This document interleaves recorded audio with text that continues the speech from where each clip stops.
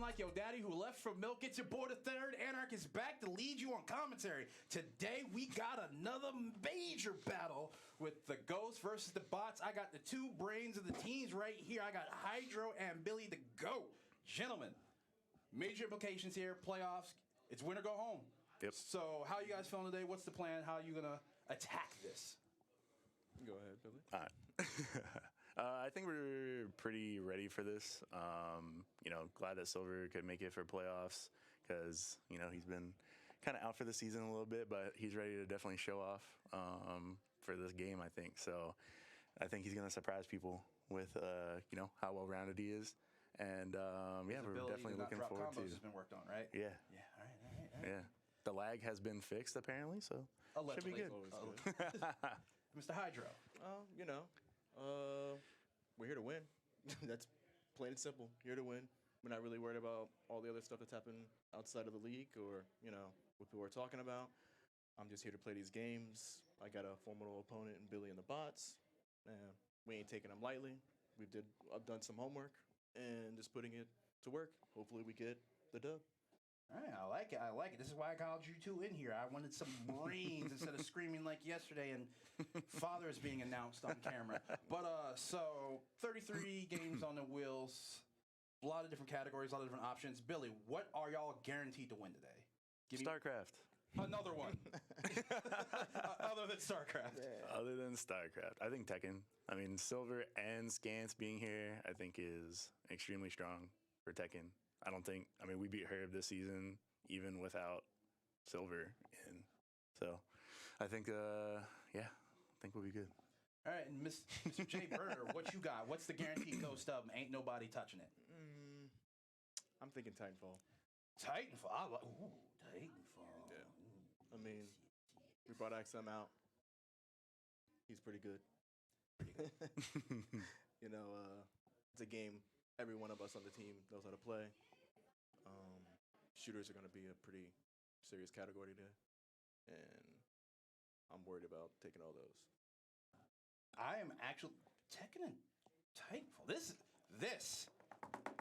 right here. This is the kind of stuff I'm looking forward to. So we got a couple minutes before the game starts. I'll let you guys go back to your teams, get ready to play, and Appreciate it. hey, y'all, $100 grand on the line. Ooh. Put up or shut up. Yeah. We'll see you in a few minutes. Let's go. Let's have a good one.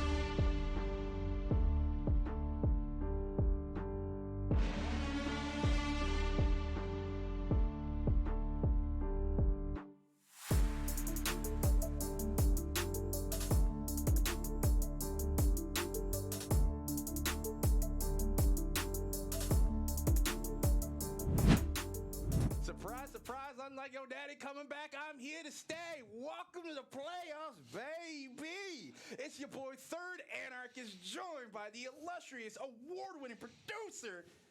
AV the pet, baby. And who's that other guy down there looking like Morpheus?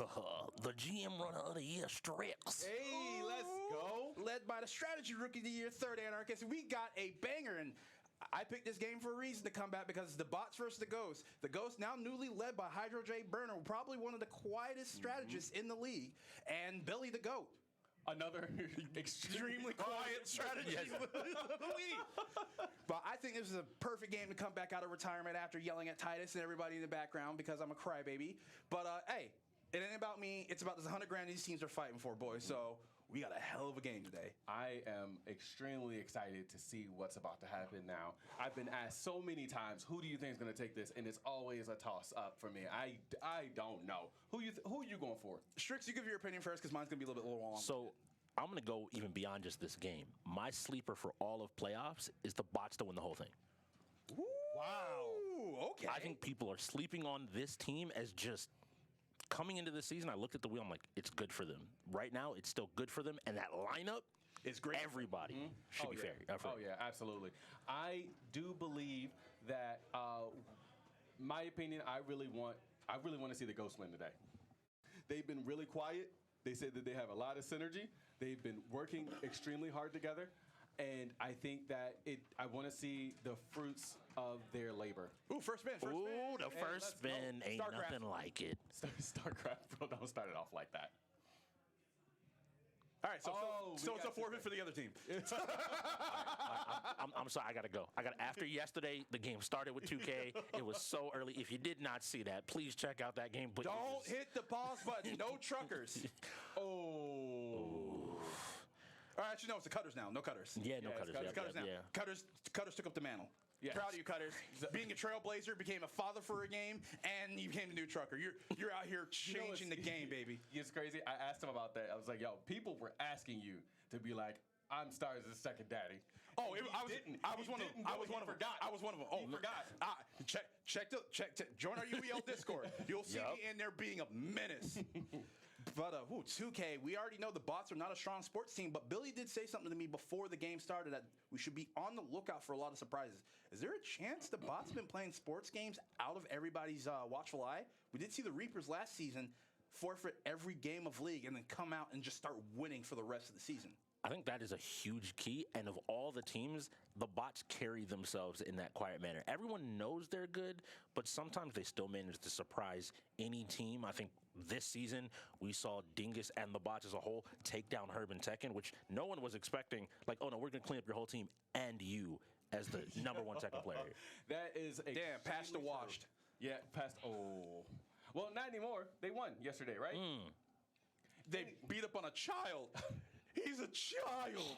Listen, Stars showed a lot Oh, of improvement.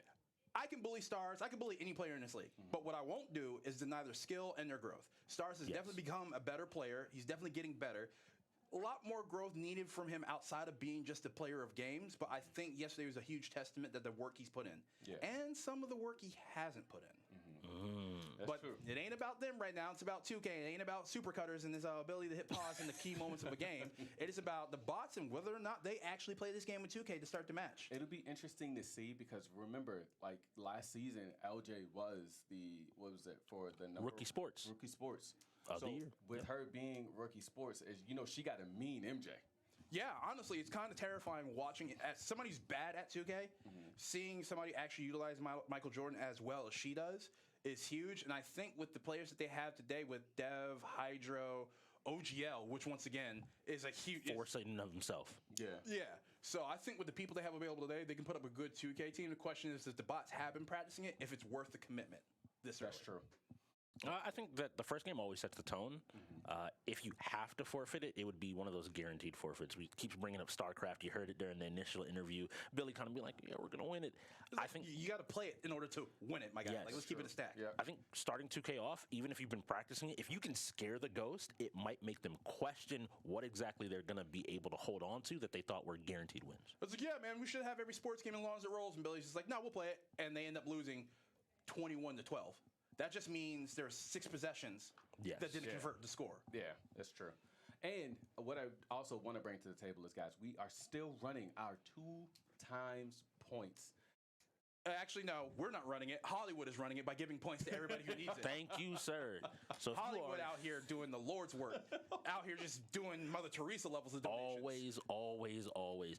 Again, if you need 300,000 points, Hit up contact Hollywood. He's the man. So for the games today, do we have that list? Because I know we do. I know we're doing these 2. What are the other 3? So we got Guilty Gear Strive.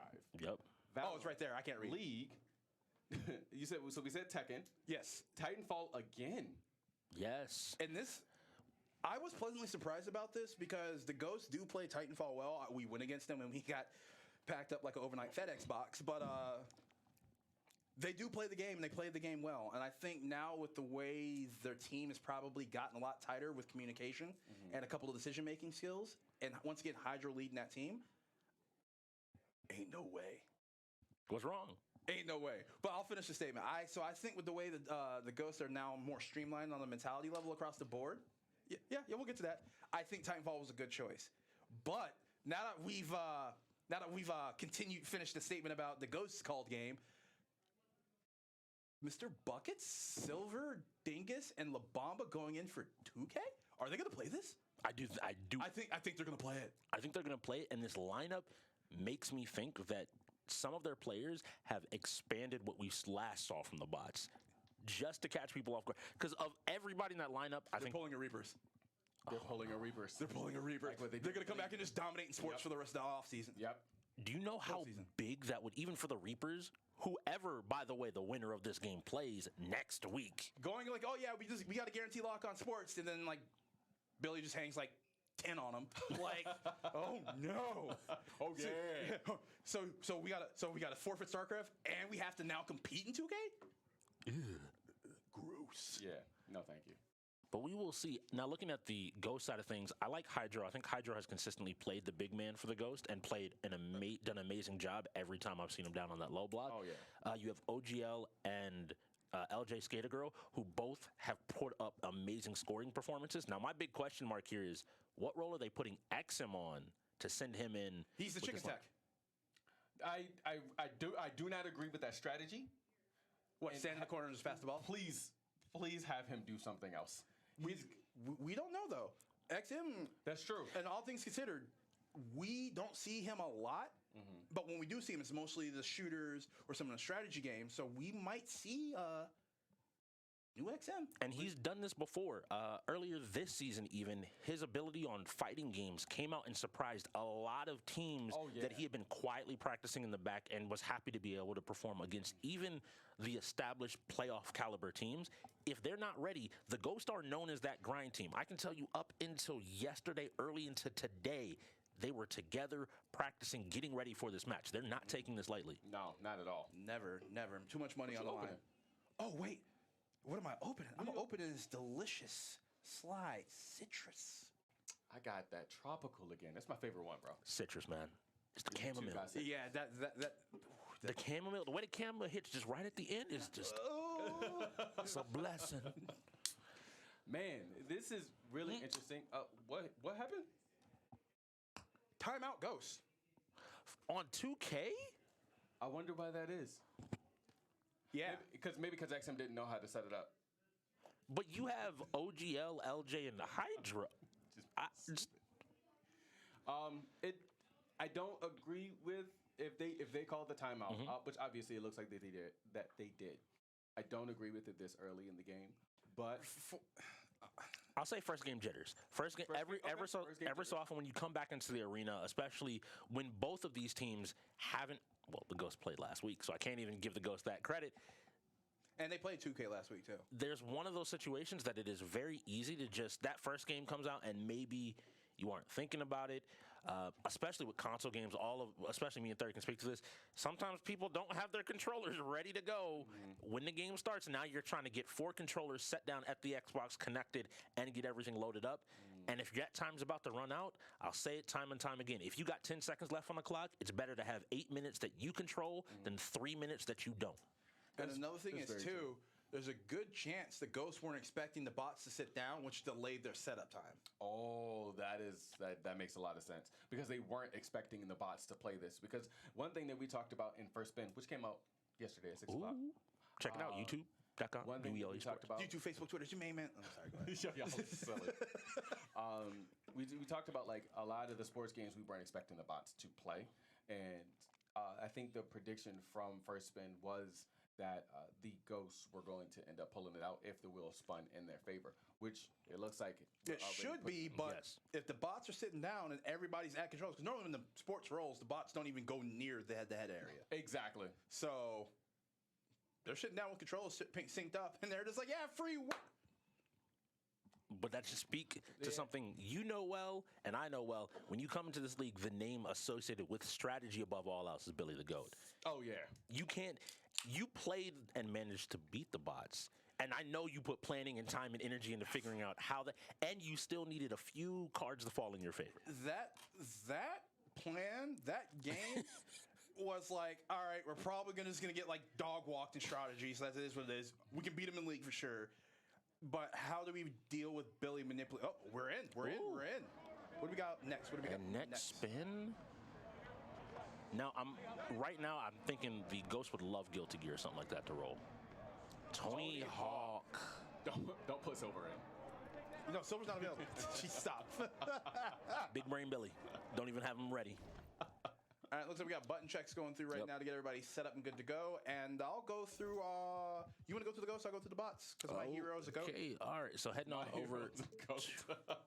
Heading on over to the Ghost, we have Hydro on Kareem. We have OGL bringing out the Kawhi Leonard. Another interesting pick to put out there. We have That XM on dude- Giannis Kawhi Leonard laughs like he sucks on jelly beans. Stop. and LJ on Michael Jordan. I like the lineup coming out of the Ghost immediately. A lot of bigs to help on the boards in general, Bigs with good perimeter shooting and good, decent to good ball handling. and still having MJ and LJ, who we already know can handle herself and take control of the floor when given the opportunity. And then on the bots, being the ballers, we got buckets on Curry, Dingus on Giannis, Silver on Shaq, and then LaBamba on Kawhi Leonard. So we got a Kawhi, Y-E mirror, if you will. Ooh. Shout out to lockdown runner. All right. Leave him alone. I don't think we've seen a lot of Kawhi. I feel like a few teams have played it, but they're very niche players that choose to pick it. We normally see, obviously, the Curry is something that is fairly familiar to the league. But even beyond that, I think Giannis is a normal pick. You'll see the Shaq or the Shaq or Kareem. Kareem. But even then, in that last slot, we're looking at the Jordans, the Kobes in the league more often than not. And I'm interested to see how both teams land with this I Kawhi. wonder if the bots are approaching this game as a time sink where they're going to be playing the game mostly through one-pointers and then occasionally kick out once the paint gets crowded to buckets. That would actually makes be sense. really smart. Because remember, Billy's about like that as well. Yeah, Billy's about a manipulation. Billy said he had tech for 2K, and he said he was going to ruin the game for everybody. Is this the game he's going to do it? Please, Billy, stop. This would be the perfect place to start it because I think it puts everyone on blast, wondering what exactly have the bots cooked up. I'm gonna tell you both right now. The same exact thing that Billy said that he was gonna do to ruin Madden, he did to the Ghost and made them rage quit. Oh, Is he gonna do the Is it the same run back? thing now? Mental damage is real. Emotional damage. And here we go. All We right, have, good boards, and there's a certified cutters maneuver there. There we That's go. to the That legs. makes sense. and it looks like the Ghost are still running that quick, fast break off of any board they get. The team's style, the players may have changed, but the identity still is there. Yep. And it looks like the ghost might be. Bots with the shot. Oh, still off. Pushes it back over to MJ. All right, here we go. OGL passing up there There we go. to LJ for the quick. It's classic. Cutters might be gone, but the cutters cherry pick is still there, baby. Yes. All right, here we go. Boom. Buckets with the ball. He's moving it around. They're just looking for the play. I like this. I like clean play. I like teams looking, not forcing anything. Was that Shaq? Yo, if Was they- that? Okay. if he would have made that, we'd be having a different conversation.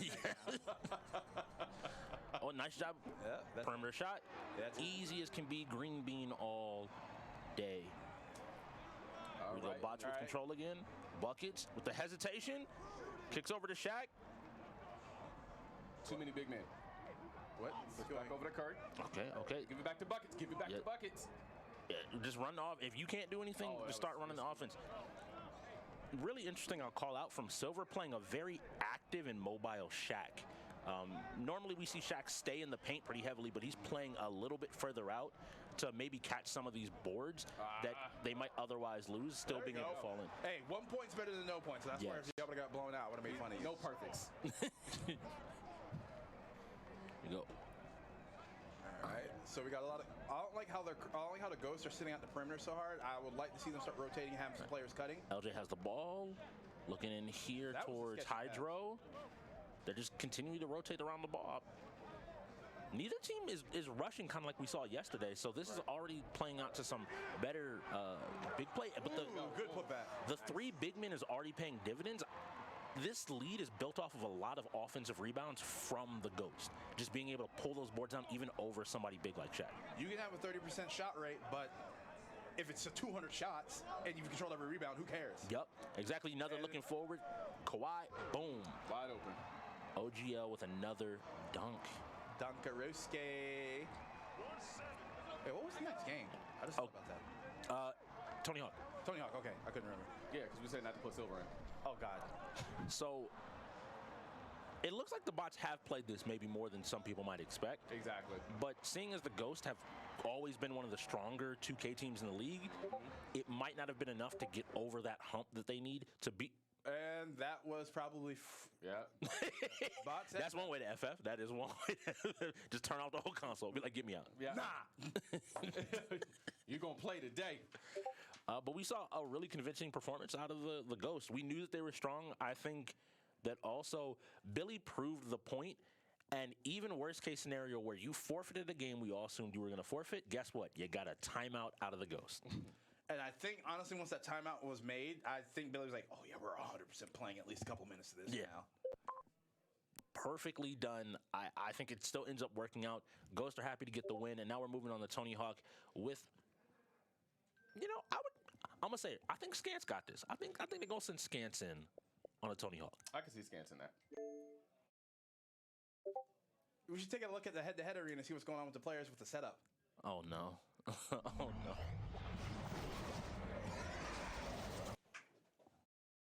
All right, so, and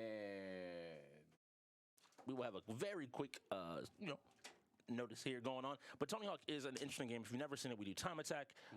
It is a pretty short period of time, and it requires players in terms of skills to know where on each map you can maximize your points in the smallest amount of time. Yeah. And so usually teams have one, maybe two specialists, but this is a really contentious game when it comes to RPS. Yeah.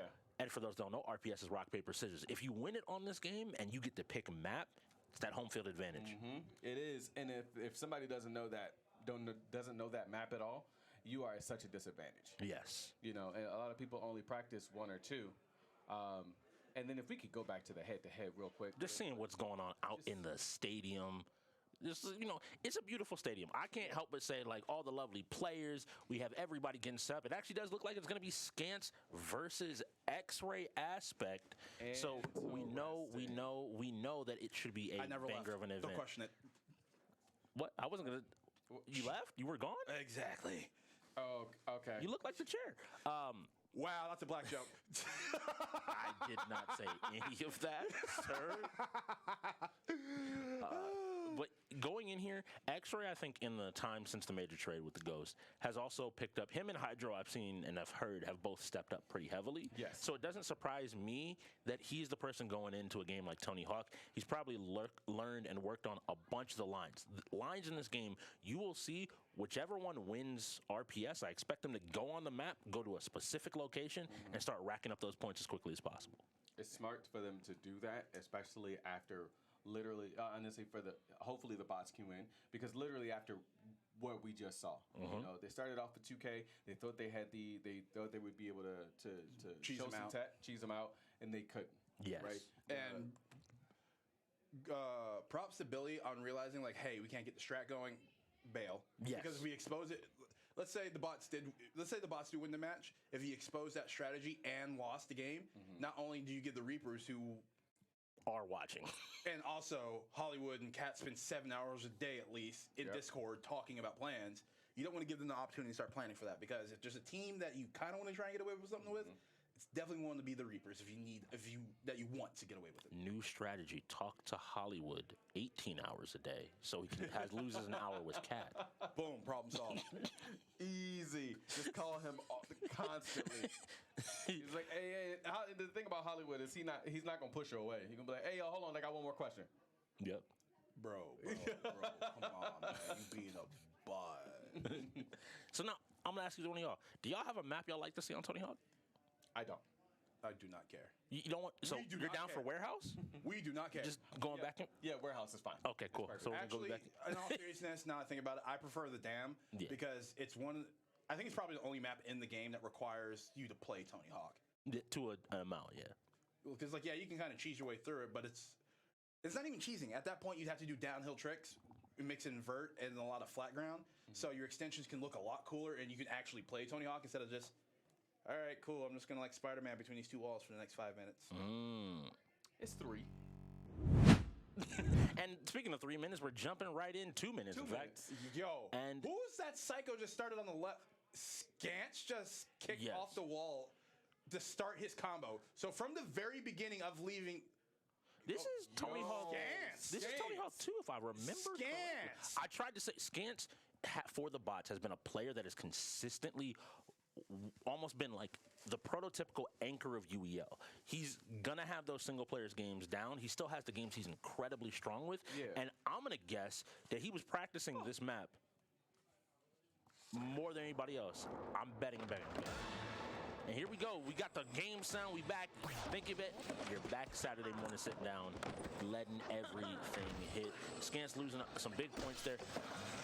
But I'm looking to see, boom, X-Ray seems like he's finding his rhythm as well and starting to get a few points. Just want to make sure that he lands this. He's got a lot of room to make up in 1 minute. That was not it. The bots did win RPS, by the way, so this is very much Scance's preferred map, and I think you're seeing that home field advantage right now on screen. Yeah, Scans is dog walking X-Ray right now. That's not a knock on X-Ray. This is, if X-Ray would have gotten his map, we could have probably seen the opposite. Yep. Not too many players are really comfortable on every map between Tony Hawk 1 and 2. But clearly Scance is and that isn't a great example of a line. Notice that he just is going to come back over here, work his way back around, and repeat this and just make sure to land before he falls every single time. A lot of what we're just seeing is exactly what they're doing, right? Yes. Somebody that's on the rails, pretty much going back and forth between one side and the other. And kind of staying on that like one rhythm. Scance is moving so much, and he's got this he's doing the same thing, but he's got a bigger circle. And now this is not over. X-Ray technically can continue to hold a trick. If he can get it started exceptionally quickly, he can try to hold this trick and maybe get enough points, but I think that it's too hard at this moment. And with that, Scance is just going for a victory lap. He's just a child. 1.1 million points to a $118. That's wild. I mean, I wasn't expecting Scance to come out and show off like that. I was listening. I'm like, oh yeah, Scans is probably gonna win. I didn't know Scans was gonna show his whole behind in that. Like, Oh yeah, yeah. Now T Silver something. That's crazy. no, As a younger sibling, I have feelings about that. there's too many combos with Tony Hawk. Silver's probably gonna drop him. Now, this is the big thing. Something is coming up that is unexpected. No, it's Naruto and LJ's not. Bots are playing it. No, but this is something that I should highlight. Mr. OG is available. True. That's true. And there's no world where I will believe he is a average Naruto player That's true. living with LJ. There's not a world. I honestly see a world where OG has to win at least one game out of 10, unless if he doesn't get food. It's like, yo, you better pick up one or you ain't eating tonight. I can definitely see it. Now the question is, who do the bots send? Are they sending Mordecai or are they sending Billy? You send Mordecai. You keep Billy out for this, 100%. And we know Dingus plays. Dingus and Mordecai, very much lab partners. We see them training in a lot of fighting games. So at the very least, I know the two of them have probably cooked up what Dingus showed us last time the bots played Naruto. A very annoying range strategy that you try to get in, and when you do, now you actually have to fight me, and I'm still gonna diff you. Yeah, that character with the flute. Yeah, the Mizukage. He plays the Mizukage. Brown hair. She throw water at you from a distance, and it's mad annoying. And then I don't think you can blow like the bubbles. You can't get rid of them with regular kunai, right? Exactly. There's a lot of small things, but again, I'm hoping OG knows some of that tech. Somebody's got to be out there telling He them. better know that tech, knowing that it's LJ. The funny thing is, I can't confirm. the funny thing is though, is when you're a coach, you can talk to players that are in game. But when you're the coach who's playing, players still can't talk to you. Yes. So if that information that needs to be disseminated to OG, if he goes in as the teams are getting picked by the bots, He got 6 minutes. You have setup timer to be outside of that arena. Maybe you bring LJ in to help set up. There we go. 300 just got here. Boom. He said 15 minutes ago, 20 minutes ago. Here we go. Both players are he locked just woke in. up. It's okay. They are both ready. I am 300's biggest hater and supporter. Well, second best supporter. Definitely biggest hater. All right. and we are in there. We'll get All that right. game audio here for you. So right we now. do have some different comps. We have Rock Lee versus Itachi. Interesting. So Rock Lee is The going to be power of Mr. violence. OG. Let's go. Mr. OG playing Rock Lee, which isn't a normal pick we see here in the league. He's not No, one of not the at easy all. ones, but still a strong pick in this game overall. He's Oh. rocking the Minato as an We got assist. DNF with next. Dev available and Billy available within a reset, so that's gonna be a great. I don't think we've gotten a chance to see Dev act. We got actually last week. We got a chance to see Dev's incredibly fearsome launcher, so I'm hoping to see that as well. And Billy is no slouch at DNF either, so it should be a All right, good Mr. time. OG going You see in that with Rock Titus Lee. launcher has other buttons besides shoot. And here we go, boom, throwing the kunai, keeping his space going. Mordecai is definitely trying to make sure he keeps his distance as well. Thank you, sir. Now, I do want to highlight that Mr. OG is proving us right. Like now, Mordecai clearly doesn't want the close range engagement that Mr. OG took an early lead off of. Doing an amazing job getting started here into the combo. He's burning through subs. You only got two more. I see he's now switched over to Shisui, who is a really strong zoner, if I remember correctly, in this game. That is really annoying to deal with, that you have to kind of know what the character does, but really swapping back out to the Itachi. So sticking with the Uchiha game plan overall, it just, I'm going to throw fire at you from a distance. Yeah, Nice. remember the first time Uchiha member met Rock Lee, got kicked in his chest. Big collab. Let's see if we can have a cannon moment in his. Good job being defensive. I don't know if he needed to use the Minato. Nice patience there. He comes in, burns. There's one more assist left on the side of Mordecai. If OG can get this out, he can really apply some pressure and possibly go for a huge combo. Hit him with the Lotus.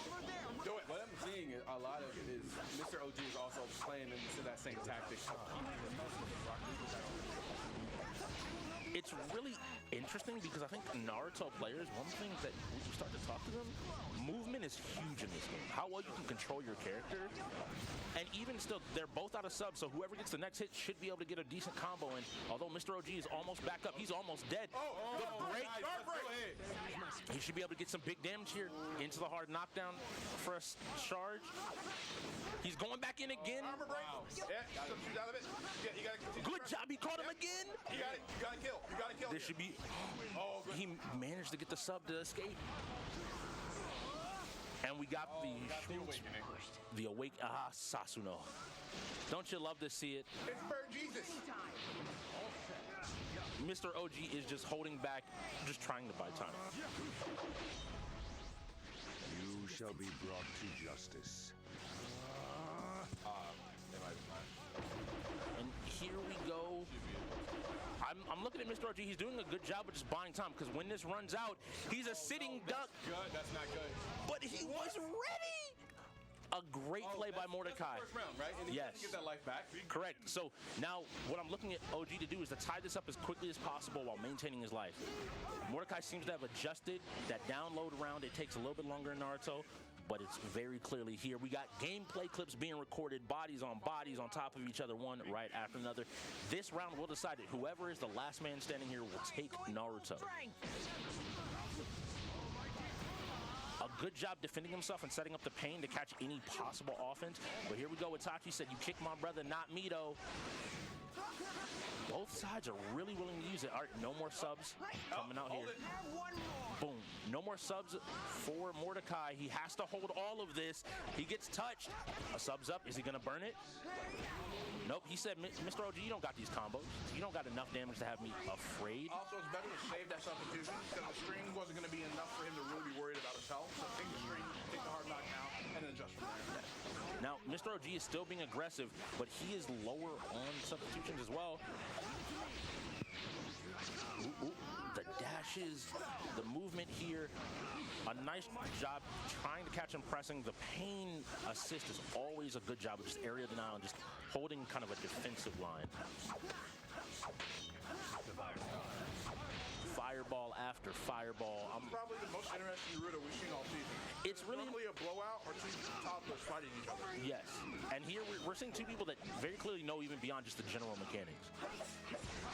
And now I will highlight what is something that's really important here is Mr. OG is getting a huge life lead. He is still in the green where you can see almost half of the last bar of Mordecai's health is gone. He just keeps winning out on these trades, and in those trades, he is doing an amazing job of just capitalizing. Notice, once again, he has substitutions. This is it. He has substitution and Mordecai doesn't. And what does that mean? He can just continue this unrelenting offense until he catches him and goes in. But this could be the change here. If Mordecai can get a huge combo in here, just equalize it up. He has the damage. Okay. You don't got life to play with. You got one mistake left, Mordecai. It's done. But I do want to give credit to both of them. Like you said, that is the best Naruto gameplay we've seen all season. And anybody else in the league, I would be afraid of either one of these teams. With Mr. OG proving the point true, LJ is the final boss, but it don't mean that he's a slouch either. Yeah, that house plays Naruto. We play Naruto in this house. Something that is amazing, and I know a happy point for the bots going into something like DNF. So, again, Billy and the bots are no slouch at fighting games. They actually have a pretty strong, just fundamental core. Shout out to the homie Paku Paku, Clark Mains. We get it. We out here. Oh, not okay. Clark Mains. We talking about meat. Ghost. Nobody's gonna get that joke until next season. Ghost, on the other hand, they do have strong fighting game players. I want to highlight the OGLs, the X-ray aspects, even the rookie LJ Skater as well. I don't want to skip over that. Hydro, but they have another strong rookie that they brought in Deb Syndicate with the Deviant, the leader of the launchers. Yes. So he's going to play a launcher, and it will be a far more dynamic and. So you telling me launcher has more than just shoot and slide? The character's a problem, and I'm hoping that Dev will get to show the league why, beyond just beyond AA, Tidashees, and then sniper rifle, and then homing missile, and then fireball, and then do it again, and just rotate. It's like a wash cycle. Yes, but I expect Billy, and it wouldn't surprise me. I think Labamba is another one of their strong players. He tends to. Labamba just plays weird He fighters. plays Brawler, if I remember correctly. And it wouldn't surprise me as well. Dingus, Mordecai, both are anime fighting game players with amazing Say it right, skills. they're weebs. Anime fighting game players with amazing skills. I won't stand for the slander. That's my thing, is looking at everybody on the bots, it wouldn't surprise me anybody on this team really playing DNF. I think Mr. Bruckus is probably their worst DNF player. Yeah, probably. And but he's still good? yes, he would. There's no way that he's just like, They wouldn't play it because they're just like, I don't like the game. Not because Actually, they are like that. They do that. Yeah, but my thing is, there's a difference between not playing the game because you don't like it and being bad at the game. And here we go. Oh, is that Silver? Is Silver cooking? I don't know. His head's in that way. Now, I am saying to everybody, DNF is not a difficult game to set up. Please. You know how I know Silver weighs a lot? His head's that big. Stop. Get it? If Silver, you don't gold, leave Silver standard, the man alone. Now, I said all of this, and we mentioned Dev Syndicate. There is something that should also be noted. Last season, LJ Skater Girl was a monster in this game. And playing recently, both in the rookie versus sophomore game, and just in general in the past weeks, she had some time in conversation with her. She talked about not being as well acquainted with Season 2 because a lot of big changes did come in, but I expect her, having played, to have labbed out some more stuff with Berserker, and when that character gets started, oh, it hurts. Yeah, she is really strong with that Berserker, but you also got to realize that it's a 2v2, right? So, right, it's a 2v2? Yeah, Yes. but didn't she sweep during the staff game, if my memory's right? Possibly during the staff game. But during the rookies versus pros, shout out to a certain Cobra named LA. He went ahead and took the dub over there. Well, That's my rookie. Billy and Silver going in, and then we got Dev and LJ, which is really good synergy on both sides, right? Yeah, that's gonna be good stuff. I don't think I know who Silver plays, so it'll be a big conversation to see who. Hopefully, somebody doesn't drop combos easy. Silver, if you want to play fighting games, third's always available. Go ahead, swing. In the game, Twice. obviously. The hell I'm not. Anyway, DNF. Don't talk to me and my son ever again. Who's your son? I don't know. That's actually a loaded question. I'm not going to go any further into that subject. But yeah, DNF duel. I was in the army. I'm good. I was in the army. I'm good. So far, this game's actually Great. Yeah, It's really amazing. good. It was, we saw the first game, 2K. Bots had to end up forfeiting because obviously their strategy didn't work. We had Naruto, which actually was really, in my opinion, I thought it was a really close game. It was. And Tony Hawk wasn't even close. Tony Hawk was Scants definitely surprised me with Tony Hawk. I was not expecting that from him, and I plan on like seeing this be more of a close-up game anyway, like a closer game than just people running off, like a blowout. I think we'll see a lot of back and forth. I definitely agree with that because there's too many games and too many even categories on this wheel where strategy games could start rolling, and I think a lot of people put the bots favorite in that situation. On the flip side of that, you can then look and the shooters might start rolling, and we didn't even get to highlight really the lineups at where the game is. I want to highlight how strong of even a shooter lineup when we see XM pop out. Jesus. When we see a XM pop out for the Ghost, we know that they want to win shooters because of his not just okay skill, but good skill. Ghost Blade, this should be Billy, I believe, going in first. Billy, is that you? With LJ Skater Girl starting off in Berserker. Billy's using Crusader. That is definitely Ghost Blade. I can promise you I can read. Oh, it looks like he's a replacement. Yep, that's Billy. Yeah, Billy sorry, plays Ghost Blade. Oh, Yes. I thought it was a button check. I think this is a button check. Yeah, both players just making sure everything is good and ready to go. Definitely LJ going in. So both of these characters. So the big thing that wants to happen with Berserker, he wants to get started, run some pressure, use the conversion mechanic in this game to the fullest extent to be able to extend that pressure until you make a mistake, get big damage. On the flip side, Ghostblade, while having some unsafe moves, he has a lot of tricky mix-ups that you got to know when you need to block high, low, if he's going to teleport to the other side. It really will end up coming down to how well LJ knows this matchup, especially in Season 2, and if LJ can get started. Because once Berserker gets started, it's really hard to stop. Yeah, 100%. And the backlash of Berserker is he loses some life based off of certain moves. Yes, he uses his own health to kind of build those huge combos. But Billy's getting started here. He should get a pretty big hit off of this. A nice continuation. It's a pretty Watch the standard combo B&B. video. Yup. Again, going into pressure DP, you got to be worried about that. In this game, it's so easy to do a DP. You kind of have to know your safe jumps if you want to avoid getting blown up here. But he catches another one, just catches LJ kind of being comfortable from full screen, not recognizing the threat that Ghostblade has. And this should be worrying because in DNF, you do not want to have to fight 4 people with 4 lives. There's too much that can go wrong too quickly. Oh, drops the combo there. But the conversion to catch Billy. Good stuff, LJ. And LJ makes me eat my words.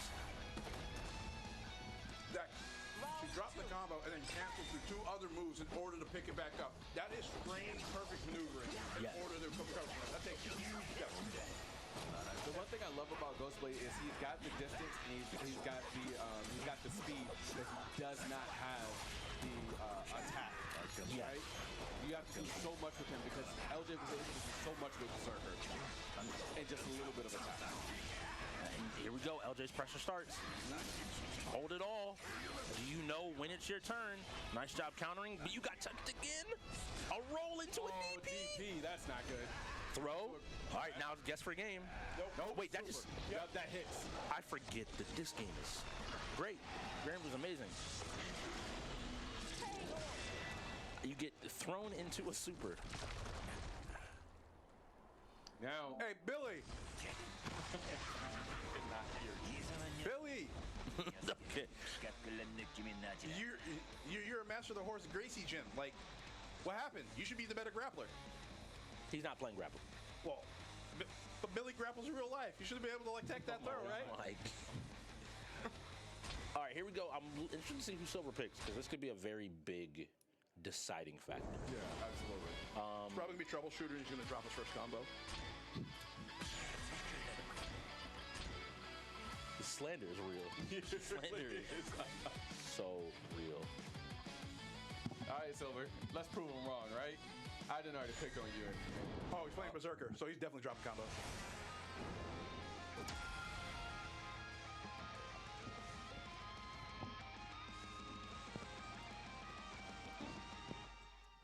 All right, mirror match. Pectorals versus pectorals. Bleeding and sacrifice. Staring down the face of bleeding and sacrifice. All right, here we go. So again, player one on the left side, that'll be Silver, fitting you with the silver hair. And LJ's over on the right with the blonde. Both button checks, just making sure everything is good to go. You never want your buttons to be bad when you're going into a playoff game like this for $100,000. That is very true. And we got ourselves a wonderful little mirror match here. I would love it if he just did this and then just switched off the character. Like, just straight up mess. Like, Versus a brawler. Yeah. And just proceeds to diff LJ. It's like, oh, cool, button check's good. Brawler. Yep. What? All right, let's see here. You've activated my trap card. Ooh. All right, so I'm looking to see whichever one can get started first. Just will have the advantage. All right, and guys, just so that you know, LJ is player 2. Yes, on the right side. On the right side, Silver's on the left. LJ's in the blue pants, Silver's in the black pants. Starts out wrong already. And LJ looks like I play this character. Did you really want to take this fight? Boy, I know this matchup better than you know how to drop a combo. You ain't getting nothing here. So I think one of the keys that was brought up is when she does the little double spin on the ground low, in between the first and the second one, there's a gap kind of like you saw there that you can roll through or try to punish. You have to know that when fighting the character to find an opportunity, but he is already on basically one hit, and anything that LJ touches And he's him with, burning health right now, actually. Yep. Yeah, a lot. dead. Yep. And that's the issue. To Vince, you made that point. For Pimp's point of trying to just get in and do anything with Berserker forces you to spend life. Yep. If you're down in health, you have to play even more perfect because any touch will go ahead and just kill you. Nice conversion. Like There we go. repeat There we go. Boom. of last round, but on Silver side. Yep. He sets up his pressure. It looks like he might have learned a thing or two and just looked at LJ and be like, yeah, that's good. Let me do that. Except for the block DP on Wake Up. You got to be ready. I can't say anything other than, like, you got to know the player. And LJ likes the DP. Yeah. Boom. Hold that. Nice challenge. LJ's pressure is a little bit linear. I like the roll to get to the other side to put her towards the corner. You might be able to get a big combo into super here and just end the round. Good skills. You better kill. Nope, he dropped the combo. Oh, he pressed the button. LJ, no. He needed to hit super there, Third but needed to prove his point. he heard third. That is LJ's first life. She has one more. And then look, DP. Silver just covered the DP. Let's go. Pulls in, starts the pressure.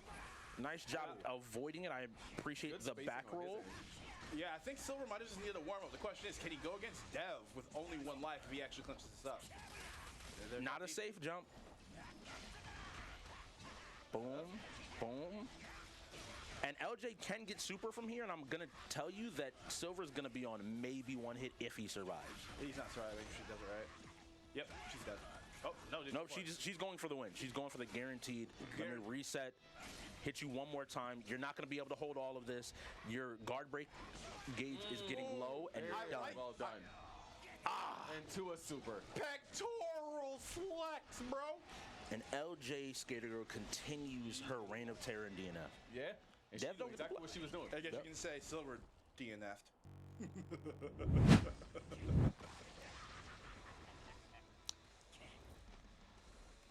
We're just going to let that sit there. We're just going to let it stew. Just let it marinate. Hey, Let him marinate. we got Wreckfest. Wreckfest. Both of these teams feel confident. They have strategy. The greatest minds have tried to decipher how to beat and become the best in Wreckfest, and an answer remains true all the time here in UEL. This game sucks. It's school time. Hop on the bus. We'll go ahead and get that audio gone in just a little bit, guys. Sorry about that. Yeah, no problem, And but we can watch them getting set up real quick. yes. I gotta. I just No? Okay. All right. Fine. Anyway. Show us that lovely arena, please. Yeah. Yeah, Reaganomics. that's crazy. But here in the arena, if you don't know, Wreckfest is a game where you can both race and avoid cars, drive and race and Avoid? wreck. I mean, Avoid. you avoid wrecking. These cats don't be avoiding these collisions. Oh, you just head on full speed. Zoom, zoom. So your goals here are either finish the race and have the most points. Ghost win RPS. Map choice is important here because I think it decides strategy. As we've seen, myself included, if you want to go buses, I think there are maps, not Deathloop, that you want to actually end up on. Do not take the bus up Deathloop, Hogeki. Hogeki's a real fighter. Don't ever, tell him different. Hogeki, keep doing what you're doing. Don't let your coach bully you. Let him know. Production understands. But here in Wreckfest, I hate both of you. You can wreck out your opponents. And so the best way to do this is generally here in the league has been the bus strat. Now, contrary to the commissioner, Titus's opinion about people need to try other things, the bus trap is the most prevalent strategy used in this game. And what I mean by that is 5 buses running into your face. You will die before I do, regardless of what happens. There's a joke in there, but I don't feel like I should say it. So while we have this brief moment, how many times have the Cobras won Wreckfest? 0. It's a great game, though, with a lot of strategy on it, right? You appreciate it? It's on the wheel next season. You're the strategist of the year. What have you come up with? What would you say? How would you try to beat the bus strat in this moment as such a smart and intelligent player here in the league? He's telling you to drive your cars. He's telling you to drive your cars. I can read him. I've known him my entire life. And by my entire life, I mean maybe a few months. It's such an interesting game. I think what it frustrates it is it lands in this weird category of demolition derby and racing. And racers want to race. If you like cars, if you understand cars, how to tune them, you want to say, no, I will outdrive you. And then the problem is you take a turn doing 70 and there's, a bus. A whole school's worth of buses in the middle of the road. And it's like, oh, well, cool. I don't know. I threw it for dramatic effect. I didn't think it'd bounce that far. But so now, I will go ahead and order. Now, we mentioned about losing a timeout up at the top. Timeout, the little white lines under each team. I mentioned that because Wreckfest is notoriously one of those games that can have a tendency to have a few problems setting up. So I wouldn't be surprised to see somebody go I think Wreckfest is a lot better at this point in time in the season than it was earlier in the season because we don't have to worry about spectator anymore. And I think a majority of the issues in forfeit and timeout burns are because of not inviting spectator. Sounds like the players still don't know what to do then. No, look. We've been here a season, and there are teams we have less forced timeouts against than established teams and players. And I think that says something. This is playoffs. I'm expecting if you're playing for $100,000, you're not going to lose a timeout on something as simple as like, oh, I forgot this one thing that always has to happen whenever this game is played. Like, look, my man, you played 10 whole regular season games. Yes. 10 of them. 10. Perfect 10. Vance, that's you. But you're playing for money now. Yes. You have to. You have to be tightened up. If you want $100,000, you got to tighten up every single little detail. The details are going to be what kills you in any of these games. And we should be getting lineups here in shortly. Wreckfest is one of the few games that I don't try to predict lineups for because you don't know who is being told to just drive a bus into people and who is being told to like really understand play and and so it's a really hard question. It's such a beautiful thing, but you can see all of our lovely players here set up in the arena on their various stages. About the trophies, baby. Now, I mean, we can always do that, because we have not just one, not just two, but 3 award-winning casters here on the desk today. I'm one of them. I want to show off my trophy.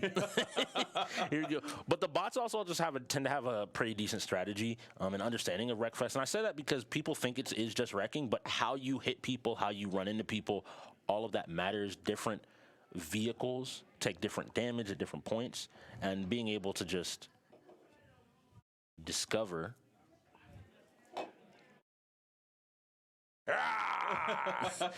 will end up being like pretty important. It's a game that I feel like a lot of yes. Okay. I'm just saying in case, what are my standing on this? The rookie racer of the year, Havoc to Your Face, was on my team and did marvelous job. I think we lost maybe twice. The Bots were one of the teams we lost to actually in Wreckfest. I hate this game. Why? Why do you hate this game? The reason why I don't like Wreckfest is very simple. It's not an issue with the design. It's not an issue with the game itself. It's like Titus, like, oh, there's so many different strategies. The problem is, in order to get those other strategies out, you have to beat the standard, and the standard is consistent. Prime example, goats in Overwatch. Yeah. How do you beat goats in Overwatch? Be good enough to beat goats. You play goats. Yeah. You don't just go, we're just going to diff them. It's like, you're not diffing 3 tanks in 2 heroes. I want to highlight, beyond Eclipse, no other team has tried certain racing strategies that have beaten buses before, and I want that to be understood. Like, it's been done before, but I also think the racing category, notoriously, players avoid practicing putting something. You have to play Wreckfest enough to be good enough to avoid. We even saw cutters yesterday on a bus bobbing and weaving through a bunch of traffic. Well, he's trying to drive his son home.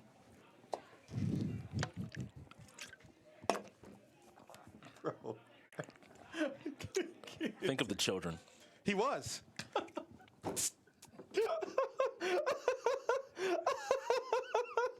Oh my God! He got you twice, bro. Two times. Put your glasses back on. My eyes is. I'm crying. Nobody worry about it. It's okay. What I will say about Wreckfest is that we've seen obviously the standard beaten here before by jury, right, or by Eclipse. It's still been beaten. The standard's still been beaten. Hey, man, Mike Tyson has a fight this weekend. He's guaranteed to win. You know who he's fighting? A toddler. You put the Mike Tyson of racing in the league up against anybody else, what's going to happen? They beat the standard. So, it can be done. Boom. Thank you, production. Production statement was they are the standard, and I disagree. I think the issue here is this. We have 2 teams now in this league that have in the recent seasons made something true. We had the 4 times champs who are looking to take that back, and we have the team that beat them in the Reapers. Right. Did the Reapers look at them and say they're the standard, or did the Reapers say they're the team I have to beat, not just look at the average level of the league as a whole? You're the stats guy, so how many of the racers did, besides CTR, because I think Hollywood and Cat. Yeah, really well. yeah. The CTR is a Hollywood game. That no ifs, ands, or buts. That's the Reapers game. That's a free point. How many of the racers did they actually beat Eclipse in when jury's available? How many? When jury is available is because when you look at it in best case scenario, how many racers did the Reapers actually beat Eclipse in? And the reason why, bus strat.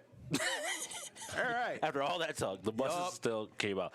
I would normally agree with you, but I think Wreckfest is one of those games that it's not just a technical of how well you can race. Okay, here we go. The buses are going around and around. We are on, I think, this is not Deathloop. What is the name of this map? Crash Canyon. I love this map. Yes! Because in the middle of the map here, you just have chaos. Guilty.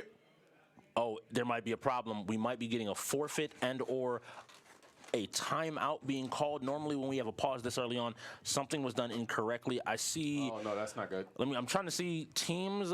Are the teams correct? The game. One of the PCs had a small technical issue. We'll be resetting, getting that lobby set right back up for you all. So just hold on for 1 second. But something that is important is a 2 times points game. Hey, Guilty Gear And then Billy and X-Ray are available, and then the reset. So we got 2 people going in afterwards. So we're going to see probably X-Ray, Dev, and LJ. Versus and Billy, Mordecai, and Dingus. Please give me that. I need it.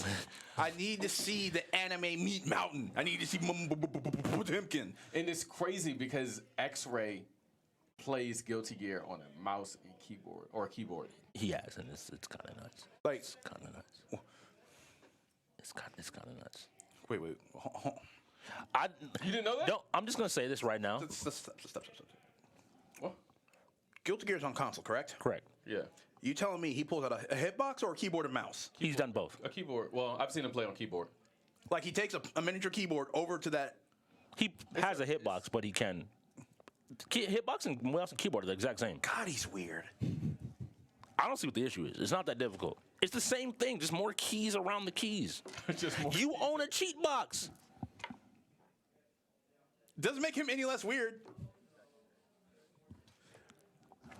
You can't. How are you? You use the same controller. He uses a keyboard. Play on your keyboard. It's the exact same. No, it's not. Why? Why isn't it? WASD, QR, It's different than. QWERTY, Control, Alt, Delete. So now we're talking about the trolls?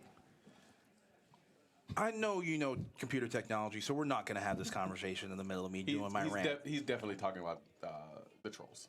Yeah, I know. That could be 100%. Yeah. 100% talking about the trolls. Cordy. But Guilty Gear is coming up after we get this Wreckfest set back up. And I would like to jump back into this decision about Third being afraid of Wreckfest on the wheel. Yeah, you're right. Glad we had the conversation.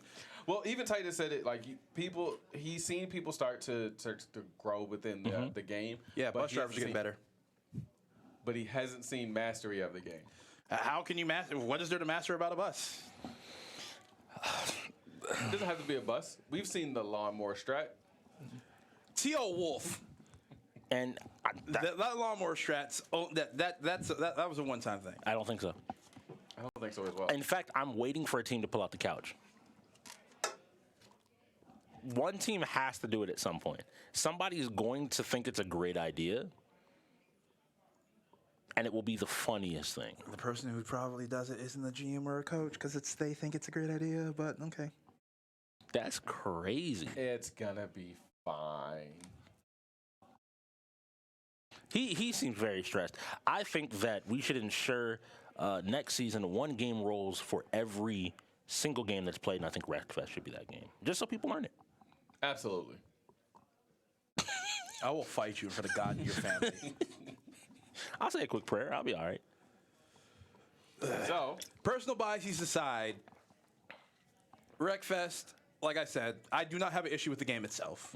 It's just that the meta is so locked in with it. And once again, that was this. The exception does not make the rule.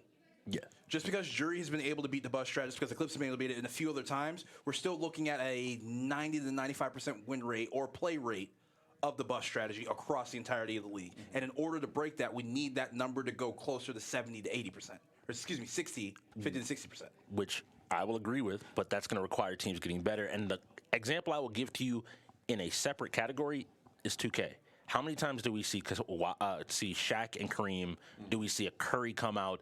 Do we see, even now, either you're playing LeBron, Kevin Durant, or Giannis? Like, we have the same roughly 8 players across both teams, across 90% of the league, until teams get good enough to say, I have this niche pick, shout to Hollywood with the Pistol Pete, will be able and will allow him to find a way around what people conventionally see as strong. And the thing is about 2K, I understand your point on that, but 2K has a way different level of skill expression. Whereas Wreckfest, your cars, your damage, what you select is completely kind of bound to that. You can only race a certain way. You can only drive a certain way. You can only go through the track a certain way. right, that's true. Now I'm going to ask the question, because again, I've messed with the tuning a little bit. And again, there are more vehicles. Again, we've seen either Star Beast or Bus. Those are the 2 that we mostly see. Occasionally, you'll see something else pop up. But I think that the game still remains largely unexplored. Not because, and I'm going to agree with you on this, not because there's no reason to explore it, but because in this league, players will opt to spend less time on certain games, Wreckfest being it. It's easier for me just to play Bus than to take the time to learn how to get better. And find maybe this niche stat, but that could guarantee you a game, which is why I'm looking at teams that maybe need a game. Why not have it be Wreckfest? You know, most people aren't going to be quick to either figure it out. Even if they try to copy it, it might be something that you can't just freely copy. That's true. Yeah, nobody's copied the Cobras in the league yet. At least successfully. So, I'll give concession on that. I can concede that point. I agree for most. Right now in the league, you should be running Bus. If you 99% of the time. If you have not taken that time to just do some study, I'm just here to kind of get people to understand. Hey, there's a little. We cooking a little bit, cooking a lot of bit. Let's go ahead and switch over to the arena real quick. I can see the pain in your eyes. But overall, yeah, we're still waiting on that PC reset. We will be back here with you all in just a quick moment. Technical issues come up. Yeah, it happens 100%. all the time. I need a new pen. I got you, bro. Thank you. We'll get that all handled and I shouldn't have thrown it. tucked in. I'll ask you. Could you grab my water too, please? What is this? It's the big blue bottle. Chop, chop. Thank you. I'm kidding. I'm Wow, that's wild. That's crazy, right? It's crazy. See, you do it on. That's how you can tell I'm a younger sibling. By the way, you do it when you can be seen, so they can't get you. That's all right. We saw what happened on the recap, right? That's fine. That's fine. That Replay? that replay should be a GIF production going to throw up on stream for when Sure. wild moments happen. We're just practicing RPS. Practicing RPS together. Rippus. We should all do it together.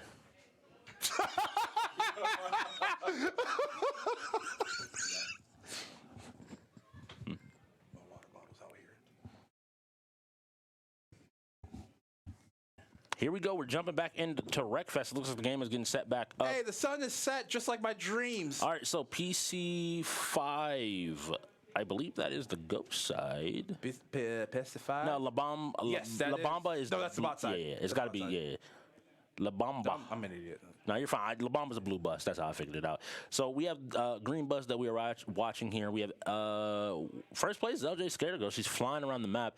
Whoever this is here in last place, I would expect somebody to start crashing. There's too much They should honesty. probably be taking a left.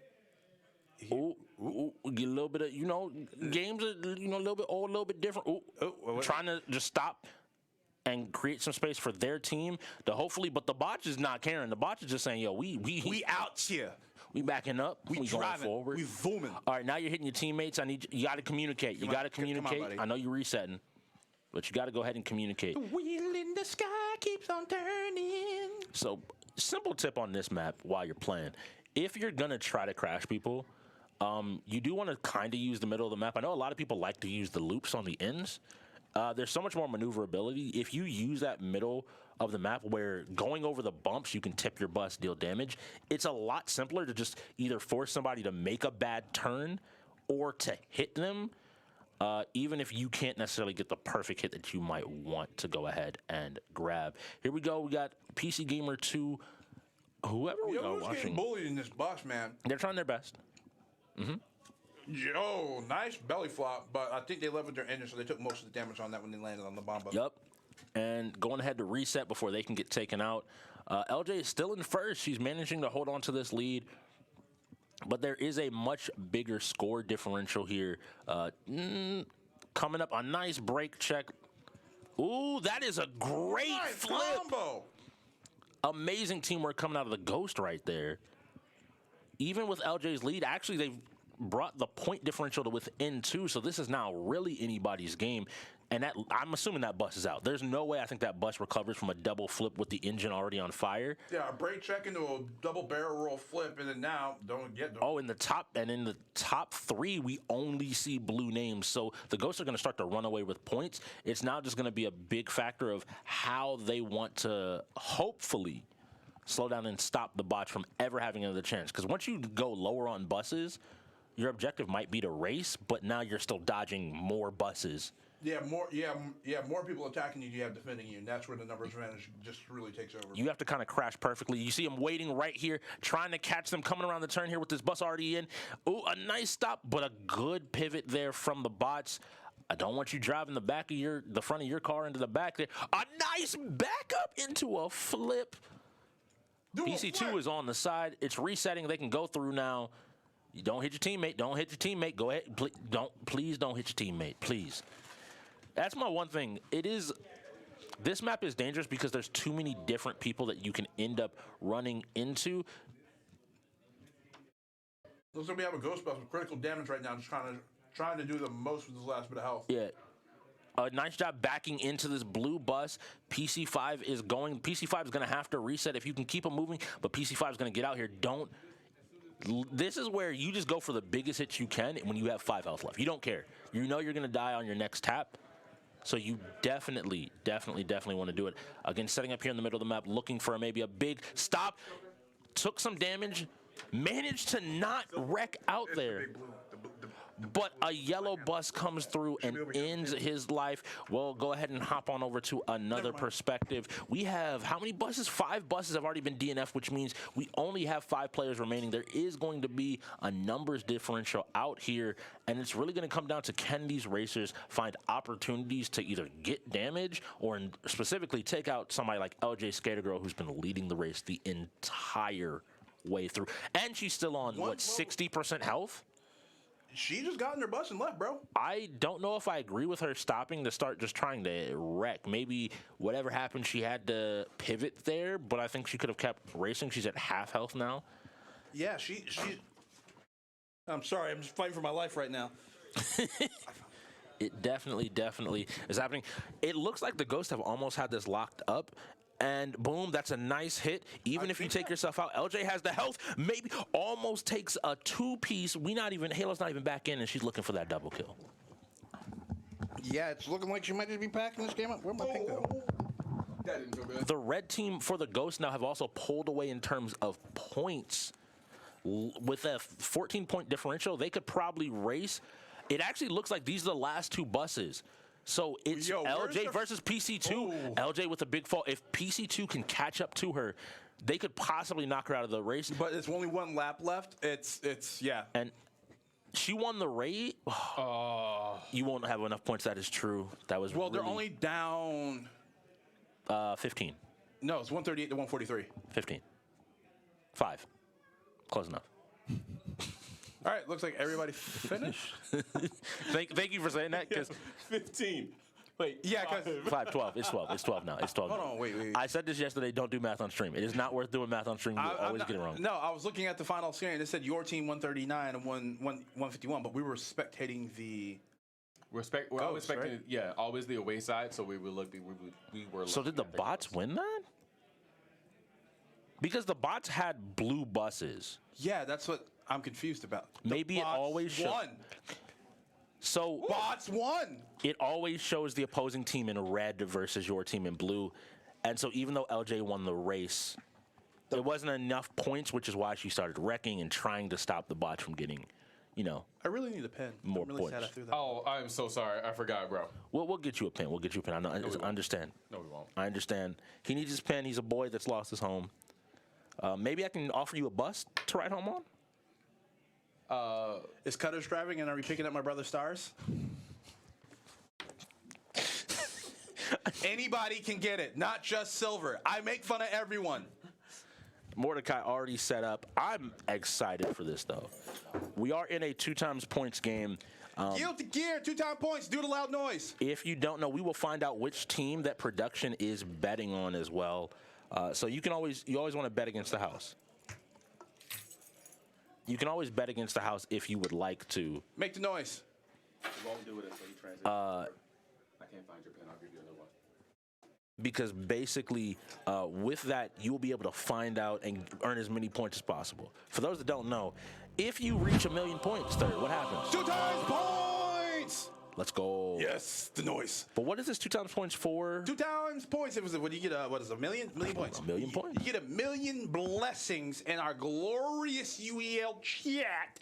You get $1,000 prize, and Hollywood's out here giving out free points. So always sign up, Hollywood. Let us know who you are voting for as well, since you also seem to be donating. Yes. Freely. Just help me out, Hollywood. All right, I'm gonna ask the serious question. I know you're not the biggest Guilty Gear fan. Who do you have in this game? Because there's a lot of allegations. There's a lot of strong talk about strength of players. Gonna go Ghost on this because wasn't Dev the one that sent TLG to the moon in the Chimera like earlier in the season? That was nasty. He got TLG. He got TLG to FF with one combo. It was incredibly quick. He hit TLG so hard it looked like we were watching King Gifford Jr.'s Slugfest. He just sent that man in the upper deck. I agree with you, but I am not kidding. The way people have talked about not just Mordecai being good, but Dingus's Potemkin. I'm always down to see good Potemkin gameplay. Now, this is something that is kind of scary here. I expect X-Ray to go up first to create some space, and the main reason for this is because he plays on a keyboard and he's a psychopath. It's not just even that, but him playing Leo, what I've also found out apparently is one of Dingus's training partners plays Leo, so he knows the matchup really well. Something me and X-Ray as Leo players talked about, whereas Leo has an advantageous matchup here in the chip because, I hit. This is a button check. There ain't no way people bursting like that. Not these two players anyway. There are people in the league that might do it, but not these two players. So they're making sure all their buttons are correct.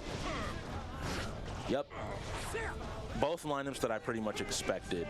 They'll probably send in Mordecai first to force out kind of X-Ray's hand, and then from there, I think they'll play Billy in hopes of being able to, on his Nago, get a quick kill on LJ if they absolutely have to. And then I'm still hoping for this Dingus versus Dev matchup. I think it'll be really fun. Dev has a lot of characters under his belt. We just normally see the Kai, so I'm wondering if he'll stick with that or maybe pull out a little bit of a sauce for us today. Silver's on the other team, and Dev and Silver are big fighting game players, so if Dev wants to really send a message to Silver, hit him with the sauce, not drop the combo, and make him look like, hey, this is how you actually confirmed that fancy cuisine. Oof. Oof. And here we go, round starting. Good job by X-Ray checking out here, but the big hit coming out of Mordecai. DP, X-Ray likes the DP, and I think Mordecai is going to be aware of that. But Mordecai's already getting a lead here. You can already see how much pressure's coming in. This should be on the wall. Looks for pressure again, another DP. This is the death of X-Ray. X-Ray is done here. Chip is a really hard matchup, and contrary to what Chip players tell you, he's a top 5 character this season. He's actually really good. Don't let the slander exist and the lies. Now, people be like, no, my character's bad, but have like a 60% 6-button combo. Command grabbing to guess which side. Now, the big thing here is X-Ray just needs to get started.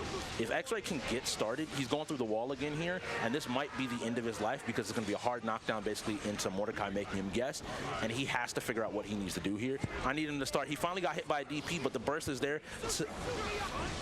And this is it. That's a burst safe combo. Mordecai takes out X-Ray with not too many problems, and I think a lot of people are surprised by that unless you really know and pay attention to Mordecai. You have to know, you have to understand.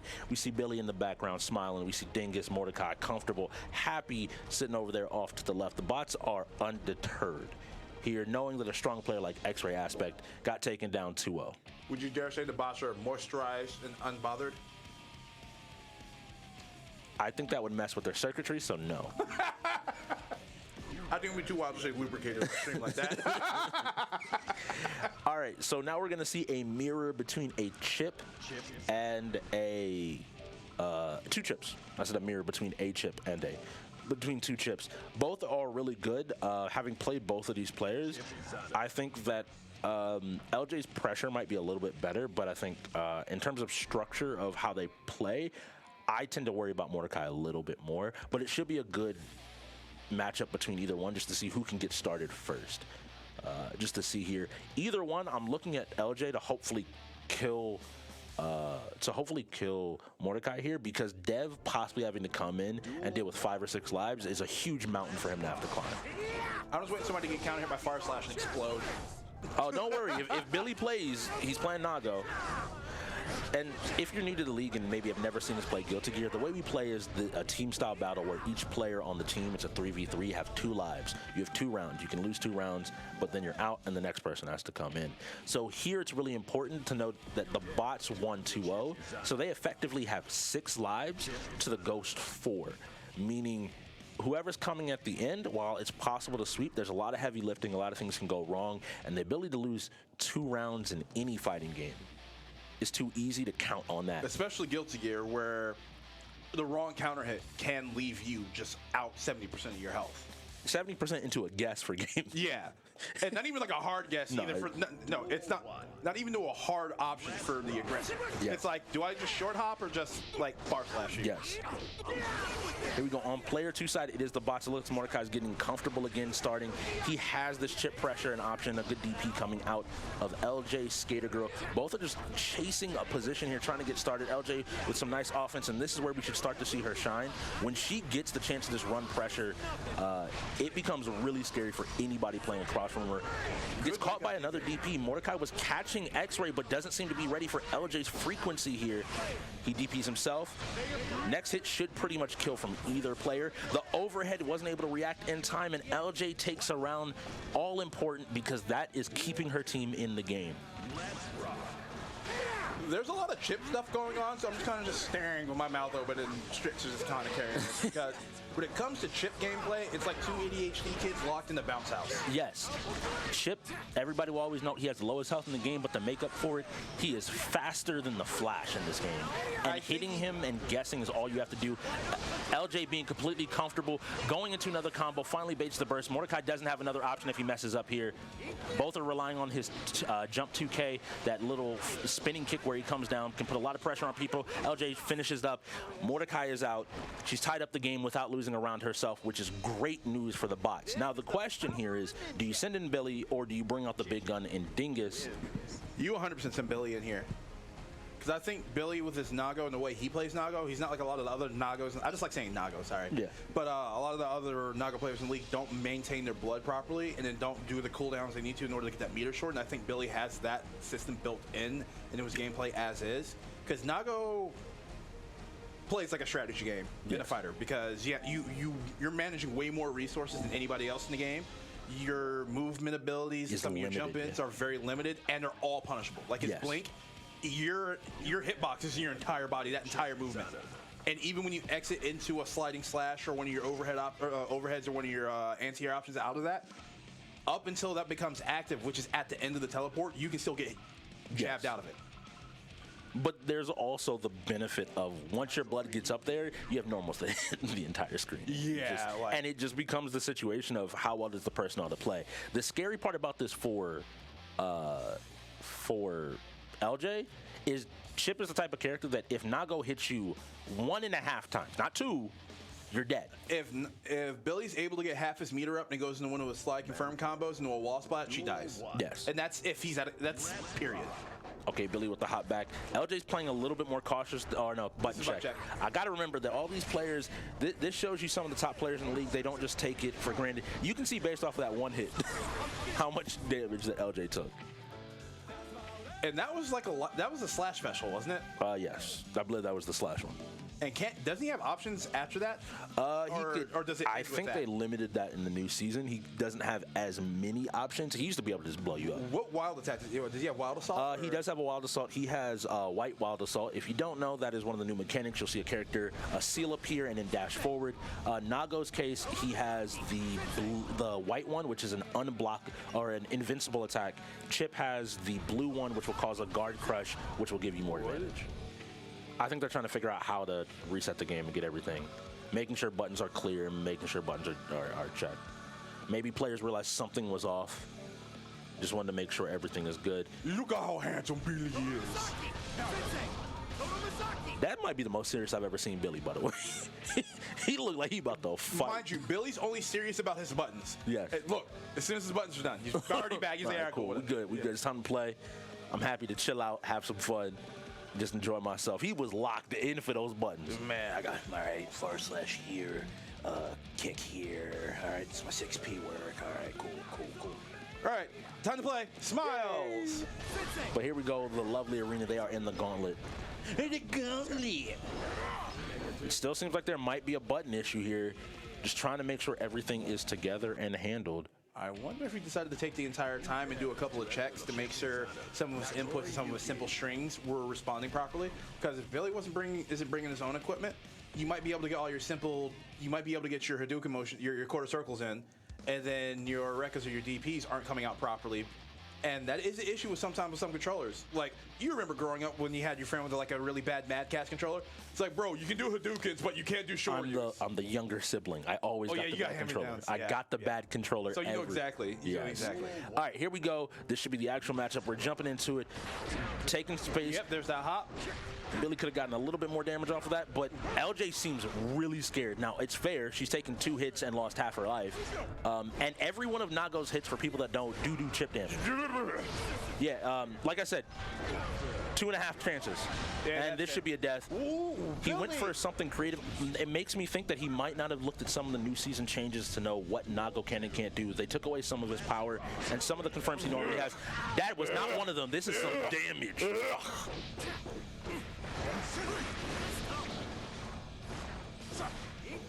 Nice job. Boom. Dash up, and LJ's dead. I need you to understand, like, my hero's a goat, dog. My hero's a goat. And Billy back to laughing like I told you, as soon as the button check was over, he's all right, don't care anymore. All right. So that's the thing, is like Chip's matchups are so big because like you beat Chip with damage. I don't care if you can fly around. If you can catch the fly with the fly swatter, it doesn't matter the fly. If I trade and your trade does 10% and mine does 30, I do not care, bro. Yeah. I will trade with you the entire game.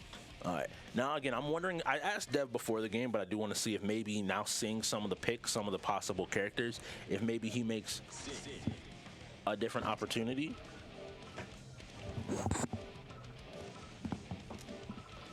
If he doesn't go ahead and swap up.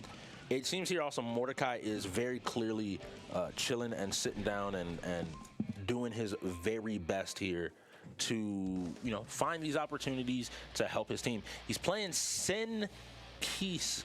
Oh, man, it's the flag guy. I know LA's happy as hell sending that home so, right now. yes. So, this is a big thing. This could be a knowledge check for a lot of players because Sin was an absolute horrible character last season, before the new season. The new season has essentially created a situation where this character is really good. He has really strong pressure. He has a lot of good damage opportunities. A lot of the things that hurt some of the top tiers in the game didn't hurt him. And if you don't know this matchup, you could get blown up just by virtue of you have to know when he does a lot of dashing around, extra attacks, follow-ups. There's even gaps sometimes in DPs. You have to know that to be able to deal with it. But if there's a character that has the damage to rival it, it's going to be Nago. It's going to be Nago. I just like Sim because he does dope things. Oh, okay. I thought you liked him eating meat. These inside jokes are wild. He eats a bunch of food. He eats a bunch of food, and it gives him different buffs. So I think. Oh, he's a food character? Yes. Oh, that's dope. So they give him different buffs. So now both players are actually playing. Dev is being pretty reserved here, but Billy popped, and he was ready for the punish. Dev is going to eat a lot of health here. This Billy's is the issue when Billy's dying right now. This is the issue when Nago, but a good throw to put him in the corner. The DP, he doesn't know about the second hit. Good burst. The burst. Billy was ready. This is what I'm saying about not knowing small things about Sin. Sin has a range and a play style that you have to know. There's an ebb and a flow to it. You have to know that while a lot of his moves are negative, some of them are plus, and if you don't know which one, he will catch you pressing you against the wall. And Dev Syndicate said it wasn't just TLG. I'll put Billy on a shirt too. I like me some GOAT. Sin in the stars. I want that dust combo. Let's see. And here we go, Billy. I don't know if Billy's dead. Nope. Nice job using, and he's going to break the wall here. He messed up, but he was quick to RC. It still ended up getting caught by the grab. Nice job checking the ankles. Boom, knock up. He doesn't have enough. He has enough for an RC here. Billy with a good burst because he was dead otherwise. And the good job DPing. And this is the matchup that I'm trying to tell people I wanted to see. Dingus Punch versus Dev Syndicate in Guilty Gear Strive for 2 times points. I hope you put your bets in. The puncher of dinguses, as awkward as that sounds, versus the deviant lord of the syndicate of misfits and miscreants. Yes. Yes, sir. And I think this is also surprisingly the first time Dingus has had to play Guilty Gear this season. That should talk about how good the bots are at Guilty Gear in general. And I think that's I think that's not more of a testament to how good the bots are. I think it's more of a testament to how good Deviant is. Dev. Yes. People have slept on Dev. He's had a few missteps over the course of the season, but if people don't want to understand and recognize that y'all were all rookies. You make mistakes when you come to the arena, and it's different, but that doesn't take away to how good you are in your games. There's a reason why in a team with people like OGL and a team with people like Hydro, they anchor Dev in a game like Guilty Gear. Take it. Tastes like. I couldn't hear anything because this game is It's so loud. It is amazing. banging, yeah. The game is blasting. The music is always good in Guilty Gear, but That is bullshit crazy. Okay, Make nah. my heart. no, I can't Greatest do it. song ever. Don't care. So once again, we are coming to the end of a rookie season, and I would still want this to be known. Rookies, this is a chance, and this is Dev's chance to put his name on the history books here in UEL. People know how good Dingus is. The question is, do they know how good Dev is? Dingus and Potemkin are a scary combination because every character is chipped to Potemkin. He's so manly. But he already got the burst out, which is the first option to be good. Yep, he's catching. Good combo here coming from Dev. He should be able to set up again. He doesn't want to let Dingus get more space. Keep him trapped in the corner and make him There's guess. the armor. Nope. Mega fresh. Dingus look for the big call out on the jump here. Dev should be able to get a hit here. I don't know if he can wild assault after that. Dev with some good movement, both sides. Either one gets a touch, could end the next. There it is. That is. Dev Oh, has good to burst, but he gets caught again. Oh, a chop. And Dingus with the amazing read and an amazing option. Dev is down one round. Let's see if he That can is the equalize it. power of beef, boy. Meaty Nice Potemkin. block. Come on with it. Come on, Pop Nice Man. block. All right. Jump. Backhand. Earthquake. Nice job. Good He to managed come to get out. through it Ooh, with but he DP, gets- but it went over his head. Ooh. And this is bad. This is big damage. Look at all this damage. I like the backdash. Oh my God, he's He's dead. not dead. He's not dead. He's not dead. He's not dead. He's dead on this next guess. Garuda, it's still his turn. Garuda, he whiffed it. It's not his turn. He's looking for you to make a mistake. Keep. Good burst. All right, you just got to do it again, Dev. One more touch. Can you do it? Nope. But no, the hands come down, and Dingus says, "Young You can buck." only strive to surmount the mountain of meat that is Potemkin, baby. All pectorals and core strength. Good job, bud. I can't follow that up. My man was bursting at the seams, but Dingus still proving that, hey, good job, young buck. You tried to climb the mountain, but there's still those above you. More people have climbed and failed than succeeded.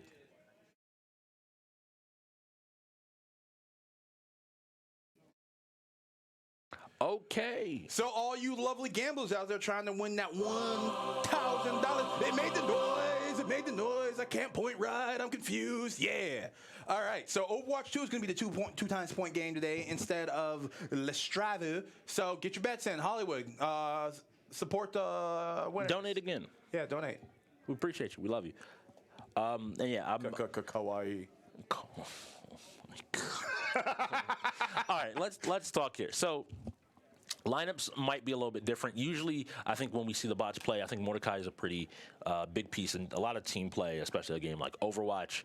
Whereas I'm looking right now, OGL is available for the Ghost. You have XM, another shooter that's available. Frontline, main man Reinhardt. You have Mr. OG. Hydra's always consistent. And then you also X-Ray have is another X-Ray. great tank. My big thing here It's is, 5 people, right? So yeah, all the ghosts going, right? yeah, actually looking at that lineup, I'm actually really happy. I think the ghosts win Overwatch. Because the big thing here is you could run X-Ray, Mr. OG as dual tank, a Ramatra Reinhardt lineup, which is pretty standard. You can put XM, who's a known shooter, to put him on a DPS character, let him do his thing by just shooting, and then you still have OGL, who's very good at and has always been talked about as IGLing games exceptionally well, along with Hydro, Calm, Cool, Collected on your support characters. That's if you don't run GOATs. I think GOATs have been seeing a rise of prominence in the league. I mean, when the Cobras have barely lost any games, consistently running goats, like. I think that GOATs is very difficult to beat, but it wouldn't surprise me if the Ghosts maybe elect for something different because they think that their idea of the game. I would expect it out of the bots. I think Yeah, I would see. I do agree with that. The bots are just like, hey, GOATs. like, good. Why reinvent the wheel? Because the thing is, you can't. It's impossible to draw diff goats. Yes. A game mode was literally changed because of it in Overwatch. And that's something that I was literally going to lead into. For those that don't know what GOATS is, it's not just 5 bellies running around. It is true. In Overwatch 1, it was 3 tanks, 3 healers. Was it 6 in Overwatch? Yes. Oh, that was one of the big changes in Overwatch 1 2. Yeah, so it was 3 tanks, 3 healers, and then it was easier to have a flex DPS in that. Yes. Which usually would have been what a Reaper. ended up happening is that is why they started role queue and why you're limited into what you can play, following up into Overwatch 2, where you're technically in a role queue only allowed to have 1. Here in UEL, though, we play our own rules. We play unique setups, and so everybody's so creative. And so we see a lot of GOATs coming out.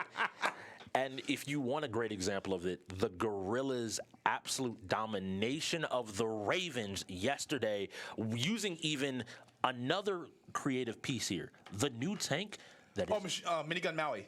only available for this weekend.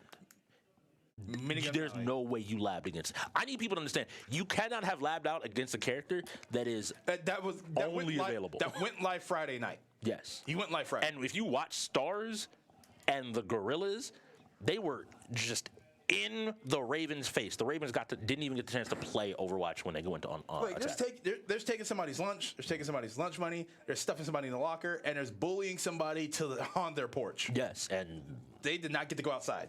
It was. How do you get grounded by a stranger outside? It's so bad.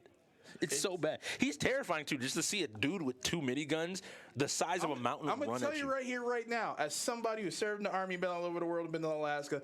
Samoan people are look like terrifying. that. They look like that. Yes, that's the issue. Is they all 7 foot, like big old foreheads, built like they just lift small vehicles for fun, and they eat a lot, and they're strong. Everybody out there seen the memes of like, you see like, oh, guy delivering like my washer, dryer, and fridge, and he's just carrying them on either shoulder. It's like, yeah, cool, this is fine. Yeah, how you doing, brother? It's like, shouldn't you be like fighting people for money, you big guy?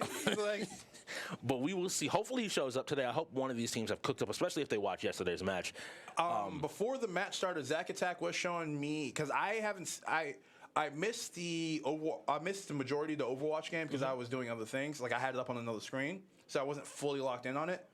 But Zack Attack had showed me how he kind of works and some of his skills. And what the hell, Blizzard? Yeah, minigun Maui. You're welcome. Now I will say this because as you said, I read, I pay attention. For Overwatch players, a lot of people agree that he's pretty weak. You actually just have to disable his healing, and you can get to him. The issue is, in the case of the Gorillas, they had to fight through, I believe two it other was tanks. An Orisa, Reinhardt, and him, and then a Moira, and then Mercy. And you have to still just get on him. And this creates a situation where, like, it wasn't even a Reinhardt. They had Gat on the Diva, so that could eat extra bullets to just create a situation where the best ult combination we saw that I would hope get highlighted here, his ult makes a cage, basically, a cage match, and Gat dropped the Diva ult just down into it, and you can't run away at that point. You're just stuck in a room looking at a pink bot about to explode on you. I'm telling you, I want to see it. And I hope that the bots have an opportunity to go ahead. And, well, the bots are pink, so they could explode. Not those robots, my guy. Hello there. But looking at lineups, which will get handled on your screen, we'll give you a quick update. The Ghosts are sending in XM, Mr. OG, OGL, X-Ray, and Hydro, which are all normal. We knew that. There were 5 to send in. And on the flip side, we're looking at Billy, La Bamba, Scance. And that's a full reset for both teams. Mr. Buckets, and Silver. Yeah, we have not, unfortunately, had a Fall Guys or a Dead by Daylight to shake up these rosters, so everybody's going to be pretty even. But with this game in particular, it looks like we have a technical going on right now to get this tightened up. But I told this to the Ghost, and bots won RPS, by the way. Good to know. Thank you. Yeah. Or thank you, GM Runner. Lockdown. Yeah. But the bots have been known not to practice properly. Yes. And when I was speaking to the Ghost, I said this is gonna be a very close game. It's 9? Only 9? I don't. So this is my thing, and comes back to maybe due diligence as a caster, due diligence as a player. What is due diligence? Taking responsibility to do things that you need to do outside of just pressing buttons on a controller. For people that haven't been paying attention, the bots have been on leading the playoffs a lot more consistently, and they have been playing together. Like, this isn't just the same old bots that I think Where they were people assume they just don't, we don't practice, we kind of hang out. Well, and to supplement that statement, I've talked to Buckets before, and he said only 2 to 3 of them are consistently practicing, and Silver being one of them. Granted, he drops combos like that, but we are reopening predictions. Are being reset, so you have an opportunity to get back in there because the 2-time multiplier did not get in there. And production, who do people betting against, or who y'all betting on? Let me ask that question. Yeah, production. Who y'all got? We got to let the people know. And here we go. We're watching a Ghost player. We'll be watching the Ghost all day. That's whose perspective that we have here. Oh, so close to Billy getting the free point. Street Fighter 5. I do kind of hope StarCraft doesn't roll because I don't think it'll be played. Here's the thing. If in some world Billy and Dingus were not available, they're still not playing because the bomb is up. I think if Billy, I think that you still play. Like, if Billy and Dingus are not available, I think you can get away with trying. The Ghosts have challenged for the strategy belt a bunch of times this season. I know they've been working on StarCraft pretty consistently. There are people on that team that play it. I expect them from their Reapers game to have learned and to developed into a better StarCraft team. But again, you don't play it if Billy's available. This should be XM that we're watching here on the Soldier. We can see the prodigious aim that comes from him holding it down. I don't like that they're not challenging at all on the start. They're kind of just giving up space, even though like that can work. And we do see a Maui right down there. We will find out who is playing Maui, but the Reaper coming after him, forcing him off the high ground. Now Reaper is behind. Your team has to be ready for this. Somebody needs to be turning around to help, but it looks like forms down, so that Reaper's not shoot for now. And there we go. PC11 went ahead and jumped in. X-Ray has found some love on Maui and is taking damage and dropping names.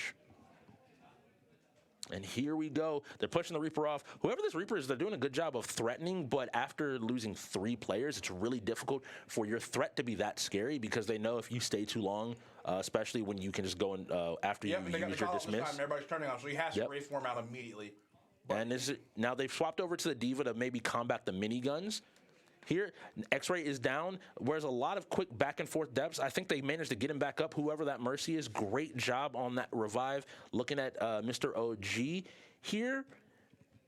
OGL on the Ana as well, it looks like. They're doing a great job. I was questioning not holding at that first corner, but it looks like they had a plan, and they've completely stopped them now and trapped the cart on this little side street.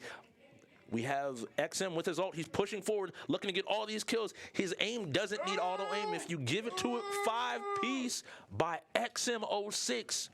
XM Ace. We talked about it at the top of the day. XM is known for his ability to shoot. And you put him on a character like Soldier, and he performs exactly you want. He has the damage he needs. He can heal himself. He's pretty self-sufficient, and you just have to worry about it. Here we go. XM on the minigun Maui. You're welcome. And this is what's crazy. Billy is pretty much having to use his defense matrix on minigun Maui. They're calling out the Diva ult. It killed no one. No one. OGL with a kill. He's playing Doomfist, actually. So the double tank here is OGL and X-Ray. They've rotated Mr. OG onto support, and Mr. OG and Hydro are doing a great job keeping people up. There was an ult there that is available, but they weren't able to get it off.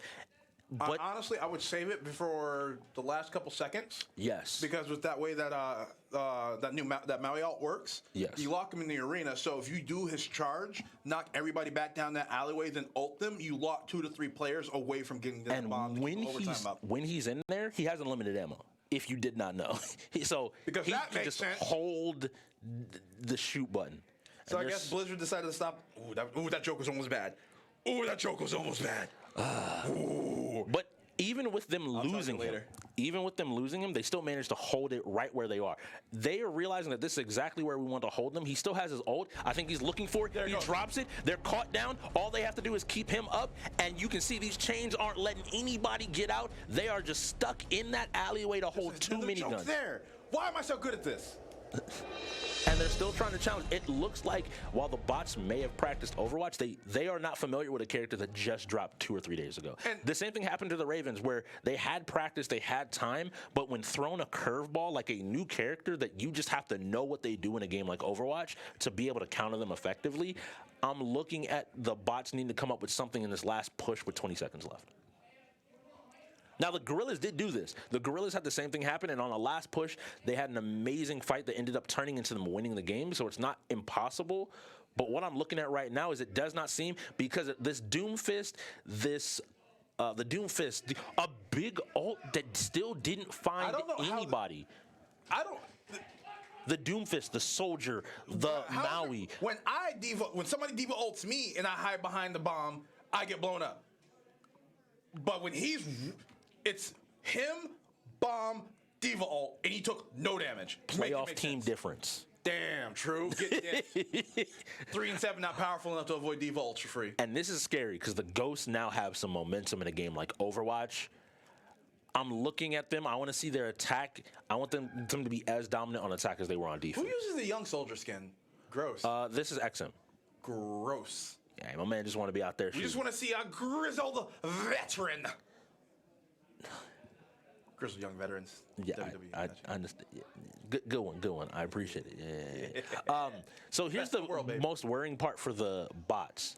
The way Overwatch works is for now the Ghost to win, they just have to beat where the bots got it to, which means they basically need to make it around the first corner of the map. If they can make it 10 steps, they take this. You know, they could easily just go like 5 tanks and just walk it up and be done. Yeah. That's the luxury of defending first. If you absolutely just put your opponent in a box, you can already see what they have. You can go upstairs and start at map. You can. No, I forgot there were stairs up there. Yeah. Well, I think didn't they add the stairs? I don't think the stairs have always been there. They probably weren't. I always played a character that could fly. Yeah, I either played Reaper or somebody who had mobility. Yeah.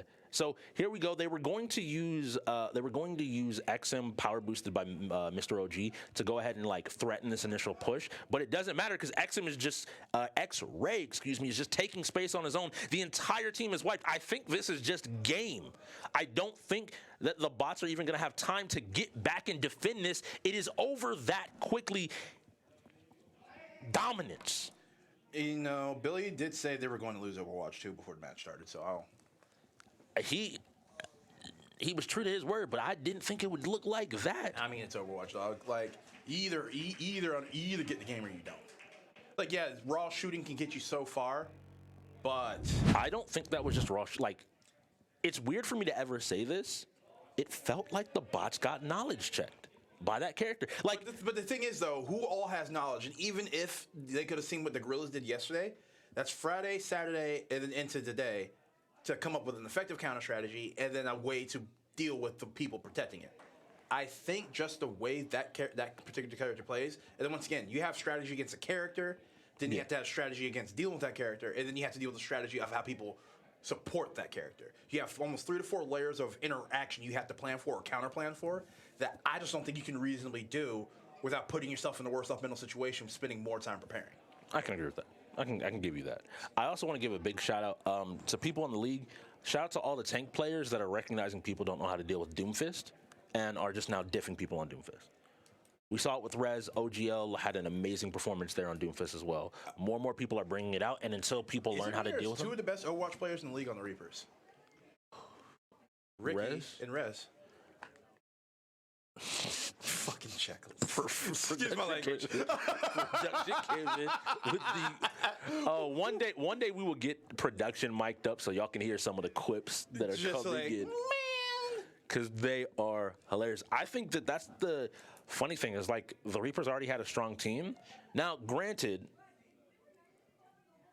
we still have Eclipse. Like, there's Big Dog Eclipse that's always looming out there.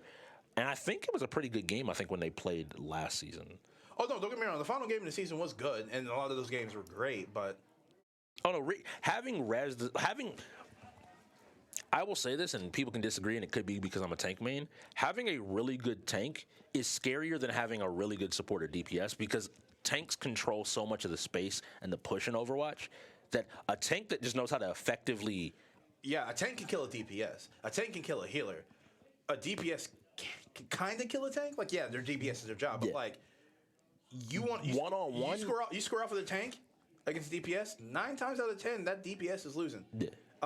I think. Granted, if you can hit every headshot, you can win. Like I think Cool. McCree's like just like the on paper one difference because he has stun and he has a lot. He has Yeah, like ability. And then Reaper. Like those would be the only two I think you can see that. That's just character wise. But like player, adding in the player instinct, no. And I hope everybody enjoyed Machine Gun Maui for this weekend because we are not seeing him next Yeah, I ain't gonna see him until December. Was it December 5th or something I like think that? so, yeah, when this character fully drops, which also is me saying to people, next season, which starts in January, season 8, be ready because that I'm character. starting next season with a hangover, baby. New Year's, new season. It's the 5th, though. I'm concerned. Do you need to talk?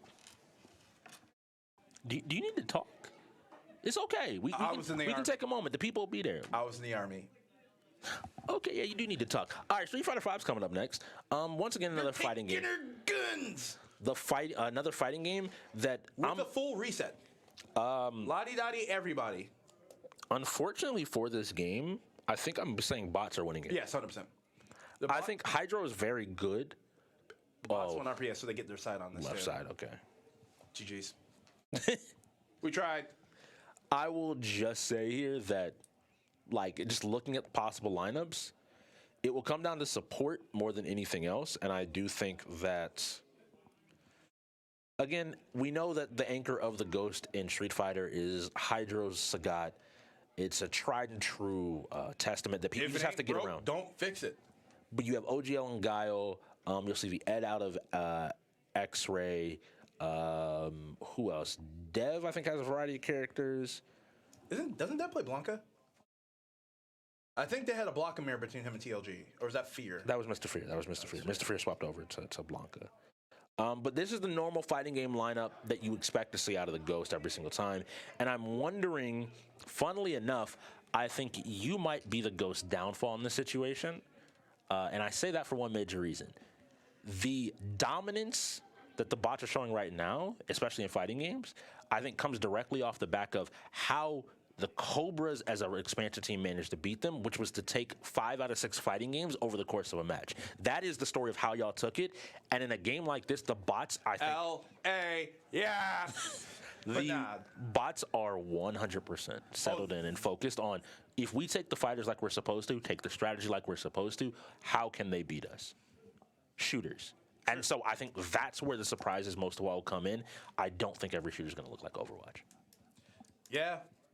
I can definitely agree with that sentiment because the way we beat them is because we had consistent fighters at every step of the way, from Deuce to Pop to Bubbles, Hogeki, and then in the LA. Yeah. Everybody played their role and they was able to squeeze that out of them. And without Billy being there to keep everybody tight and focused up, now that's the bots. Yeah, we made the playoffs, we won our games, whatever, but that is a blemish that they will forever have. Yeah.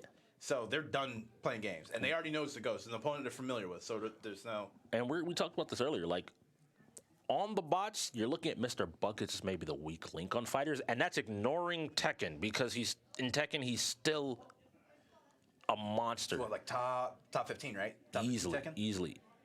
And so I'm looking at that team, and there's no fighting game that could roll where I'm like, man, we have 5 bad fighters. It's like, no, we have 5 good fighters pretty much available.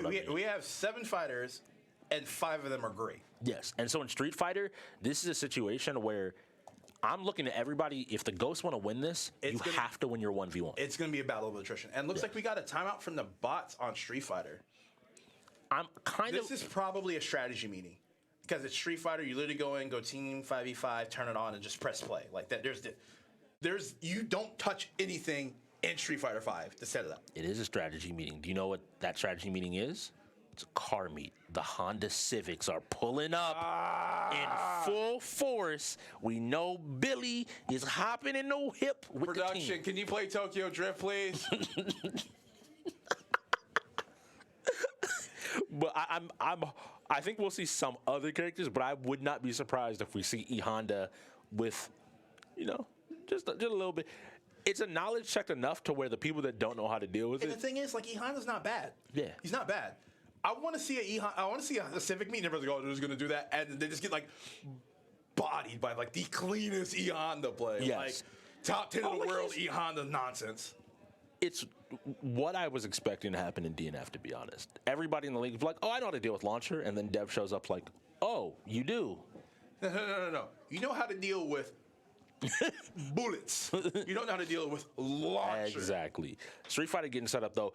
For those that are out there that have maybe never seen us play Street Fighter, it's very similar to the other formats where it's a team-based game, 5v5. The difference... Group hug. Group, not two dudes. That could be a group. Do you talk to Outcast? somebody? Outcast is a group. They're a duo. That's also a group. That's more than one person. But anyway, Street Fighter V. Street Fighter V, the way it works is while the 5v5, you match up one right after the other. The big difference with this game is that you don't regain but a little bit of health after each round. And the health recovered is based on time left at victory. Yes. So if you kill somebody really quickly and have maybe only lost 10%, you might be able to go back up to full. But if you are on that last pip of health, you're only going to get back a little bit, and you still have to manage to beat the next person at full health. So a lot of times, the winners here aren't actually the best players, but the best support players on a team. The best people that can say, I got in and maybe I only hit one combo, but that combo did 20%, which meant the next person just needed to do 80% to take their game. Yeah, I jumped in with a medium counter hit and got a full target combo into an EX. Yep. I wrapped him up with a clean 40%, and I lost. He's only recovering 5% of that for free, and the rest is a time delay. But that time is you come in and you finish the job. So I made your job easier. 3 people that I would highlight if you want to get an example of what great support play looks like: the Cutters, the Hims, and the Jukis of the world. Yes, absolutely. If you look at those 3 players, look at Juke. They go in and they might even be like, this person across from me is better than me, but they do their job, they know their game plan, and they execute it to a T. I'm going to play my character. I'm going to play my character's role. I'm going to step in. I'm going to do simple target combos. I'm going to throw a Hadouken. And once I do my first target combo or my first Hadouken, I know exactly how you're going to react. And I'm going to execute my plan. I'm going to force you to jump. I'm going to jump back. I'm either going to DP you when you see the Cutter's gameplay come in, or I'm going to shore you, when you have the, or I'm going to jump back with the Jukis. Yeah. And then it's jumping medium kick and the standing Hadouken, cancel, Cool. Hadouken, and 40%'s gone for free. Yes. And now you're just like, what just happened? They're standing full screen from you, throw a fireball. Oh, they can't figure out how to do that? Cool. They deal with it? Then you just keep doing that. You don't have to overcomplicate it. And so I'm really interested to see, which is why the Honda Civic strat unfortunately comes up. A lot of players in this league haven't taken the time to, I'm not going to even call it labbing, do the basic research to understand how to deal with Honda's hands and understand what is your option for your character to deal with it. The Honda hands anti-air? They can. It's the same thing with Street Fighter. It's a lot of hit boxes and hurt boxes and where. Because I know a lot of jumping mediums and a lot of jumping medium kick options for cross-ups do hit, but I have seen situations where one of the hands off of EX hands and occasionally off of heavy hands, if that makes sense. Because there's light, heavy, and then EX, right? Yes. Light, medium, heavy, EX. I know light and heavy, light, heavy, and EX has a random hand that comes at high, and sometimes that hitbox beats that's where it's a little bit tricky. Because it's always at random. It's never a guaranteed one. I would say for a lot of people in the league, their default is to just let me hold back, and that is the trap. Sometimes the option is to not block it at all, create some space, or to keep him out of that range the best you can and to not stay in that range. Go for cross-ups, because they're going to jump at you when they do it, so if you're able to time the timing right, where you either hit a neutral jump into a medium, confirm into a low medium, into an EX to open things back up, or you do that diagonal jumping medium overhead to actually, boom, cross because they were pushing, so you probably get counter hit. You're able to extend with the target combo. All right, here we go. We'll go ahead and see the lineups. Based on teams, I should be able to tell you. We have a Laura. Oh, God. Who's player? I'm going to have to look on the side. All right. Skater Girl. It's Skater Girl. She's on Laura. She is on Laura. And we only have one E Honda on the side of the bots. Okay. This is not the Laura gameplay I've used to. Ooh, we have a lot of really interesting teams. I actually can't wait to get through this. We will find out who is active on each side. LJ is active on the Ghost side of player 2, and on the left side, a perfect KO to begin. LA is punching the air right now. This is the only other representation of Lord that's been in the league the entire season besides him, and then that just happened. Yes. And now next up is X-Ray Aspect. His head play is pretty solid. That looks like Silver. Silver looked mad comfortable. He happy. But I didn't see no drops. But it's Kin Masters. I'm not gonna take away from Silver. Kin Masters, if you take the time to learn how to do your proper rush downs, how to apply pressure, you saw him use his V skill, the overhead kick, and then link that into the Shoryu with a lot of really simple target combos or jump ins. Not a lot of Hadoukens, but really good space control and really good pressure. Because Silver knows, as soon as he saw the Laura pick, he was like, this isn't LA's Laura. Yes. Go stupid. By the way, for anybody out there, you only need to hit restore to default once. Please don't hit it 20 times. Nah, do it. Make sure your buttons are right. All right, here we go. X-Ray spacing out with Ed. We've seen a lot of Eds. Going back to a fundamental gameplay, just keeping him out. Silver not throwing fireballs, just looking to jump in here. Okay, there we go. Got a Hadouken from him, just threatening it. He's jumping in, trying to play this range. But X-Ray is just willing to keep space here. saying like, oh, once you get in, you have your basic pressure, but I can just kind of hold this. Surprised me. He tried to anti-air, but was a little bit slow. Boom. Silver's already Silver's doing amazing right here. The amount of damage he's already gotten is more than you can ask for. That's a stun. He's dead. X-Ray is dead. That's for me. He's doing this for me. Silver is doing this for me. I'm happy for Silver. Next up is going to be Dev if they continue in the order of their team. Yep, they're sending Dev down in Nash. So some Nash gameplay is really fun. Nash was super strong at the beginning of Street Fighter 5. Has continued to remain. Wasn't he better in 4 though? He wasn't in 4. So he wasn't 5. So 5 was his first appearance? Yeah, as a playable character, he might have come earlier. I probably came in like 3rd strike or something like that. To be honest with you, no, this Nash, this iteration of Nash. That's 5. That's 5. That's straight 5. Okay, because he died supposedly before. Yeah, it's the plane crash and the whole Shadow Lou experiments and escaping. Because when 5 first came out, Nash was, I remember, Nash was an absolute nightmare to deal with. He was like one of the best characters from season 1. Easily. Now again, Dev, I'm looking at you. You got to put a stop to Silver because y'all are 2 players down at this point. You need to do it with minimum health, HP loss. Nice job anti-airing the jump in here. Keeping it pretty simple, not going for anything too complicated. Nice jump back jab just to catch him jump in. Slice in the air. Again, these fireballs to check if Silver's pressing anything. He's always just keeping Silver under pressure while maintaining his health. I'm actually super happy. He go ahead and snatch Silver's fireball out of the air. Silver's being a lot more reserved here. He recognizes the Dev is good, but gets in and gets some damage, and that's enough. There we go. There's the V skill, maximum damage on that. You could have actually EX Tatsu, I think, after that. Good job. That was a super interesting cross-up. That was just a knowledge check to understand. I looked down to look at you to comment on the combo, and he died. I'm not going to kid to you that I know. Can we get a clip of that, please? I would like to actually watch that. If you are wondering, I'm telling you, it was. I know Silver wasn't expecting it, but Dev had enough realization to recognize that he could hit a button, and because he and Silver swapped places, the back of the hitbox would hit him coming down to be able to convert into a combo to kill. It was really like a. Yeah, it could be panic either way, but it was a good read. Yeah, production, for the love of God, please let me get the replay of that. It was actually at the end of the game. At the end of the game, it was really unfortunate. All right, E Honda, we got the turtle out. I can't hear you, production. La Bamba is going in here. So La Bamba is a Civic Enjoiner. Started with a headbutt. I don't think he's a Civic. I think he's a Honda player. Oh, okay. He's earned the title. Yeah, I mean he led with EX headbutt to try and get a. Now, this is the thing that I'm looking at Dev. Dev, being the fighting game player that he is, he has a strong understanding of neutral. Now you're in hands, Dev. What's your option? Okay, V reverse this fade. Nice job being ready to block. Just using the fireball as a chance to test. A nice throw. Tell him to chill out. Boom. Hit him. Make him deal with the fireball. Jump in. But he was ready for the counter hit with hands. See, now this is a Honda player. It might not be a good Honda player, but this is a Honda player. Now the big thing here I'm looking for is I want Dev to get it, hopefully to kill La Bamba. I would like to see EX butt drop on his next, the counter Dev's next jump in. So I think that's what's going to get him. and he tried to go for the side swap. I didn't want to say it. You asked the question about anti-airing with hands, and I think Lobamba gave you a perfect example of exactly what can happen.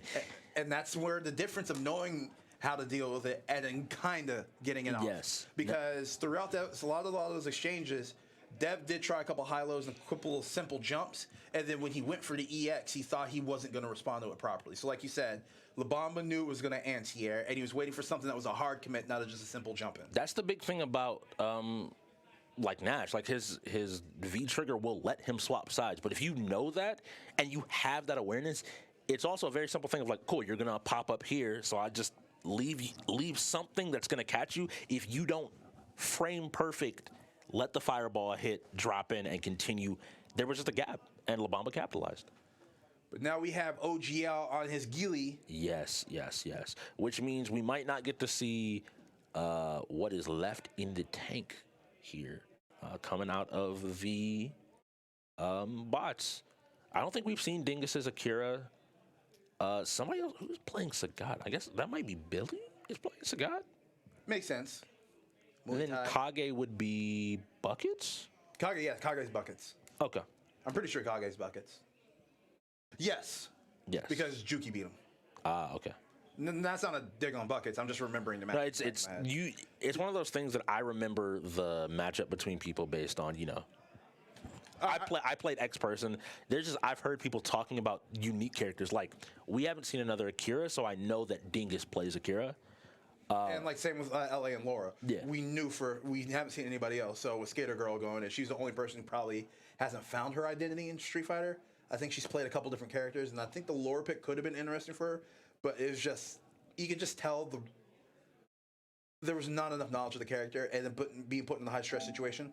Like how when we were practicing the other night, where I decided to play Terry for a little bit. I know Terry, but I'm not comfortable with him, so I got blown up. But as soon as I got to Clark, even though I'm playing on a hitbox for the first time, I immediately got in my comfort zone. So I think that's where it was with Skater Girl. She's picked up the character, she enjoys the character, but she doesn't have those fundamentals in, where she can just, things are going wrong, I know I can do this. Yeah, and I think that's the unfortunate thing is, for a lot of characters, myself included, with Street Fighter 6 being on the horizon, the in-game portion sometimes tells you need to practice Street Fighter 5, but you don't want to put all that time into a game that you don't think is going to be on the wheel next season. Good job from OGL just to maintain his life. He can just hold now, and there you go. The moment you try to do things, you either have to spin the meter or not. So next coming up, if they're going in order, should be Buckets, or it looks like Dingus is stepping up for maybe some Akira gameplay? Yes, sir. Oh, I'm happy. We don't get to see Akira a lot in the league. I'm about to see some Marvel vs. Capcom gameplay here, because Akira's stupid. What do you... Big Bro's about to come through, if you've never seen it. Akira calls her big brother. And he delivers hands. Daigo is a monster. Yeah, we know about Daigo. Is it Diego or Daigo? I'm pretty sure it's Daigo. It's one of the two. I don't actually remember. I don't remember it's an A or an E. It's one of the two. It matters heavily. Yeah, Japanese language. All right. So Dingus has already had great performances. Is that Paku Paku in the background? Oh, probably. He's supporting the team, the squad. Yo, I'm gonna go bully him because we need to get some Clark matchups in. I need to get that library going. Okay. We already saw Dingus clutch it out in Guilty Gear. He's seen as the best player here in the UEL in Guilty Gear on the Potemkin. Looking to see what type of energy and domination he can bring maybe here in Street Fighter to really put the Ghost under some pressure here. The Ghosts are holding on to this 1-point lead, but right now it's trending in the favor of the bots to tie this game back up. Okay. A lot of safe options. Good job. I like the options. Stuffed flash kick. You can see both these players have a strong understanding, even if like Street Fighter 5 is not their game. They understand kind of the approach that Street Fighter 5 takes, and are both kind of being really patient, hoping that the other one makes a mistake. Now, the issue is that you're hoping that Guile does something that's not Sonic Boom or Flash Kick, and that's where you might be making your mistake. Yeah, and that's where you see, and that's the annoying thing about the Guile matchup, is because once he gets a life lead, his turtling just becomes more and more of a problem and forces you to react. And we might not see much out of Akira this game. Yep, it looks like he might just go down. A few more decisions, a few more touches. You might need to call Big Bro in before you die. He could have confirmed that, but Big Bro's coming in. You have to block that. A nice trade to not have to deal with Big Bro when he jumps in. Or is it Diamond? Huh? Is it Diamond? Daimon? His brother? Her brother? That might be the Japanese. Again, they translate stuff for the East-West. Yeah. I thought it was Daigo or Diego or something like that. I'm like pretty sure. So they're sending Billy in here next. So they're anchoring buckets. But his Kage's nasty. Unless I'm missing somebody. Because I think if my memory's right, because it was buckets and then Scants when we played them. And I think did they play Scants in this? Because they had a full reset. Did they hold Scants? They did? That was my... Scants is currently playing. Okay. So Scants might be... We'll see who Scants is playing. I'm not going to speculate. We'll see here in a second. Because that's what's really... I was like, how do you not play Scants? But Billy does strike me as a Kage player because he's like three characters in one. Yes. Because so yeah, this could be Billy. Because there's old Kage, young Kage, and then V-Trigger Kage. Ooh, Billy or Scants versus Hydro? Sagat versus Sagat? Tiger! We're going to hear that Tiger, all right. You just forget people's characters sometimes. Also, people do have a tendency to switch. Nope, Billy is on the Sagat. Yeah, that's what I thought. I was like, I'm pretty sure Billy plays Sagat. So now we're going to see OGL. How much practice have you had against a player like Hydro to know? Good job on the flash kick. You're already getting some damage in, which is already good. Billy already playing the spacing game, looking for OGL to press. And as you would normally know, Giles do not like to press. We like to charge. All right. One more hit. Yep. Go for the flash kick. Maybe get a little bit extra damage, but maybe you catch him going for a tiger knee early.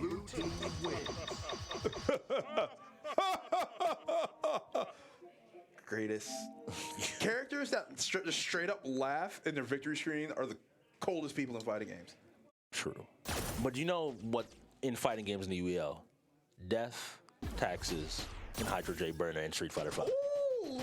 Nothing is more consistent. There's not a man you want on the sticks up against to hold down to have you say, yo, I got you. Like Hydro, we trust, baby. Yes. I cannot wait to see this matchup. It's not a meme, it's a saying, it's a truth, it's a belief. Street Fighter is, again, especially in Street Fighter. He got the green on today, repping the Ghost Squad. He throws his fireball. He's looking for his space. Both ones are looking to get started. Billy gets the first hit in here. Billy's trying his best to not take a hit so that he does not lose any of this gray life. He knows that if he can get buckets to Kage with minimal damage, a nice Tiger Upper just to catch him into a V skill charge.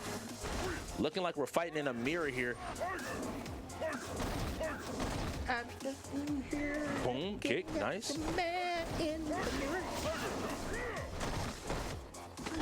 Throw from Billy. Billy's gotten the life lead, which is really big here. That's punishable. Billy doesn't have the combo, but Billy just needs one more touch. V-trigger activation coming from Hydro. Hydro, can you get your offense started here? Nice job catching and punishing the V-trigger activation. Nice job. That's a guard break, but he wasn't able to capitalize. Uh-oh. Is Billy going to end Hydro? Nice jump to not eat it. But Billy still manages to take him down. This is one of those situations. Great play by Billy. He had a little bit of a life deficit starting the game, but still managed to go ahead and close it out and pushes us right into Hot Wheels. And Buckets is available, being one of, we thought Buckets went in.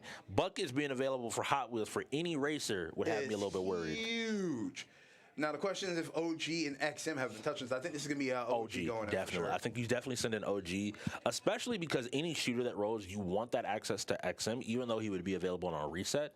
But you want him guaranteed going in. And then you want your option. So maybe for double shooter back-to-back. Exactly. You'd rather have the XM available to come in and be like, all right, cool, we're playing a shooter, and another shooter rolls, and you have them right there to go back. Now, they could play Mordecai here, but I just see Buckets has been their racer, and I don't think, like, Buckets has been quietly a top 3 racer all season. We haven't seen Jury much this season. I know people say, like, Jury is always up there in that conversation. We know when he sits down on the stick, he's good. Jury has gotten to, like, mythical cat status where it's like, yeah, he's good, but he's not. Well, no, it's gone reverse now. Actually, no, Catch is inhuman. The dude plays too many games. But Jury has become that absentee greatness because when he's there, he's nasty. When he's not, it's just like The threat's always there. it's like oh, we're playing Eclipse. Is Jury gonna be there? What I want is for this season specific, because we haven't seen very much Jury. I think most people would have obviously Hollywood and Chicken Tech as the two best racers, but I think there's an argument to be made, especially if you've been watching Bucket's performances. Yeah, I agree with that. That Bucket should be up there. Like some of his F1 looks like some of the most comfortable F1 gameplay out of any player in the league. If you factor in attendance, I would say Jury is the fourth best racer, and that's not a knock on actual skill because if he's here, he's easily number one. Everyone knows that, like, okay, cool, we still have to send our best to even have a chance. Yeah, but with attendance is available, I'd have to say Hollywood, then Chicken, then Cat. Right? Would you? I don't. And racers. Racers. Okay. So never mind. I don't know why I said Cat. So Hollywood. I think Cat's probably good. To this point, I've learned not to doubt that he's good. He's not real. He's just not. I've learned not to doubt that Cat's good at a game. So Hollywood, Chicken, and then Buckets, top three racers of attendance wise. Yes. And then after that, it's just kind of like a free for all. Like we have some of the budding ones, like Magnus Sam's a pretty budding racer. We have the Havocs and the Bubbles of the world that are both also in Actually, I'll put Havoc at fourth. Even Psycho. I'll put Havoc at surprisingly fourth. enough, people don't know that Psycho has a good racing record as well. There's a lot of people in the league that people just don't realize have good racing records, but there's a difference between having a good racing record and every team being right now sitting here going, wait, Mordecai is going in for Hot Wheels. I'm not kidding. Makes sense. In case another one maybe rolls? No, because Hot Wheels is more of a cheat machine than a racing game. Then I'm going to be honest, I favor the Ghost here. Mordecai can surprise me. Another player that is incredibly slept on, generally regarded for his... I think Hollywood put him in elite. Yeah, a lot of people even were arguing for him to be legendary because a lot of people pigeonhole him into fighting, not seeing his shooting gameplay, not seeing his other category coverage and his ability to just almost do what Cat does. And, like, I don't know if I've seen Mordecai just be bad at a game. Every time I've played with him, spoken to him, seen him engaged in a game, he's been good. Yeah. And so I look at it now, and my hope is whoever win RPS, and if the bots win RPS again, then I'm going to start telling people you need to work on your RPS. Because if the bots is living that, like, if any team is winning, RPS should be as close to 50-50 as you possibly can get it. Should. Yeah, but there are people that will get in people's heads, and not having a home field advantage will cause a huge problem. So Mr. OG is going to be player 1. Mordecai is going to be player 2. And it looks like the bots won. Yeah, if the bots really did win RPS, that's really good for Mordecai because he'll get his map. They might have done RPS, won, and then sent in Mordecai. I spoke about this yesterday for Tony Hawk, actually, when it came up. Do your RPS first. People don't know. I did it earlier in the season where legitimately we played RPS. We lost RPS. Rock, paper, scissors for y'all, by the way. Yes. Rock, paper, scissors. Be easy. You need to for this practice. guy. You need to practice. Rock, paper, scissors. Shoot. Rock, paper, scissors. Yeah. Get the. Yeah. I don't know about your technique. But generally, what you do is you do that and then you see. Because at the time, I think for Tony Hawk specifically, they had a player that we were expecting to go in that played a very specific map. And between the people we had available, we knew one of the two players, not necessarily the immediate Tony Hawk player that people expect, is better at that map. And so you can make that call after RPS. Because, hey, if you don't know, you just have to have lineups in before the game starts. I'm saying everybody. These two teams are great examples. The teams from yesterday are great examples. But I want more teams to play UEO. Coming into Season 8, if I had one choice, I would rather see... I would have forfeited Wreckfest. I would rather... This Wreckfest slander won't stand. No, against you. We would have forfeited it and played another game for overtime. Oh, yeah. That's a young coach thing. Yeah, I was just like, we got to win this right now. I was like, well, we lose and there's no time left. Yeah. Cool. Yeah, and we won RPS on that, by the way. I remember that because I took you to Crash Canyon. Here we go. Both the same car, and which map is this? This is a map we've seen before. Pull Hall, I think. You remember which number, Pull Hall? Which number? 3. 3, thank you. I just threw one out there. Okay, I Oh, believe you. Valorant. Oh no, this is like This is like the first map in the game that they have you play. And Valorant is coming up, which I'm super excited for. I'm also assuming production is going off, and it's a 2 times points game. Got that 2 times points. Here we go. Hit the big jump. No, this is not the map. This just looks like the first map. No, it is.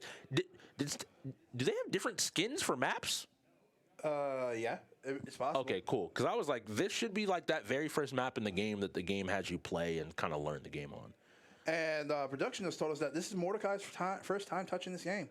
Not actually horrible. Mr. OG is on the left. Yeah, it's pretty bad. Yeah, Mordecai is on the right here. Mr. OG is on the left. Mr. OG very clearly like showing comfort here on the game. I think it's a smart map to pick. I think Mr. OG realized he doesn't have to deal with shortcuts. He was just like, cool, I'll just get to run my race, and Mordecai doesn't know what he's doing. Yep, and here you see, like right here, just. And I think this is one of the times I would have sent him buckets, because hindsight's 2020. Valorant, I think I would have rather had Mordecai available for that. Like you'll have him, but you're gonna have to give him up for another full rotation afterwards. Yeah, I would have been way more comfortable with buckets on this. And hopefully, because again, I've seen the bots practicing Valorant, or at least being on Logged in the Valorant. We can't call it practice till we see how the gameplay looks. But no, you can practice something, get blown out like me playing 2K. no, you're great at 2K. What do you mean? I'm garbage. I think next time I play, we're going to force my pick through. Mr. OG is, on his third lap. Up 2 positions right now. I think this is just going to be clean. Yeah, he doesn't have to rush. So one thing that people will do here is, like, I like that he's not using his boost. Normally that would be something to criticize.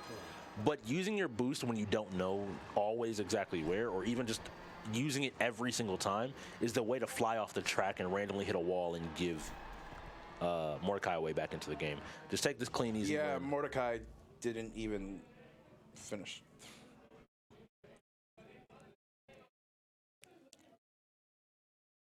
I love production. The joy of Valorant, dude. The joy of Valorant. Game is dog water. I'm happy that it's wrong. It's not dog water, bro. Like, I'm not gonna try to defend and explain Valorant right now on cast, because like. But you're a commentator. That's what you're supposed to do. I don't remember enough about the immediate mechanics to be able to counter your points. The game's bad because you can't remember anything worth remembering to talk about. No, because I was thinking about players. All right, you just don't like Valorant because you can't shoot and use abilities. It's wild that you can't play League or CS. Man, but first and foremost, let me just take a quick moment to say thank you to Polo, Titus, Stock, 300. These new headsets are great, man. Like, I actually get to be free of the constraints of having to talk to the microphone. I'm able to get comfortable. I'm really able to really give you guys the best commentary that you've been missing, that you've been wanting, that you deserve. Your boy's back. I think he shut up because he was worried about his spot getting taken. By who? He may be GM runner right now, but the number one, the former, the lockdown himself had returned. You were scared. It's all right. I know you ain't got the headband. You didn't want him to snatch it off your head. As we get set up for Valorant. I know I'm pretty delusional, but that was wild.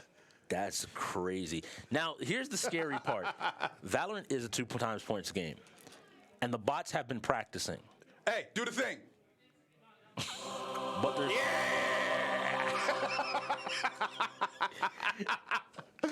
for not for nothing, I'm just glad to be back so I get to do that again. Do it. Appreciate your production.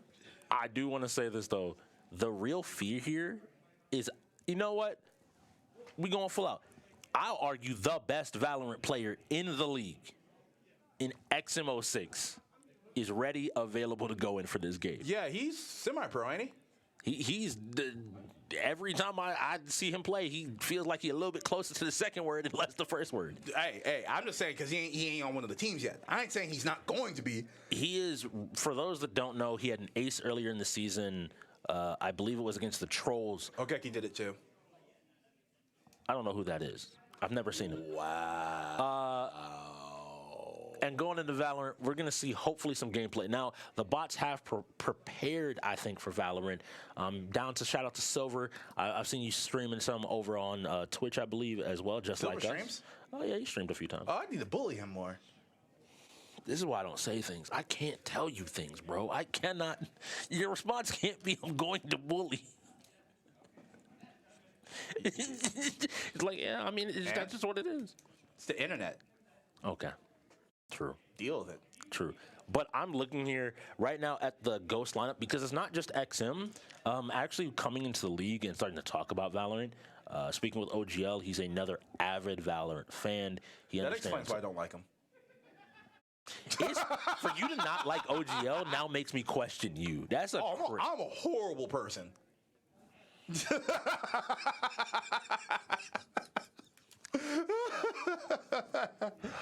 Nah, but for real, if OGL really does enjoy Valorant and that's one of his jams, like, good for him, because at the end of the day, I can't stand Valorant, and if I ever got locked in a room with the developers, I would box them in a friendly game of UFC or Fight Night.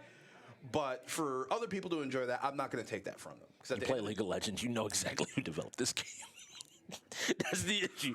Every time you say that to me, that's published. Well, they both work. They're both Riot games. I owe Riot several backhands for the things they do in League. I'm gonna the Valorant side of the house. So I'm waiting on giving the full lineup because I want to see if the Ghost full send here, which it looks like they probably are going to full send for the game. And that becomes important because it means whatever rolls next is going to have to be handled by, once again, XM and, whoever else is left. This game is still on a knife's edge. We can't let go of the fact that it is 4-5. We're approaching halftime. I told Hydro and OG, y'all are winning. Unlike yesterday, today I truly believe this is going to be a plus or minus 2 point game. It's going to come down to how the wheel rolls. Yeah. Like, if for whatever reason, StarCraft and then League and then all of the strategy just start rolling, I don't think that it's impossible for the Ghost to win, but I don't think that there's a team in the league that is better at strategy and better prepared and better equipped than the bots. Depending on the actual game. The strategy as a whole, I agree. Depending on the game. Well, strategy is the category. Yeah, okay. Yeah. No, the number one strategist had to, the rookie strategist had to have his little. Oh, 100%. You got to get your little bag in there and be like, 100%. I don't know about strategy. I mean, yeah, y'all got StarCraft, but there's a couple other games you got to worry about, baby. Y'all better learn StarCraft. I have to. If I'm going to beat Spicy next season, I have to play StarCraft. Yes, my plan is working. So hold on. Let me write that down. 17% on the bots, which makes 83% of y'all believe that the bots are going in. And production, if you could let us know, who do y'all think is going to take it? Who y'all throwing y'all's money behind? Okay, we will get that to you in a second. So the lineups are going to be, as you can see on screen, Dev, X-Ray Aspect, OGL Player, LJ Scarecrow,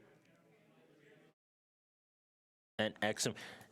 The way that production came through was like, yo, the way XM cleaned that up. Based on how I watched one dude Duke on everybody in Overwatch, they winning it. That tells you some confidence about the gunplay. You got to have some good gunplay for somebody to be like, yo, I saw you shoot, bet. You got Val. And mind you, this is somebody who watches everybody play Valorant in the league and go, all y'all are dog water. So for them to be like, no, they got it. It's high praise. High praise. No, legitimately, I think XM is one of the best, like, just straight up aiming and shooting people in the league. Raw, straight shooter. Is way up there. He should be easily top three. And I feel a little bit disrespectful in top 3 because he's the type of person to work on his aim truly. And, like, who else would we even put up there, like, just, like, raw shooter? Because that category is weird. I don't know people that just, like, to the extent, if you ever talked with and watched XM, like, he's one of the few people, in the same way that, like, a basketball player that wants to be good practices dribbling he's practicing like small, jiggle big, movements, all the type of different picks, movements in his, and it shows in his gameplay. So because we're on the Ghost side, please, someone in production, make sure he's on one of the PCs we can watch. Please. Yeah. If y'all can do that, I would like to watch this from XM's perspective the entire time, because nothing against everybody else on the Ghost, but I would like to see what the diamond standard, if you will, or gold standard of what you will, of what Valorant is. Yes, Because he's going to be looking like crosshair placement should be good. And again, we could be putting a lot onto him, but I know that he cares about his Valorant gameplay especially, and he would be more than happy to be able to perform in the show. Because last time, again, he came in and he was having fun getting kills, moving around the map. He was looking for his ace. And on the flip side, we know the bots have been preparing. I mentioned Silver, but Silver's not in. We have Billy, Labamba, Mordecai, Dingus Punch, and Mr. Buckets all going in. This seems like a strong lineup, and it would not surprise me because Buckets is not a shabby player as well. Mordecai, none of them are. I can't even use the word shabby. Like the bots are that team. consistent. Yes. If you rank each player in the league on a scale of 1 to 10 on each individual game, I think you'll find the bots, their lowest score for a game would probably be like a 7. Yeah. Everybody is competent. Everybody knows how to act, everybody's competent. Everybody knows how to play it, and everybody knows how to enact and follow through with strategies. Like some games, they might be weaker 7s, but all of them can pick up almost every game on the wheel and compete to some degree. Yes. A competent degree, I should say. Again, the bots, I had them like looking at them and looking at all the playoffs. They're a quiet behemoth. Like they're okay, yeah, we'll play.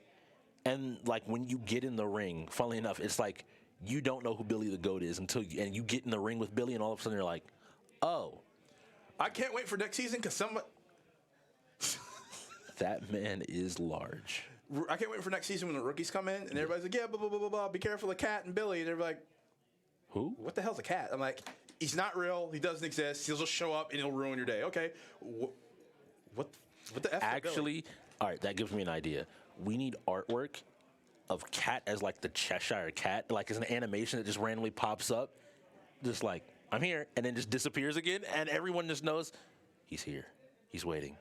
He's always watching. Oh, that would be hilarious. Animation. Ooh, player roster animations. Write that down. Write that down. All right, so the Ghosts will be starting off on attack. Now, if you've never seen Valorant here in the league, I just like to let y'all know what to expect when we get into this game. We play swift play, so this messes with item economy. It's not a fanny pack, all right? Be respectful. It's a satchel, you hater. Thank you. Got you, bud. Appreciate it. We play swift play. What that means is for a player that is strong, like say XM, he has to deal with pistol rounds, but after that he can get full buys that can straight up cause a lot more problems. Full buy? You can buy a weapon, armor, your abilities, and have a lot more. There's a chain. Oh, okay, cool. We're playing normal champs. Okay. Hey, Star Wars is up, and I think Buckets is probably one of the top 3 shooters in Star Wars, if not number 1. There was one shooter that I would give to the bots over the Ghost, it would be Star Wars. It would be Star Wars for free. Because the way Star Wars plays, especially depending on game mode, it's very dependent on how you're able to. What's the word I'm trying to find? What do we used to say in the army?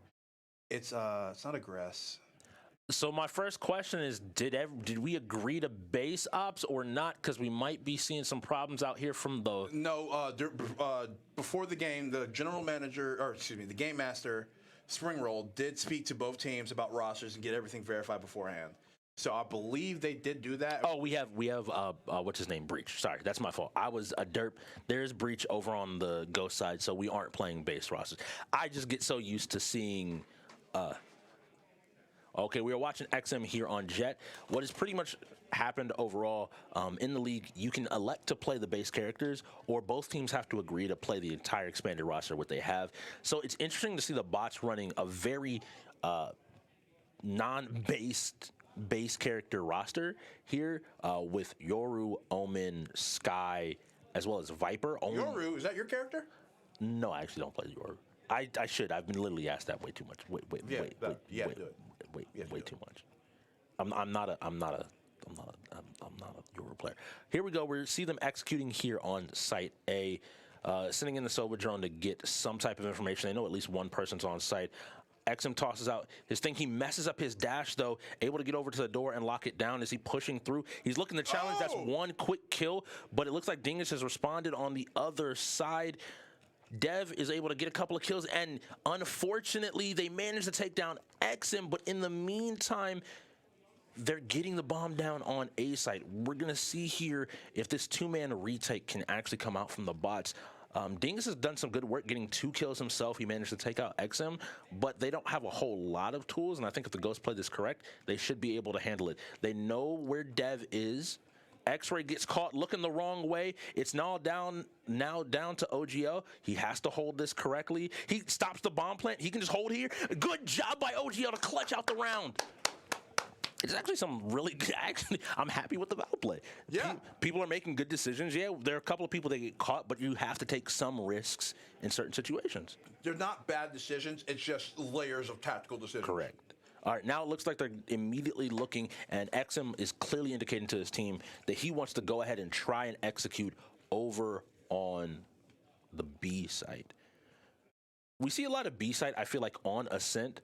The bots did win RPS, by the way. The bots have consistently played Ascent overall throughout the season. Seems like the map that they practice. It's a fairly straightforward map. Good job clearing the dart. It wasn't quick enough. He gets scanned, but I think a lot of people would expect him. He's not going to push through this smoke with no information whatsoever. He's holding this angle. He was there to catch the Skydog. Yeah, it saw him. There's a blind here. They're backing up just to be safe. Hopefully somebody's checking mid just so that they don't get flanked. And it now looks like they are looking for a full rotate. I'm expecting OGL and XM to have kind of full control of the tactical situation here. Somebody should have been mid to hear them starting to rotate. Should hear him now on Cat as they push in towards tree. Ooh, a nice person lurking, picking up 2 kills. Billy the GOAT, really smart, but they're quick to equalize the kill. XM with a slight misstep, leaving OGL by himself. Can OGL clutch out another round? He gets a kill there. One. He's got to keep pushing around. He's trying to reposition just to give himself some space. Dingus has been on a tear in that first round. Can he continue here? It's the same setup where he won last time. Not this time. This time, La Bamba is ready when he moves back towards tree to go ahead and capture him. The last round, he had to spike down, which forced them to divide attention. If they're just playing for the kill there, it's really hard to take that 2v1 when you're already on low health. And that's where I'm not going to say the league so much, but just shooters in general have issues, is knowing when to play for kills and when to play for objectives like that. And like you said, there should have been somebody already abreast of them rotating mid, but Billy was there in the corner, and he made take a second to realize Billy's decision making. If you could have shot immediately, you got guaranteed 1, but he decided to wait, and because he did that, he got 2, then died. Yes. And a lot of people don't have that patience or discipline in order to do so. Heads up, if you want to look up more about that and learn more about that, look up something in Valorant called trigger discipline. And you have to learn when it is a good time to shoot and when it's not. You learn that in the military. Exactly. You have to know when is the time for you to go and when is it like, hey, I can hesitate here. And you'll get turned on sometimes. We're not going to pretend like you won't. But when you're in a situation like that where you hear multiple footsteps coming in and you see one not turn and you see a second one not turn. Ooh, we got the knives out here for XM. XM's looking to make a big play here. He's pushing through mid. He jumped up. He doesn't see anybody. He's looking for this kill here. He's looking for another orb. He's pushing here on the B side. He sees Dingus. Dingus. Oh, Dingus couldn't get the challenge, but here we go. There's a big trade of teams, and it looks like the bots are coming out on top. XM couldn't get the kill, unfortunately, and here we go. LJ Skater Girl is left alone. Hello, darkness, my old friend. The bomb should be down.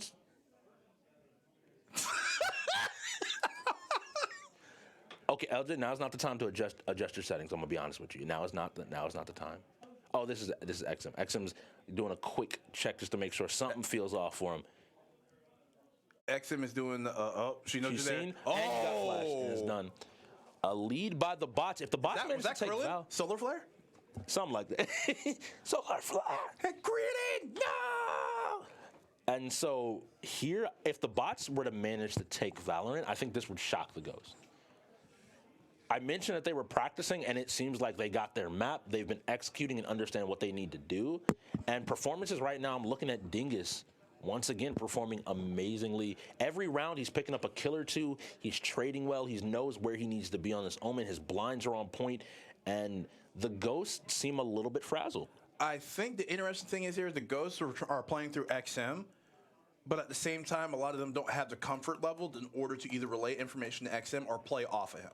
Yeah. Because when you tend to play through players like that are hard carries, your team tends to be a little bit weaker when it comes to communication or doing the things they need to do without communicating. Yeah, so we're checking in on the Reno. We'll get the gameplay back up here in 1 second. Like when I was practicing Amaru plays in Siege, Bubbles in LA had a couple disconnects with how to approach it. And I was like, no, you guys just get in, we take the site. LA, you're playing Capital, do this, All right, this, and this. XM, this is going to be on you. He tried. They did a very quick execute, which I like. They had XM go on first, but it looks like the bots are hesitating, letting that initial push in from XM happen. And once XM was in a position to where like he has to play a little bit safer, they were able to catch the rest of the team rotating in, recognizing like, hey, the weak link is not. If he's going to be the first person in, the weak link will be behind him. We make some good trades, and even still, we put him in a 1v5 situation that is going to be hard even for the best players in the world. Yeah, like there's not much I can really add to that statement. You're completely right. And another thing is too, it's in order to get to the cup, sometimes you got to pull the tiger out. Yes. So if you know XM's here and he can no longer peek because he knows there's 5 of us here, the question is his team is he gonna communicate to his team to either rotate or use whatever support they need in order to get the space, or are they gonna rotate through and just get gunned down? Yes. And it was a great idea. They had him. He plays this corner close, and he's not able to recover. It feels like he's trying to do a lot. He feels like he maybe has to carry a lot of weight. Too much. And I think somebody has to just say like, it's okay. We can play slow. We don't have to win every gunfight. In this situation, the spike is down. And was XM a bait for that? Was the death of XM a bait for them to get the spike down on another site? Well, unfortunately, the bots are on offense now. Oh.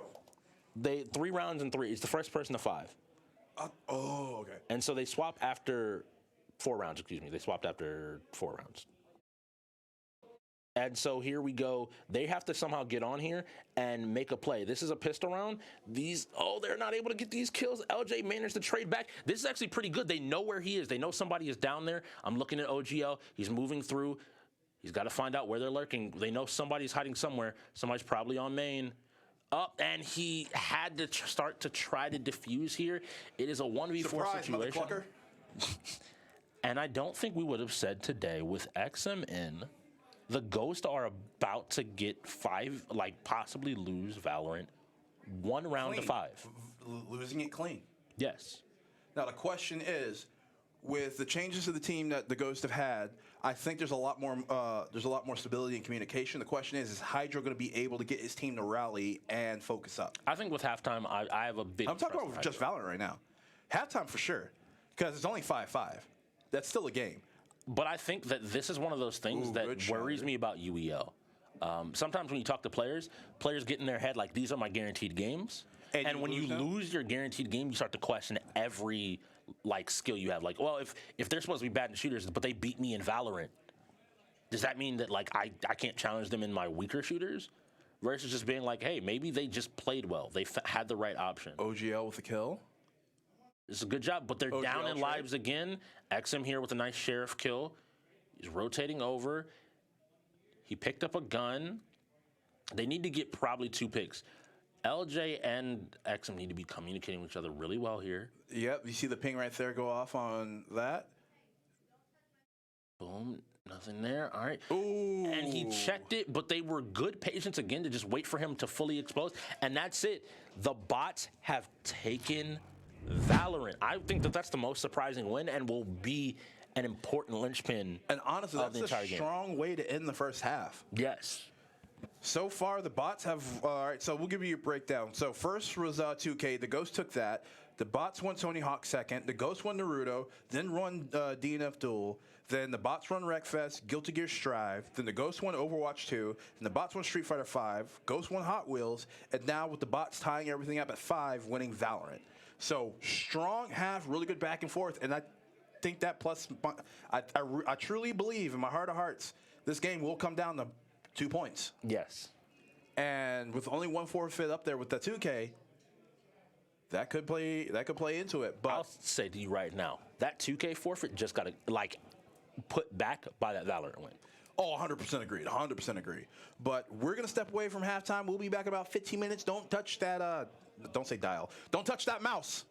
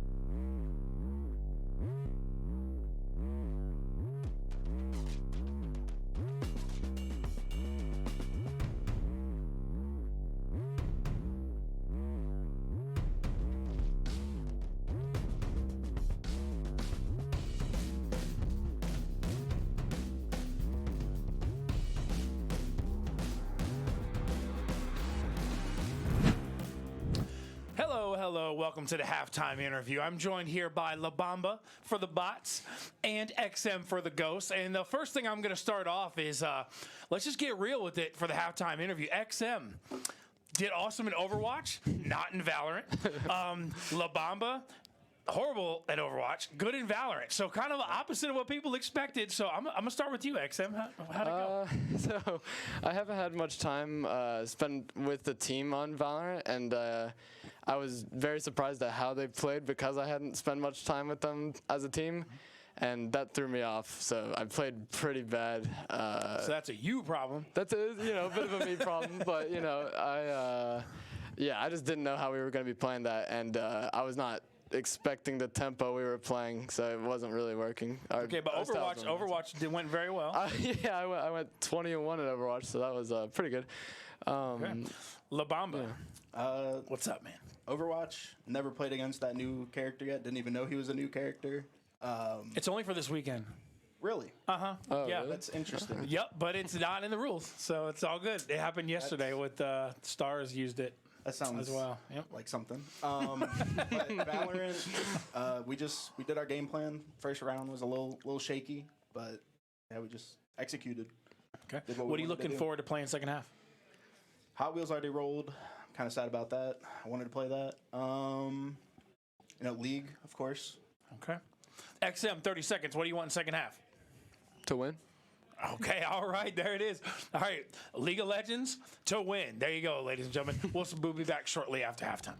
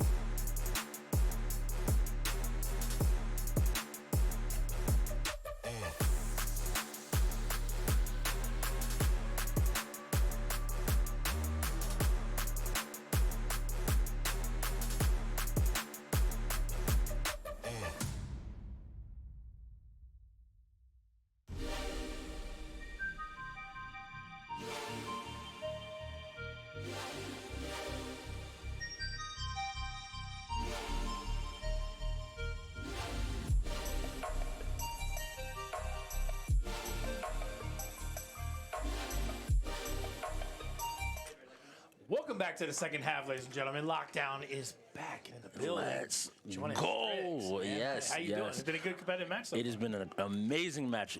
Exactly what you want out of a playoff match. Nothing could be asked for more, but Star Wars Battlefront is coming up next.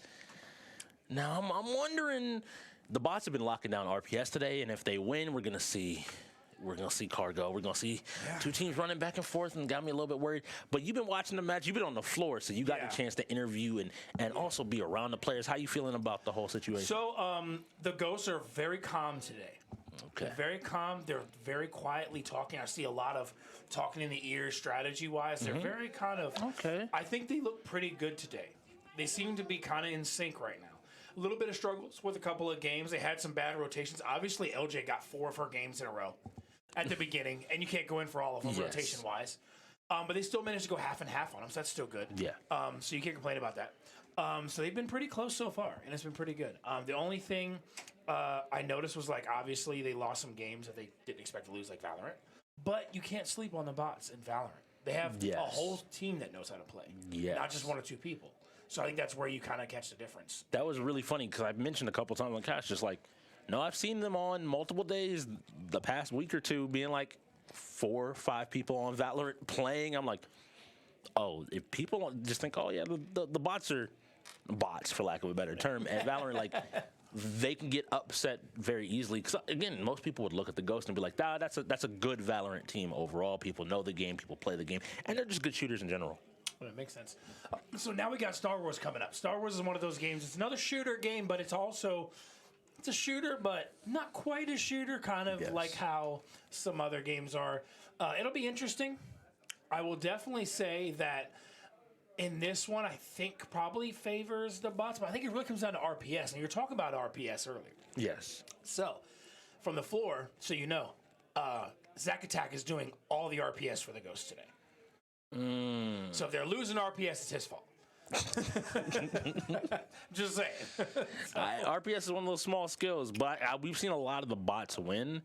And again, we've talked about it before as well, but like Star Wars is such a like people have like the 2 modes they play, and then they're just like, yeah, the other 2 don't matter. Don't ignore them. They're fine. And so if the bots win this one, the bots have shown a really strong play in that cargo mod. Like, they just kind of be like, cool, y'all two stay here. If you remember, I don't know what's going on right here. I got some hair popping. If you remember at the beginning of the season when Star Wars came on the wheel, I think it was one of the first matches. The bots came in and Billy had like I think everything unlocked in Star Wars, and so he got a forfeit I think for it because he was using stuff that wasn't available, like a lot of stuff. So that kind of told you right off the bat they know Star Wars. Exactly. He had everything unlocked, and if you don't know Star Wars, having everything unlocked, there's either 2 ways to do it: play it a whole lot, or you have to set up with people to do like a custom, like a game mode, and you literally have to kind of like do like a cheat grind to level up. So basically that tells me right off the bat, bots know this game. They played this game. Yeah. And over the season, they've shown their skill in this game. Yes. So I ask you, just as an outside perspective, because you haven't been in the room, looking at the lineups right now, who would you field for the bots going into Star Wars? So you got to play, obviously Skint, those Silver, 3. I think Buckets. Billy. I think you said in Billy because Billy has the knowledge of this game and the skill of this game, and even though you wouldn't want to normally put him in, everybody else is going to be available. So I feel like if you're smart and you want to swing heavy, you put in Billy. Okay. 4? Is it 4 people? I think 5 people. You got one more. Oh, it's 5? Yeah. Okay, so 5. So if it's 5, I mean, if you really want to go safe, I say Billy and La Bamba. Of course, that could be a problem if Eraser comes up, but I feel like this is one of those games that Billy's going to want to play. Yes. So I think they'll go Billy and La Bamba. Yeah, and I think they generally work really well together, and kind of to your entire point, it would just facilitate another win. And I think now the second half is where I think you really want to put that foot on the gas. And if you can build a lead, because the game is tied right now, we haven't seen anybody get more than, a 1-2 point-ish lead all game. If you can get to that 3-point margin and be like, hey, y'all got to catch up, you put some more pressure down and maybe can start to catch the Ghost off guard. So this is a weird statement to make about the Ghost, but it's been very beneficial that no strategy games have rolled. Yes. And a lot of you normally wouldn't hear that when you're talking about the Ghosts in reference to the Ghosts. But being that it's against the bots, I don't think they want to risk any of that. Definitely don't want to play StarCraft. Now, maybe League of Legends. Yes. I can see them want to play League of Legends, but StarCraft, they do not want StarCraft. DBD, that could go either way. That's one of those games. Fall Guys either way. But they definitely don't want to StarCraft. As far as the Ghosts, okay, it looks like they're going X-Ray and OGL as their last two, and then he went La Bamba and Dingus. So they did decide to leave out Billy. Maybe Billy's confident enough in La Bamba that he was like, you take it, you got it. Yeah, this makes sense. To your point, like I think Billy, we know Billy covers a lot of the wheel. That's just his role. And Mordecai, Dragon Ball Fighters is left up, which you know that Mordecai has consistently 1v3 teams. So even in like a worst case scenario, even though everybody on the bots plays fighting games, I want that to be really clear. Yeah. They still provide coverage against both sides, and you still have the other three that you had to send in. So I think it ends up being a smart lineup. The Ghost side of things, not having OGL or X-Ray for whatever role is next. Oh, they do. So they reset. So the only ones out. You're saying X-Ray and OGL. Okay. X-Ray and OGL can't play the next game. That's the unfortunate thing, because I think there's still some shooters on the wheel that you might want either one of those players to come up for. Very true. To be able to play. Like, it's always nice having XM, who is just a tier above shooter. I think a lot of people can look at Valorant and try to make some statements. My thought to it as well is Valorant can be a really difficult time. You even saw it one of the rounds where he was like almost 1v5 on site, and you got to somehow get a kill here or there, and it's really difficult. So I'm hoping that everything ends up working out. But right now, momentum is on the line, and I think it's in the bots' favor, both with that Valorant game before half into the Star Wars game. I don't know. I disagree. Okay. The reason I disagree, maybe right now, but the reason I disagree is because the Ghosts have had multiple games where they did not have their preferred people already, and they're still keeping it close and competitive. That makes which sense. I think is huge because, like, you got games like Naruto. LJ didn't go in. They still won it. Yes. Tony Hawk, no LJ. They lost. If LJ was in, could have won. So I think there's been a lot of, 4 LJ games rolling right off the bat. Yeah. Now, I will say, obviously, Street Fighter, Guilty Gear did not go the way they planned. I think Guilty Gear, they thought they were going to take. Street Fighter, I think, was a tough one. Yeah. Looks like we're getting Cargo here. And so I'm going to guess the bots did win, and I think we've seen this map NHL. before. I think that favors the Ghost, actually. Oh, Left 4 Dead. Left 4 Dead 2. No OGL, no X-Ray. That's bad. That's bad. It's one of those situations where you're hoping that you have coaches that can help people through, but even that time, the coach can set up opportunities for the other team to come through. This makes me wonder, because we've seen the bots on this map before, and the bots have played extremely well. I love the UEL logos up there behind the accounts. Look at that. Oh, that's actually sick. I don't even know how that happened, but that's cool. That's actually super sick. I don't know how that happened. That's awesome. How do we even manage that one? Do more of that. We got to figure it out. That's awesome. However that's set up, I like it, man. I like it. Yeah, it looks really clean. That looks clean. It looks really clean. Everybody think they're making sure it's a small thing, making sure you're on the right team before you join the game. Make sure none of your cards are equipped. You don't want any small little technical problems. Now, you only have 2 timeouts left, and this is a close game. If you want to succeed, you got to be able and be willing to make sure everything is clear. It looks like we might have had a small technical issue. Battlefront 1 is an older game, so it can have a few issues. We'll get loaded right back in no time. Yeah.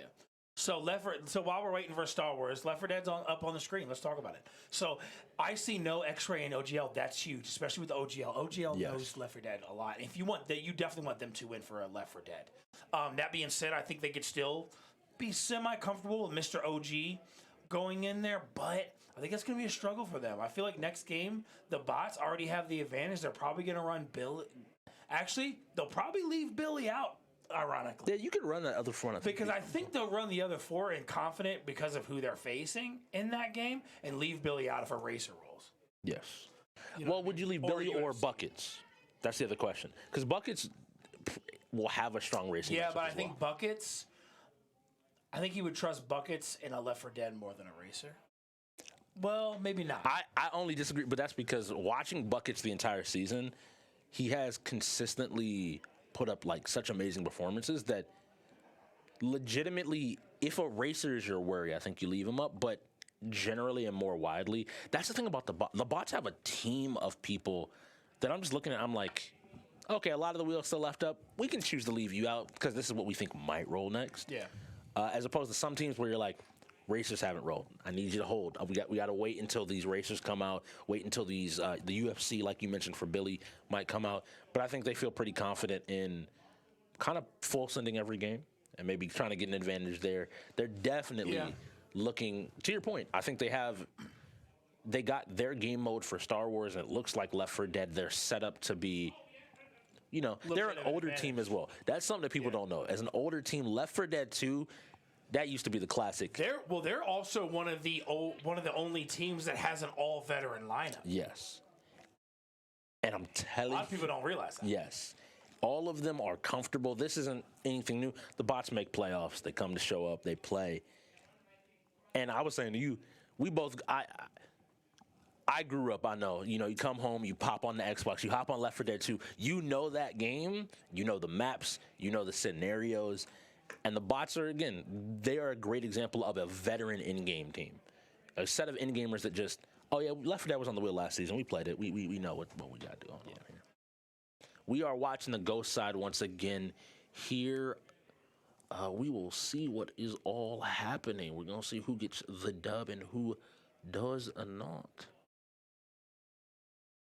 Okay, we're just waiting for the game to start. Everybody's got to load in, and then we'll get the countdown to go.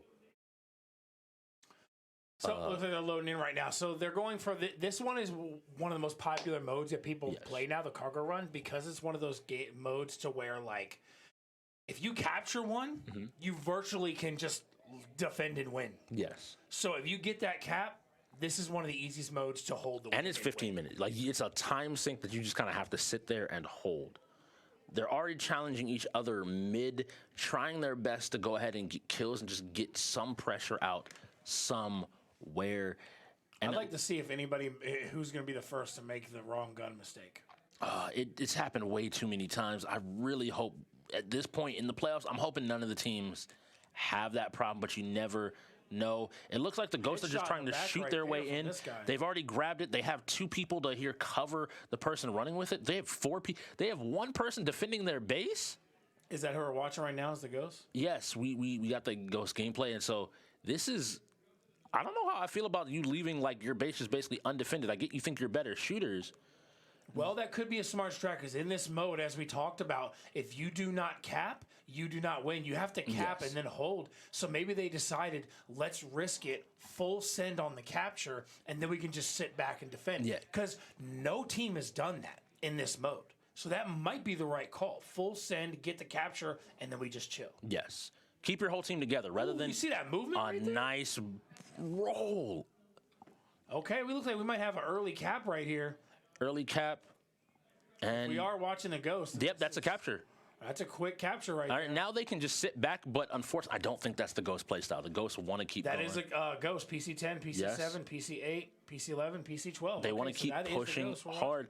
Now, I was going to say, what we've seen historically from the bots is they like to play those caves off to the right. They like to move together in like a pair, 3-man option, pair option here, coming around from the other side to kind of pinch. But the option that you called out, the Ghost is saying, look, cool, we'll send 4 people down the middle straight at your base, and you can't stop us. Yeah. We're that good at shooting. Such an amazing job. It looks like from what I've seen so far, X-Ray is already like lighting it up, getting tons of kills. Yes. 'Cause I keep seeing PC-11 getting kills popping up on the board all over the place. Boom, boom, boom. He's doing a great job. Like, the fact that 2 or 3 people are trying to fight him mid means they're not putting pressure other places around the map. We are bouncing around. This game is so beautiful to look at, even with how old it is. But it's definitely sometimes hard to see. I think some characters, like the Rebels in their brown outfits on this map, got to be difficult. XM06 on the screen again. He got dropped down, but I don't think that's going to change too much. Once again, back into it. Look at his aim has been on point. So like right earlier in the game, the most impressive one is he literally had the back of the top of the head, just a little glimpse of the top of the head and headshotted that. He's got some pretty good accuracy on his aim so far. It's funny, like he's moving. Look, X-Ray PC-11 double kill. I'm telling you, X-Ray's going crazy. He has. X-Ray, I feel like, is another quiet shooter. Again, the Ghosts, none of the Ghosts are, in my opinion, bad shooters. It's just, we have the big shooters out there sometimes that we get to see a little bit more often. And so now we're getting the chance to just catch up and be like, oh, okay, cool. This is X-Ray and all of them are holding down. I like that they, because of his ability to aim as well, I think they have XM on like these longer angles. Just being like, yeah, cool, I will out-aim you. Cool, you wanna play where I can only see like your hip? Right there is a great example. I'm gonna drop you. No problem. And now they're still on defense. It looks like they have decided to not push too far, and they're challenging the bots. Can you, as the bots, outshoot us, the Ghost, and tie this game back up? Yeah, and this is very good showing from the Ghost right now because they basically did the strat. They full send for the capture, and now they're just chilling. So in their minds, they're like, all we have to do is just sit here and just keep on killing them when they just walk into our shots. Yes. And like even if they don't win all of the trades, it's so hard to capture that like if the bots do full send on a capture, all they have to do is send one around the outside to try to take the capture. So the second they cap it, they're already moving for the next one. Yes. That's why getting that first cap in this is huge because then you control the momentum of the game. You control how it goes from this point on. See some movement here. I hear a lot of talking, a lot of communication out there from the field. That is always good to hear because you can. My biggest thought and notice when a team is not doing well is when everybody stops talking. When it goes silent and no one's saying like, "Hey, what are we doing? Where are we going? What are we trying to do?" Both teams seem to be fully invested. They're still looking at this as a possible win, and it looks like the Ghosts still have full control, but the bots are making a big play towards it. They do have control of the Ghost cargo. Let's see if they can stop this cap. Ooh, he makes a bad decision to try to cut through the middle of the map and runs into 3 Ghosts. Immediately dropped down and killed. As you were talking with communication, a good example, Overwatch, when I was out on the field. The Ghost communication in Overwatch was top tier, loud, going at, like, very specific. They were targeting certain characters, calling it out, diva, diva, diva, and they were called divas out. Like, they were very specific communication. The bots are known for being kind of quiet. Now, they have a natural chemistry and teamwork, but they're a little quiet when it comes to on the communication front. I think that was one of the situations to where that communication like really gave the Ghost the edge. That's such a great insight into what's going on. Even right now, it looks like the Ghosts are pushing back out. They're taking this long edge and hopefully looking to make a play. Do they have control here? It looks like they're still trying to move in and grab a hold of this. XM's looking for a play. Maybe he can get a cheeky kill or two. They're full sending, but somebody's waiting, looking to catch him as he pops out here. That's PC2. And they're back. They got a hold of it again. Can they get it across the field? They got to stop this run or it's down again. I wonder. They down them. They just got to return the cargo now. My big thing is, it's wild to me that they are. You made the call at the beginning. Get that first capture and play defensive. They still kind of are doing this little thing where they're like, oh, what if we can get another one? And you see right there, that's now twice that the bots have gotten a hold of the cargo. But they've locked it down. Yes. I got to agree with you. Because here's what they're doing. See, I'm watching. Here's what I'm seeing. They're pushing a little bit. So, like, if there's a map and that's 100%, 0% is your cap, 100% is theirs. They're pushing about 25%. So they're giving them the carrier, and the second they get the carrier, that pings where he is on the map, and the second he goes to leave, it's, oh, crap, all 3 of them are right there waiting. Yes. Okay. So they're kind of letting that person go in because they're getting the 3-on-1 advantage because they're keeping the rest of the bots at bay. You know what I'm saying? That makes a lot of sense. So what they're doing is they're forcing the team away so they can take advantage of the scenario. Oh, that is a cheeky. XM with the little peek between the rocks to just catch somebody unaware. You got to use your motion sensor down there in the bottom left. And he's been doing that. He's been going finding these little areas where he can peek in and get the headshot advantages. That's a natural shooter talent that a lot of people don't know. Like he's using the map to his advantage. Like right here. He's taking advantage of his. It's a lot easier for him to zoom in and catch somebody running than them to have to shoot him in just a tiny little space. Now has people on his left, right. I don't know about that push. Again, one of the other things that he's doing a pretty good job of, but I want to see him use that motion sensor. Don't people think of it like a mini map, but you gotta recognize it's a motion sensor. It's telling you right now that hey, there might be somebody to my right, there's somebody to my front left. All right, cool. These are the angles that I gotta be aware of. Cool. He locked off this one angle. Now he can just focus on what's ahead of him, and it looks like he's doing a better job on this life of just doing that, of setting himself up to take those gun battles that, to your point, he's confident in winning. Right? If you're a better shooter, another you're double by X-Ray. X-Ray. I think he's had like 6 double kills already. And that's in a game with 5 people. That's ridiculous. Just to be able to pick up 2 kills, he knows somebody's here. I literally heard from the outside. Somebody left side. So somebody also knows XM is here. And a good, whoever that was. Play by him, but one of the bots was back there. Made an even better play to recognize, like, hey, I got to catch my team because they're about to get flanked. They locked it down really, really well. Okay. The Ghosts are still holding out. They do have to hold out for, I believe, 6 more minutes. But again, 6 more minutes doing kind of what you've been doing where you've never been in a real danger to lose too much. You have 2 of the Ghosts here looking. They're letting XM push out using his superior aim again. He's going down this left side. Let's see, where is he looking? Check your back. Does he get turned on? He almost did here. He's got to play that range advantage because he's down low health. And now he's going to pull back a little bit, let it recharge. Now he can go and swing. Oh, but they're all 3 waiting to take him. So I'm wondering, boom, they have this person a little bit back. You can see that little triangle, that 3-man formation that you mentioned. They're still holding strong on that, saying like, hey, if you want to push into our territory, the bomb's right there. The cargo's right there. Go take it. And the moment you snap the trap shut, exactly as you pointed out. I'm also seeing a lot of kills from buckets as well from the other side. Ooh, okay. So the decision to put buckets in, to your point, was a good one. If he's able to get these kills, it looks like they can't get enough. Feels like they need to get like 3 or 4 kills to get this cargo, and they're always able to get like 2, maybe 3, but the Ghosts are answering back before they can get an opportunity to go in. I'm really impressed with the Ghost play right here. So here's where Star Wars is kind of a base game at this level of the way we play it at UEL. They're limited. They don't have cards. They don't have other abilities, stuff like that. So this is one of those games to where it doesn't matter how much better you are as a shooter. You're not going to have life forever. Yes. And so it's very simple back and forth shooters. So the only way to truly win this is you have to out-strategize them very quickly. So the Ghost move in this was the best move they could do. Yes. Catch them off guard, because now at this point, they have to do 150% just to go 10%. Yes. You know what I'm saying? Like, just to get that and get it even close to capturing, they have to somehow, now it's 7-3 advantage. They have to somehow fully push so aggressively, wipe out the other team, get that and pull it all the way back. Twice. Too far to go. In 4 minutes. Too far to go. And they still got less than 4 minutes. I mean, honestly, if I was the bots in this situation, 6-4 with the time of this game, I would have maybe considered forfeiting and moving.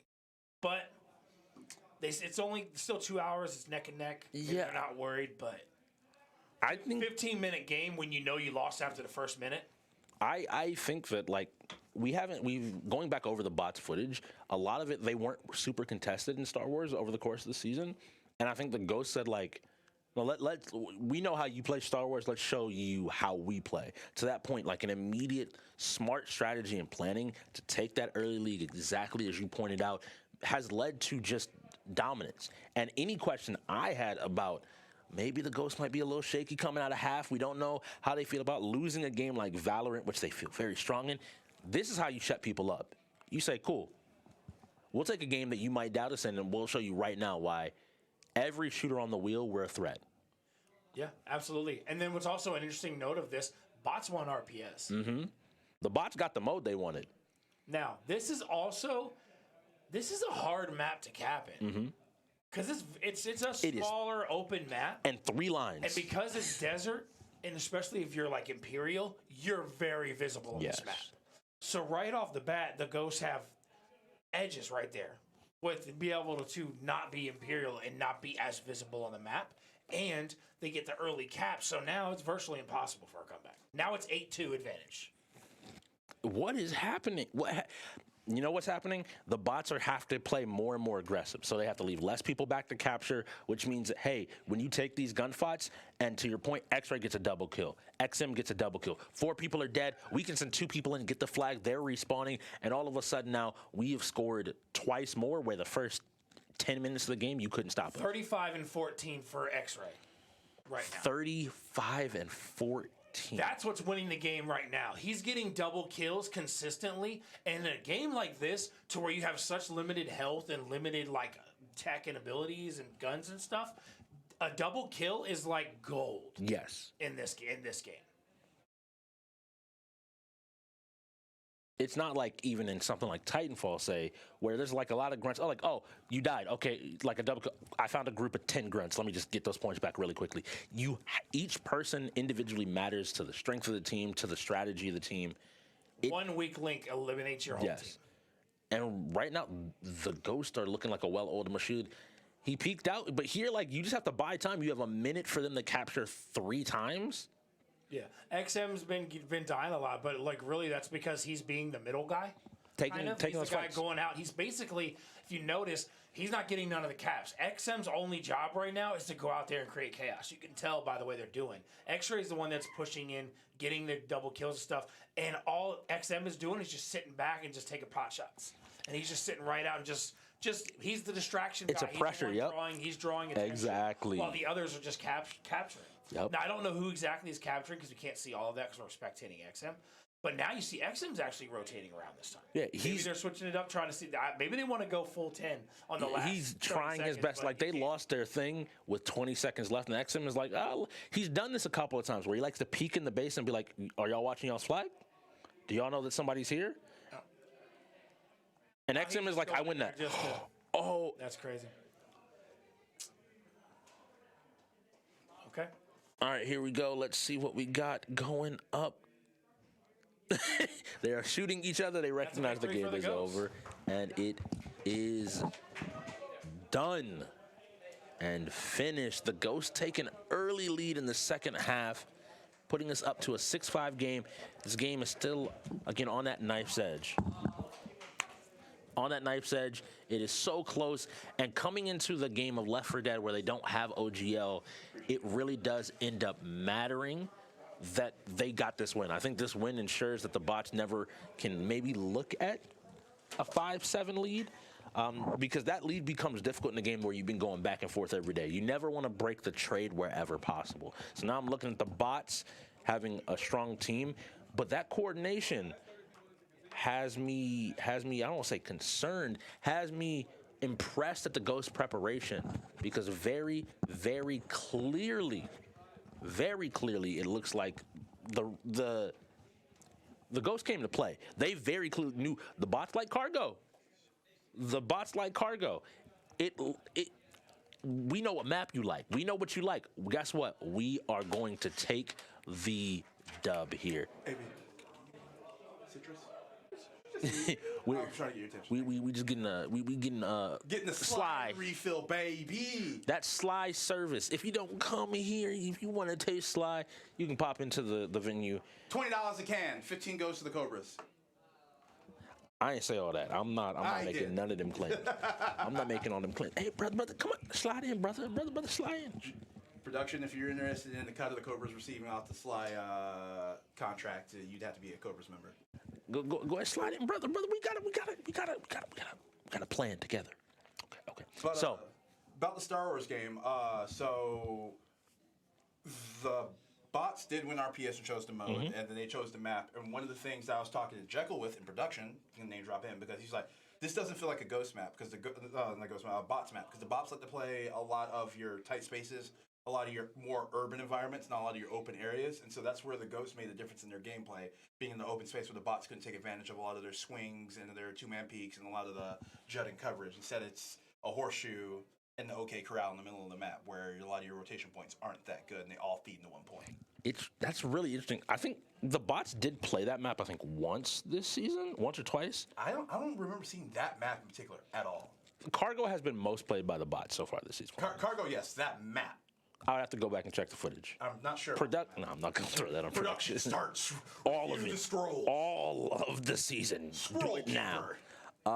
But I agree. Like, I think that the Ghost, whatever that situation was, that was life-giving. Dominant Ghost win. That was life giving you lemons and you punching life in the face and making orange juice. Let them know. And now we have Left 4 Dead. How you feeling about Left 4 Dead? Looking at these lineups. Lockdown, shout out to him. We do appreciate it. And Quick.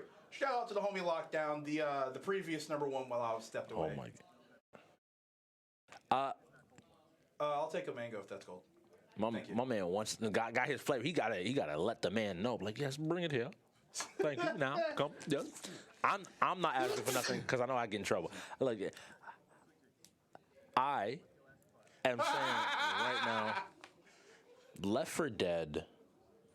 I think it might be a ghost game if they get them out there. What? Ooh, excuse me. I think the big thing, though, is that, like, OGL, and Lockdown pointed that out, OGL is not available. And we would conventionally look at OGL as, like, that mind, that person on the Ghost. Now, I trust that he's worked with all of the players to have a strategy. Clearly, like in Star Wars, they had something planned. Yeah, that was a team effort in a game mode they might not potentially be as comfortable for. Honestly, if I'm the Ghost, this might be the one game that I want to win RPS. If I lost every other RPS, getting your map choice on Left 4 Dead is so important. Unless it's a bridge. Do not take us to the bridge. Now, let's get this handoff on camera. Deliver the delicious slide, please. Yes. He really told you just to... Wow. Coward. Your slide, sir. Thank you, sir. Thanks, Sweet Cheeks. I appreciate you. I love you. Love you, too. We have a lot of love here in production. The mic picked that up, too. Crazy. I'm the messenger and they're shooting me. It's crazy. But back to the Left 4 Dead conversation. I think if you think about raw shooting skills, I think XM could potentially carry this one through because Left 4 Dead is one of those games where precision is huge. Because the less bullets you take, that means the less damage a lot of the specials can do inside a spitter and boomer. Because once they do their job, they're kind of gone. But I think the teamwork of the bots, and like XM said during the halftime interview, he hadn't played with his team a lot. So raw shooting could get XM through a lot of this because he's able to maximize the damage his magazines can do for each weapon, whereas the bots has that chemistry of playing with each other. So I was gonna say that's what my counter was gonna be. The Valorant gameplay makes me very excited to see the bots because Valorant is similar in Left 4 Dead and like your character has these abilities. This is how we work well together. Hey, Dingus, I'm gonna throw a blind here. Y'all peek when it goes. It hits somebody, go. Boom, peek, get a couple of kills. In the same way in Left 4 Dead, all right, I'm huntering, spit on top of me, jockey grab the person, trying to grab the person, and ride them around the corner. You know, you got to go ahead and... This is why I can't speak. It is... Yeah. You go ahead. You go ahead. How would you describe Left 4 Dead? Go ahead. So with the spitters, what you would do is you use the 100 pounds to actually trap a survivor, and you use the acid drop to cover the area so they can't enter in, and then use the boomer to explode or vomit on everybody and cause a lot of control and lack of control and panic. Boy, that's crazy. Let me enjoy this refreshing slide right. Let's talk about the spitter anyway. I'm not gonna. Just because you're good at what you do doesn't mean you get to be good at what you do. All right? All right. That's crazy. Oh man, pick up a thesaurus sometime. It might help you out. A thesaurus? Yeah, instead of just trying to tell people to spit on you. I don't.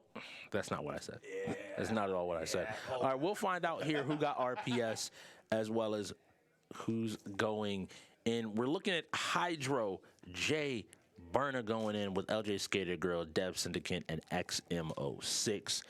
And coming from the bot side of things, we got that Billy, Mordecai, Buckets, and I believe the last one was Silver. Skilver? Yes, Skilver. The most talented of the brothers. And I'm not just saying that because he's the youngest sibling. I think there's some bias. I lean towards Scarlet. I'm not saying that because he's the oldest or the fighting belt holder, so. Yeah, your team beat him, so. Scarlet? We didn't beat Scarlet. We beat Scans. In a fighting game. You beat him. Yeah, we did beat him in the fighting game. That's crazy that you forgot. How do I know your team better than you do? We are waiting, by the way, there's 24 seconds. We'll be in the game shortly. Hopefully, or we might be seeing one of those very, very important timeouts. Okay. What we're not going to do right now is lose a timeout. Lose it. That is mad important at the end of the game. Super important. In a game that is a 1-point difference the entire time. The entire time. But please. Don't. All right. All right. Are we going to have a timeout used? We're going to find out shortly. Join us next time on UEL, which is right now. We're doing a back-to-back episode. Right now. It's a run over. It's not like separate episodes. Like AEW and WWE. We're running. I don't know that. I've never watched wrestling. It's great. Is it? It's great. Wrestling's awesome. All right. Anyway, Left 4 Dead 2. What are you looking forward to on the wheel? If you were the bots, now I'm gonna pull the. You should be the bots because you're way more analytical than I am. I'm more. I don't think that the bots are. I think they're chill, very great people.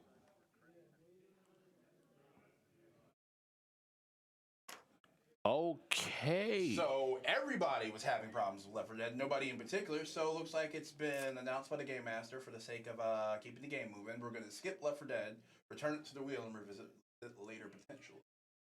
All right, I'm calling it right now. Dead by Daylight. Left 4 Dead again. Back to back. Dead by Daylight. Oh, also both teams will be getting their lineups back for this, I believe. Need for Speed. Hop in the cars. So all right. Hopefully they don't pull a Herb. I'll pick the wrong car and not be able to move. Yeah, true. Pass the wash. I need to see you in more games next season, sir. Absolutely not. Production and looking at the higher ups, I think we should do a GM versus players team where all 7 GMs are on a team, or 7 of the 12 GMs versus 7 of 12 players. I'm immediately trying to scheme. Hollywood. Technically AJ. You. I'm not a GM currently. Oh, it's official now? I mean, maybe. I mean, you're not being the GM's official like you. Well, I was never the GM. Doc was the GM of the Bucks. On paper. Strix, okay. The way that you sleeping on Doc is the best gamer in the building. Okay. You ain't played Doc yet. That's cool. I'm listening to him watch and figure this out together. This is amazing. It's funny to watch. That GM team's actually pretty solid. I'm not gonna lie. And every GM has a player from their team play. That would actually be fun.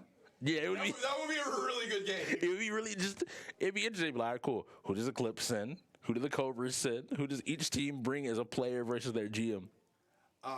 And the team that loses, all the players have to play MotoGP.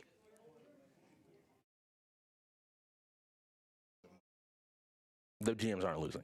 Yeah. We don't lose.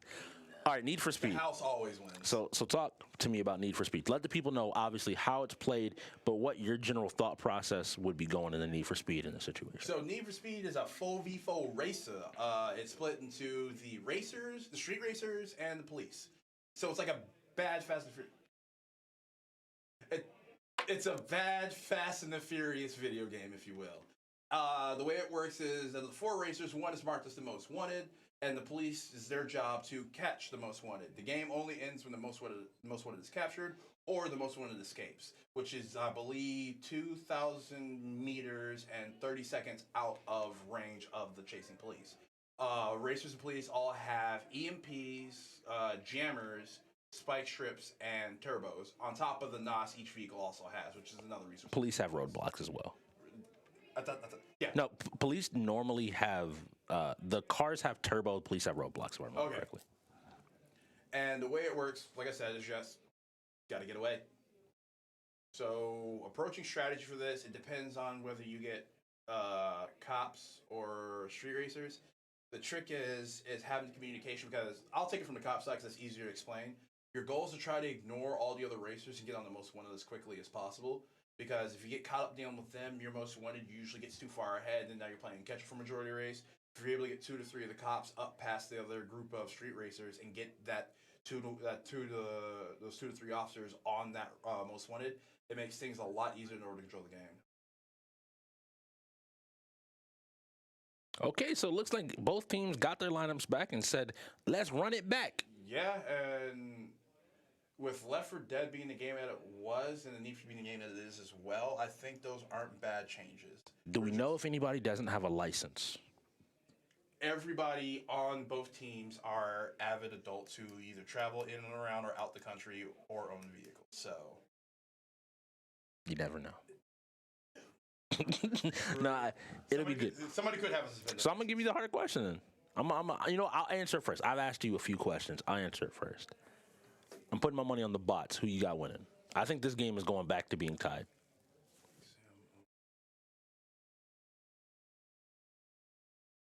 Oh, buckets are going in bots.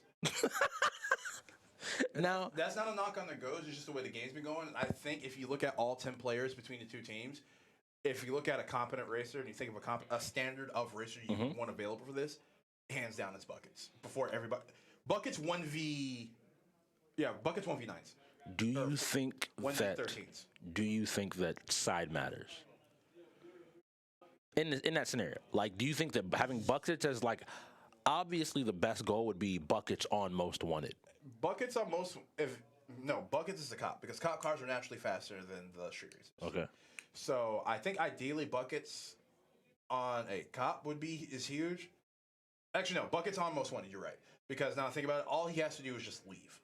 Well, that's the thing. I'm looking at everybody that's available, and if you're the best racer in the lobby, you would want to be most wanted. 100%. Because your opinion is, even if I lose maybe a teammate or two, I can outdrive everyone else and just get enough space to essentially keep myself going. Hashtag diff.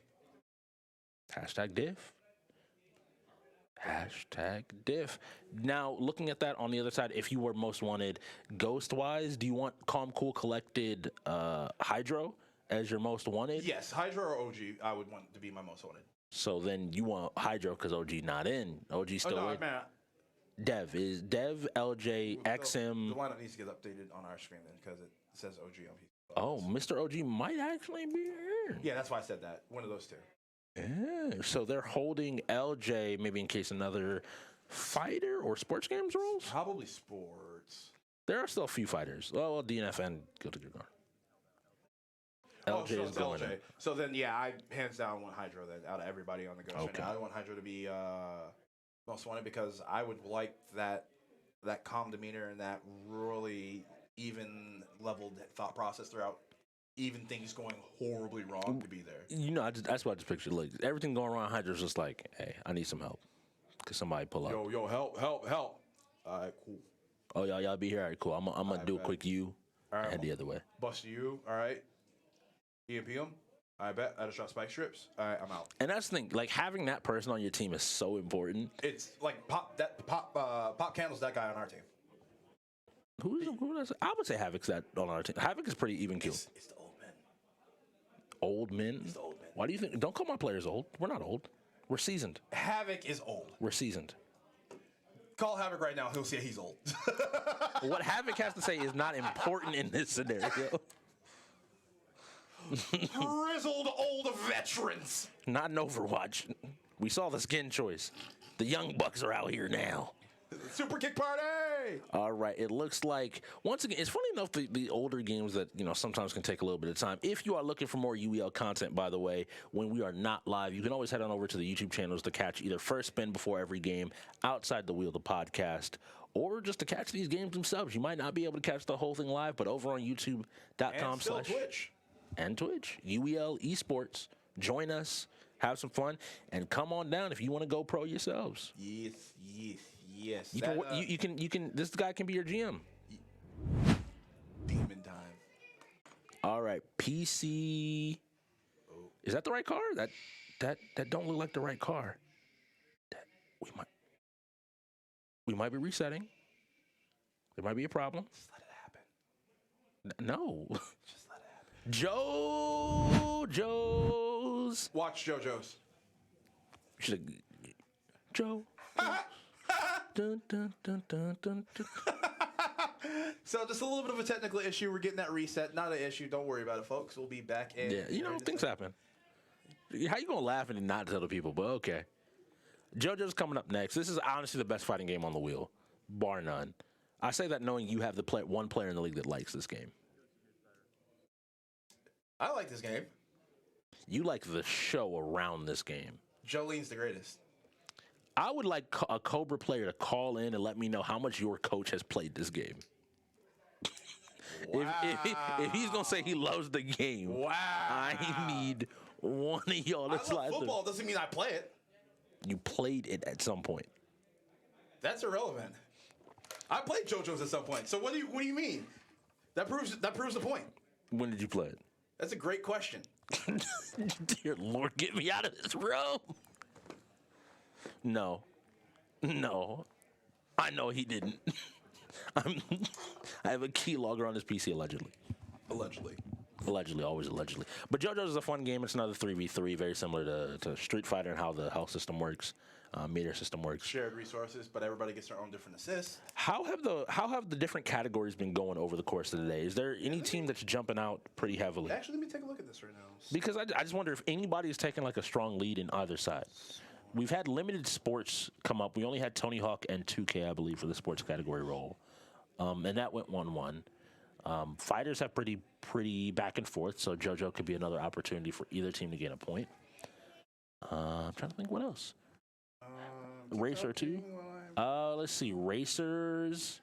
We're looking at Racers. I remember Hot Wheels going to the Ghost. Wreckfest going to the Bots. That's another 1-1. Right now, it looks like the evenness of the game really comes down to how evenly these teams are matched up on categories, because both teams have been kind of pulling a game from each category here and there. No one's really pulled out a huge edge. Beyond that 1 point difference right now, I mean, again, Valorant went, and then immediate Overwatch and Star Wars went for the Ghost, but Valorant went for the Bots. We never know what is going to end up playing here. There's been no real trend of... Actually, no. And I will say, we haven't had any strategy games, right? None of the strategy games have rolled. Correct. Which is to the Bots' detriment, to be very honest. The Ghost have won 1 sport, 2 fighters, 2 shooters, and 1 racing game, whereas the Bots have won 1 sport, 1 racer, 2 fighting games, and 1 shooter. It's pretty much even split across the board. Yeah. Which is why this game is so even. Like, neither one of these teams, and this is something that we as young GMs had to figure out, you have to find an original identity, but to be competitive in the UEL, you have to evolve that identity into all of the categories. So you can be a good sports team, but if you are bad at shooting, it doesn't matter all the time that you can take every sports game if you lose every shooter. If you wash that completely, now you still got 3 parts of the wheel where you need to dominate. Exactly. So if you're only good at sports games, you need to take over a fighter or take over strategy, so you can at least shore up a third of that wheel or a fourth of that wheel or 33. It's 20% per piece of the wheel. You just messed up. I know. My Steiner math promo that I was about to go with. Oh, stop. I was legit about to go into a Steiner math promo. You take your 33rd to 3rd chance, Samoa Joe. I love you. I love you. I can't say anything else, but I love you. Can't say nothing else. But like, yeah, like you were saying, the percentages, you have to be able to corner at least 2 to 2.5 parts of the wheel as either guarantees or strong competitions in your favor. Because if you're only dominant in one portion, you'll get phased out. Like if you look, matter of fact, a lot of the if you ask some of the veteran players that have been here.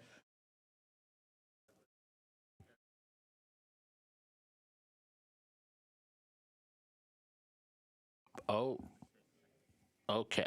So we had a correction. What is going on is that OG is going in. Want that to be clear.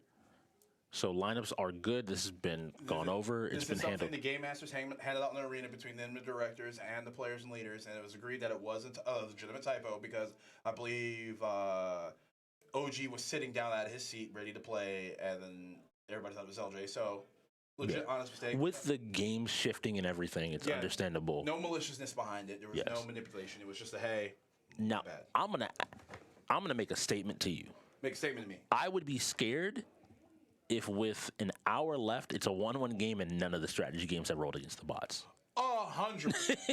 Absolutely. Like, the Ghost, I think, are doing a very good job, and the wheel is rolling in their favor. But if I was them, I want at least, like, a 2 to 3 game buffer in the wake of StarCraft and, you know, even League. Like, League is competitive, but the Bots, even as your team learned, are a different type of beast when it comes to league in this league. Either Jesse or EC Omega or Bubbles, if you guys are watching, do me a favor. The game's already been ran through. Try and crunch the numbers and let's see what some of these percentages are for what might roll next, and see what the chances are of the bots getting some of those they really want. Do you have those numbers handy? The cheat sheet? Because if we had that, we could just actually crunch. Not the immediately. I just got to kind of general math stuff. But we don't do math on stream. You're a coward. I'm not. You're the one who said it. Yeah. Wow. Okay. Yeah. Sure. I'm the coward, but you're the one trying to. There have been 11 games, so there's 22 left. Mm-hmm. There are 8 fighting games on the wheel, right? 8 fighting games in total, I think, on the wheel. So if there's 8 fighting games, now 4 have rolled, so it's like they're like what? 4 out of 22, roughly like a 6%-ish chance for a fighting game to continue to roll. And the strategy game? Strategy game should be 7 strategy games in total, so there's like a 30%-ish chance, maybe a little bit less. Okay. These are all very rough numbers because I don't have the literal spreadsheet that automatically does we're it. in game. Hey, I can stop doing math. Thank you, production and players. And PC7, we got XM on the street races. Okay. He is the most wanted. All right, nobody's stopping, so I think everybody's got good cars, which is always the first step. The Ghost already seem to be forming up behind XM, so I hope that they're going to be looking to stop and slow down any of the cops that are pulling up. The cops haven't caught up, which is already a good sign. Because the cops speed boost, a sharp turn into a wall means that XM has lost all of his momentum. He doesn't have any nitro to also speed up, so now he's got to be really careful because he's going to start getting bumped, and if he gets hit into a wall, this race could be over before it starts.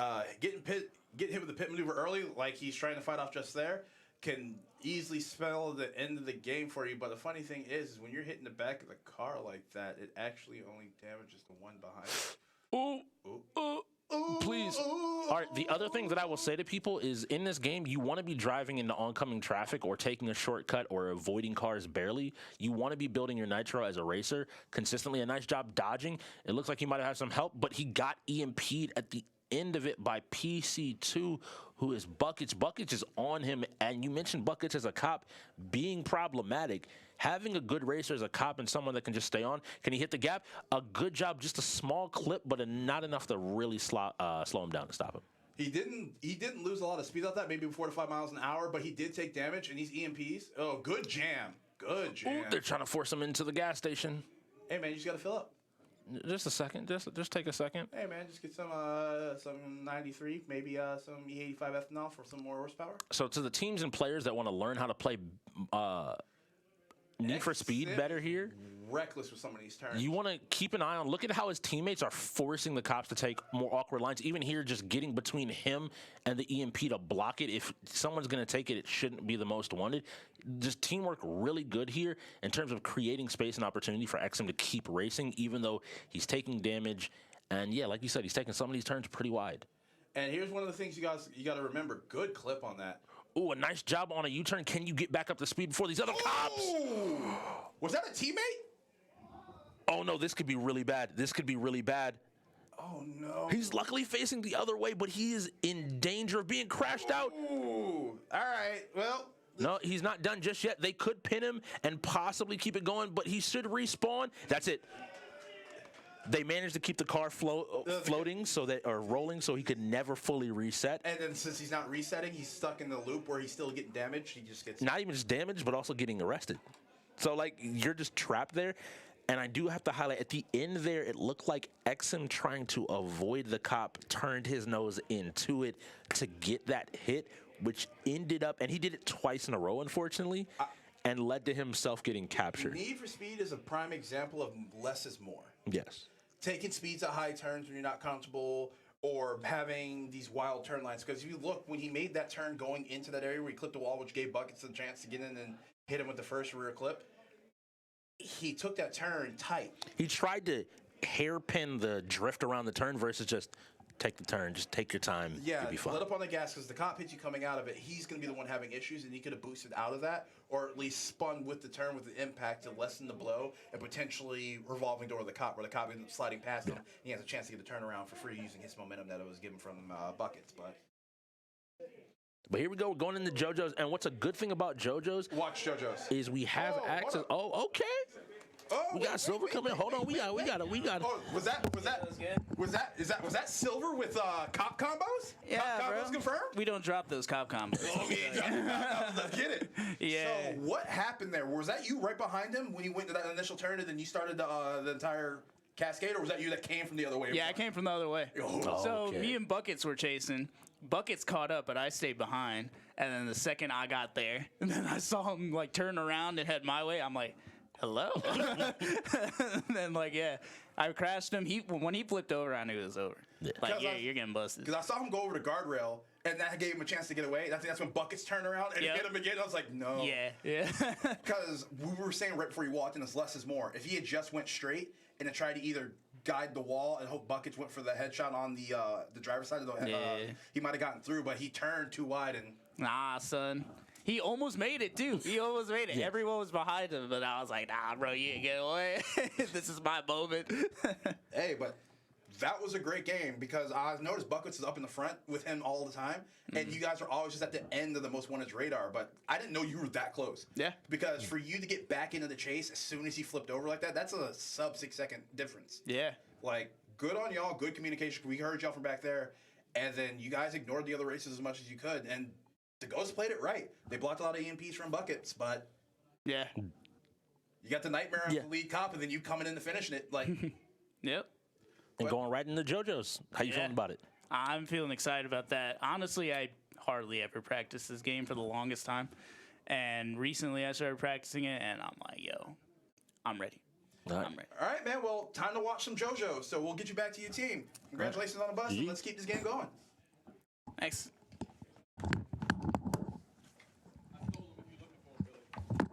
I'm right here. The world can turn again. And here we go. Look again, once again on the floor. Everybody getting set up and focused. And you can see Silver walking back out there, ready to just jump right back into the gameplay. Looks like they're not even. There's lineups in. Okay, cool. Lineups are in. So it looks like we have Scans, Dingus, and Mordecai going in for JoJo's. Well, I mean, Silver let slip that he hadn't been in practice Well, game he until just more had- recently. Oh, that's fair. More recently.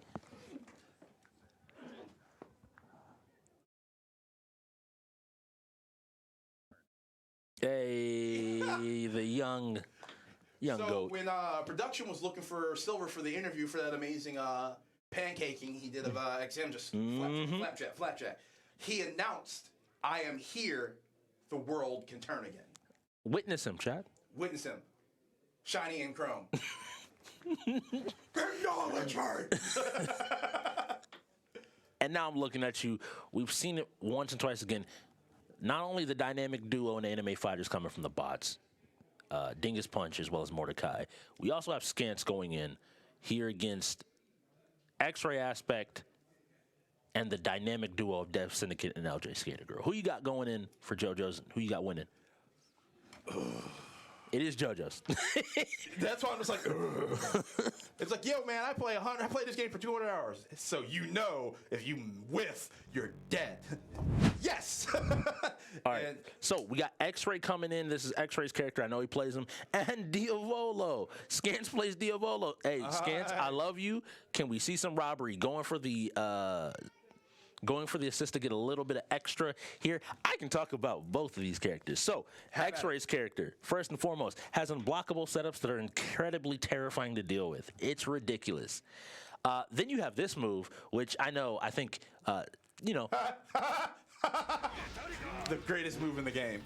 I'm going to inform people watching that may not know. I played this game with X-Ray, so he knows how the character works, especially that move. But it's still able to catch people out, like at the end of the day. Diavolo is a character that you kind of want to hope to keep him at range, but if he can get in, he has incredibly high damage for not a lot of meter gain. And even still, he can get in and do ridiculous damage overall. F1 with Buckets available coming up after this. That's a rough roll. If the Ghosts somehow do win this game, Buckets is going to take the dub right back. Yes. Boom. Okay, which route is he going for? He does have he's going for like a safer route that doesn't do as much damage. Here we go. That could have led to like a 40% combo if he had been allowed to continue it. So a good break from X-Ray here. X-Ray still checking him and not letting him get too far ahead. The big thing you want to look for is when X-Ray is able to use a super, a nice flash cancel into continuing the combo. Good job. I'm super happy people got to actually see the combo because I can't do it that well. Good job on Scance. Scance once again proving just how good he is able to play. X-Ray is trying to get started here. He's getting a little bit of damage. The big thing about Diavolo is he has a lot of tricky setups that you just kind of have to know how to deal with. That's a command grab that resets you into pressure, by the way, if that hits. Ooh. And now there's a flying man with a knife and a picture flying around. Don't matter. Take your memories and the picture, and go ahead and remember, you weren't good enough today. Yes, the big thing for Diavolo is a lot of damage and a lot of situations where once he gets started, you have to guess. He has tick throws into command, tick throws off of his jabs. He can put you into situation over situation where, cool, I'm gonna knock you down with a crouching move, jump, and then make you guess again. Am I gonna overhead you? Am I gonna land in low? Am I gonna grab you? And that culminates in you wanting to press a button. I have a counter that will do 70-80%. So my man is literally just a ninja blender. Yeah. No, he just doesn't. Well, he kind of teleports, honestly. His dash is a teleport with a little bit of invincibility. Side note, it's a very balanced and good character. I mean, he is. I've seen him lose. Yeah, I've lost on him. But I've seen him win more than lose, and mostly because of that counter. The counter is like, it's really funny because it's a scary tool, but having a player like LA on your team, I know this, his other super, his 2-bar super, makes it so as long as he's not running, attacking, jumping, basically as long as he calmly walks at you, he will automatically stylish dodge for a punish. And so it's a character that is a complete knowledge check of a character, with the difficulty being getting in here. Good pressure here coming from Scance. I'm loving everything Scance is doing here. Knockdown, you can reset, jump off of that, flash cancel off of this, boom. Bring him back up. And that's that damage that you're talking about off of half a bar. It's a very great and balanced character. LJ, shoot him. You have a Tommy gun. Shoot him. Nobody's...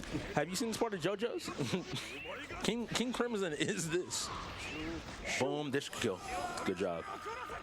Fight back. Hey, yo, shout out to Scance. I might talk to you later. We gotta play more JoJo's. I love people that play the same characters as me. Watch JoJo's. Watch JoJo's as well. He's doing a great job. I feel like I'm watching the show right now. Yes. This goofy stand nonsense happening. You can see the focus. Look, both teams are trying to figure out what they're going to do, what their next move is. So Dev is going to be coming in here. I trust Dev to have something cooked up. Dev also, in his own way, like he's a lab monster. He likes to learn things about a game, really figure out exactly what's going on. He's playing Ikoro, which is like a pretty standard character, but when you get caught in this combo, this is what happens. Now you're on the ground again, guess into the next one. I get that, the OTG, boom. Good job DPing. That is a good option. Yo, try to go for the mix. Hold him down. Lock him in place. There you go. Another side swap. Breaker comes in. But you got touched again. Yeah, and I think he can kill from here? No, because he does, like, none of his supers do active damage, if that makes sense. He knows to sidestep that. A great show. But he has meter, so no, he doesn't have meter, so he dies. Because isn't Ikuro one of the characters that if he dies, he has meter, he goes into overlife? I don't think so, but I do think he has a mechanic like that. Scance just showing off the strength of Diavolo as a character coming out of JoJo's.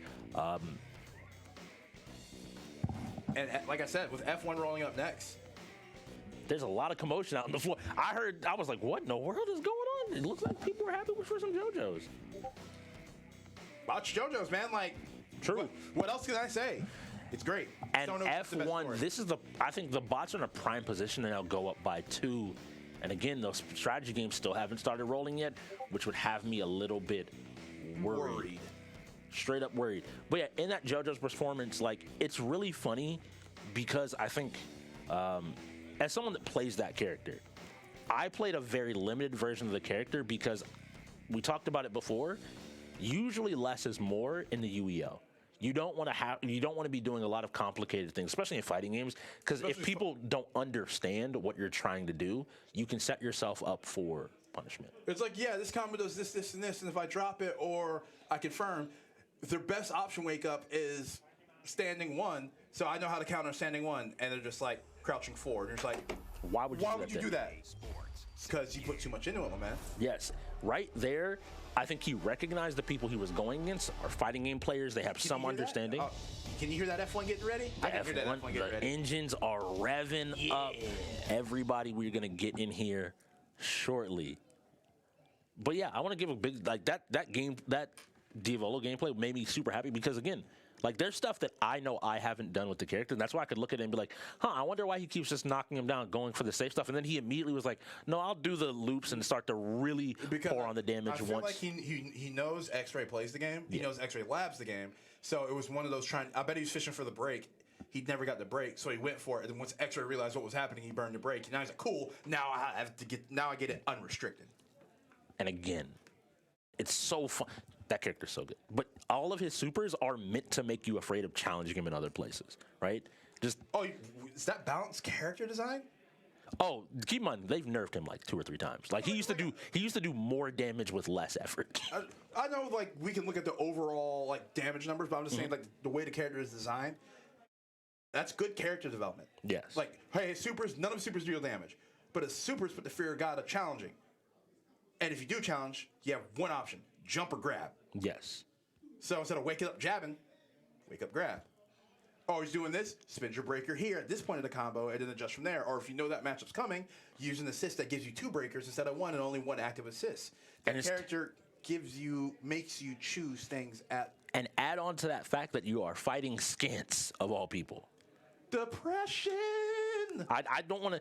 We've said it time and time again that, like, the Ghosts are not a bad fighting team, but you're fighting the bots who, even prior to trades and moves that have happened this season, the bots were arguably one of the best fighting teams in the league. And with the trades from season 7, that lineup right there, in terms of 7 people playing fighting games, there might not be a better set of 7 on any team in the league.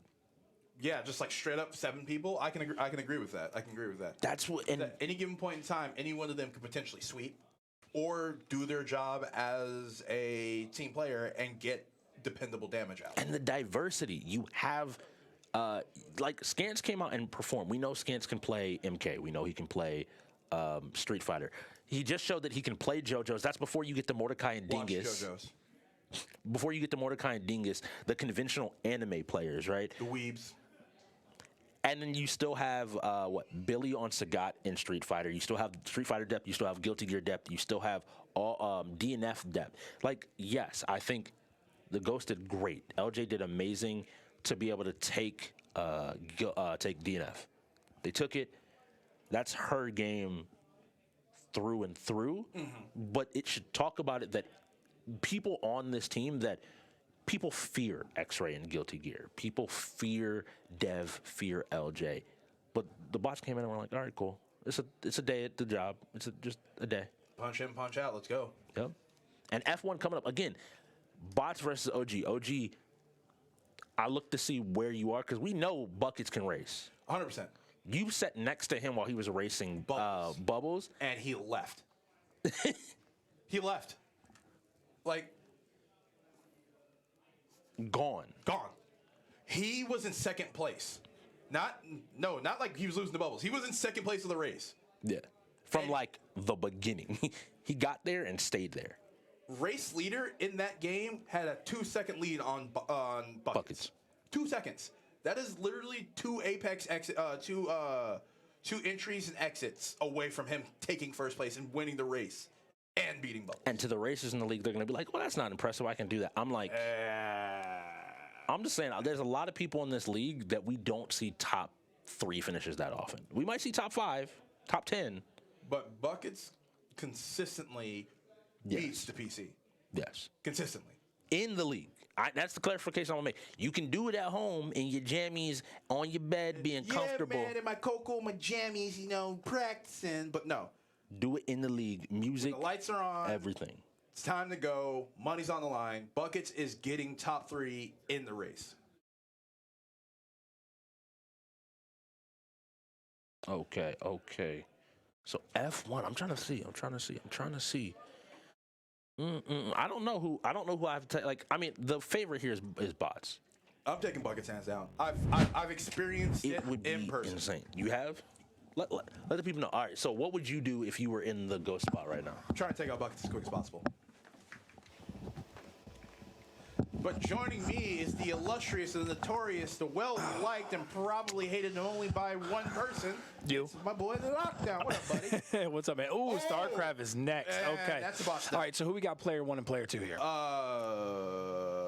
Buckets is player 2, so he's at the bottom. We got So Mr. OG is actually decent at this game, and Actually honestly, backwards. I think this is gonna be close, but player 1 I think Mr. OG can take this. is Buckets. So Yeah. we actually have Mr. OG winning. Ooh. I knew that. They asked me out there. They were like, "Who do you think's gonna win this?" And I was like, "I think Mr. OG." I think we had a little bit of a scuffle at the beginning of the race. So now that they're actually going, we'll see how they really get down. People sleep on Mr. OG because I remember a while back when he was asking me questions about F1, and he really put in a lot of time and work into F1 and getting good at it. Hey, and that's what you need to do in order to grow in this league and keep your team alive in the playoffs is touching more games and getting those getting that dedication. That's Unfortunately, I wasn't here at the beginning to see if they did their car setups because I am curious if anybody used downforce on this track. I'm curious what the car setups was, but I missed that part. Yeah, I missed it too. Don't worry about it. Okay, All right, so you got some undercarriage damage. Little dirty racing going on here. Collision with Verstappen, collision with Perez. Okay. And that's Buckets with these collision warnings. Right now, Mr. OG has a 2-advantage lead, which doesn't mean much because he's very close behind. You got Russell in between them right now, and I can't tell what racer they chose either because I missed that part as well. In what car? Rough turn right there, but as long as he's able to maintain and stay in that position, Bucket's got to be careful. He's going to pressure Russell from the behind, but he's got to be careful because those PCs will take you out if you get in their way. Those PCs do not care about anybody but themselves, and they, like you said, I've seen the PC take a clean inside turn, and you go to cut them off, and they will just run you off the road. Front damage right there for Buckets. What the PCs do is the PCs follow their racing line. If you get in their racing line, they will wreck you out of it. Yup. But it looks like Buckets is taking the more aggressive risk, and it's keeping him within that half a second. And attack on the inside. He's got to be careful with that. He's going to attack on the inside before a turn. Yeah. Yeah, so Bucket's putting pressure on him right now. Cuts a little bit. He's got to be careful with those cuts like that and getting in. I mean, because the last thing you want is a 5-second penalty, and you might win the race, but then that timer runs back and he beats you. And right now, where they're at neck and neck, one penalty can determine this race. Yeah, this is really good F1. We haven't seen this in a very long time. Well, this is, believe it or not, this is actually one of the easier maps because even though it looks like there's a lot of turns, there are a lot of very wide turns. It also has it doesn't have a lot of walls on the turns. It has a lot of open area track, which if you notice when they're going outside the track, it's not causing them to swerve because of the type of track it is. So this is actually a pretty easy track to play. So if you're somebody that is new to this game, this is not a bad track to pick. This is a very good track to pick. And if you have skills, you can literally lead in the race in this track. And not to mention, OG is definitely inside Buckets' head because there's a lot of open raceways where Buckets can jump on the gas and try and take him with drafting, but OG puts on the brakes and it freaks him out and he has to back up and respect it. As you see right now, he hard brake. I don't like the attack coming in from that wide. Yeah, swinging wide on a turn to pass is not going to work. He has to attack from the inside and force OG to make a mistake. He needs to draft in, and as OG breaks, he needs to break in onto his left if it's a left turn, or a right if it's a right turn, and kind of just steal the inside. Okay, so it sees that it looks like Mr. OG is using Charles Leclerc, so that means he's using Ferrari. So that means there's 2-second penalties on both players, meaning they're still about the same time. If Buckets has to steal it, well, he's got to steal it and have a 2-second advantage to win. Well, both of them have penalties, so yeah, but he still has, so that means they both have penalties, but he still has to pass. Oh yeah, because he's ahead of him in the end. Yeah, okay, I'm tracking. But tight race right here. Only the third lap of 5. See, a lot of times we get this F1, everybody thinks it's going to be a quick game. Fortunately for the F1 fans like me, we have an actual good race, 5-lap race going here. And you see out of 19 positions, they've maintained the top 3 the entire race.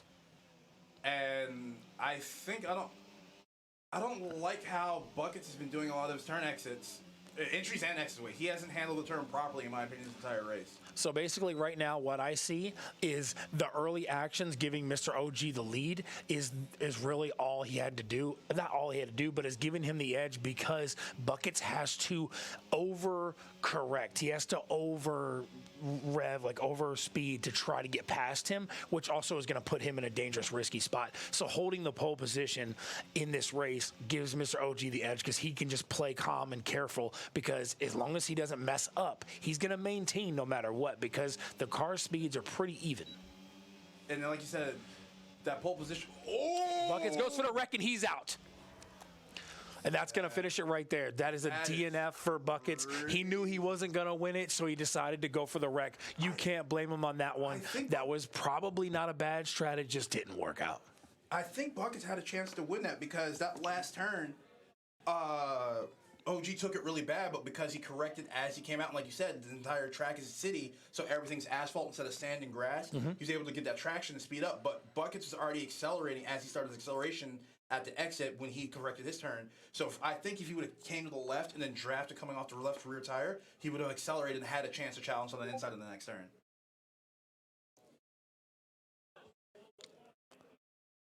That's right. 0% predictions on the Ghost, but I knew that Mr. OG would take it. Please tell me Hollywood put money on the box. Please, I need this. I need his sadness to sustain me. You saw him shaking his head when he went to the camera after the race. He was sitting back like this. He did. Looking at Buckets.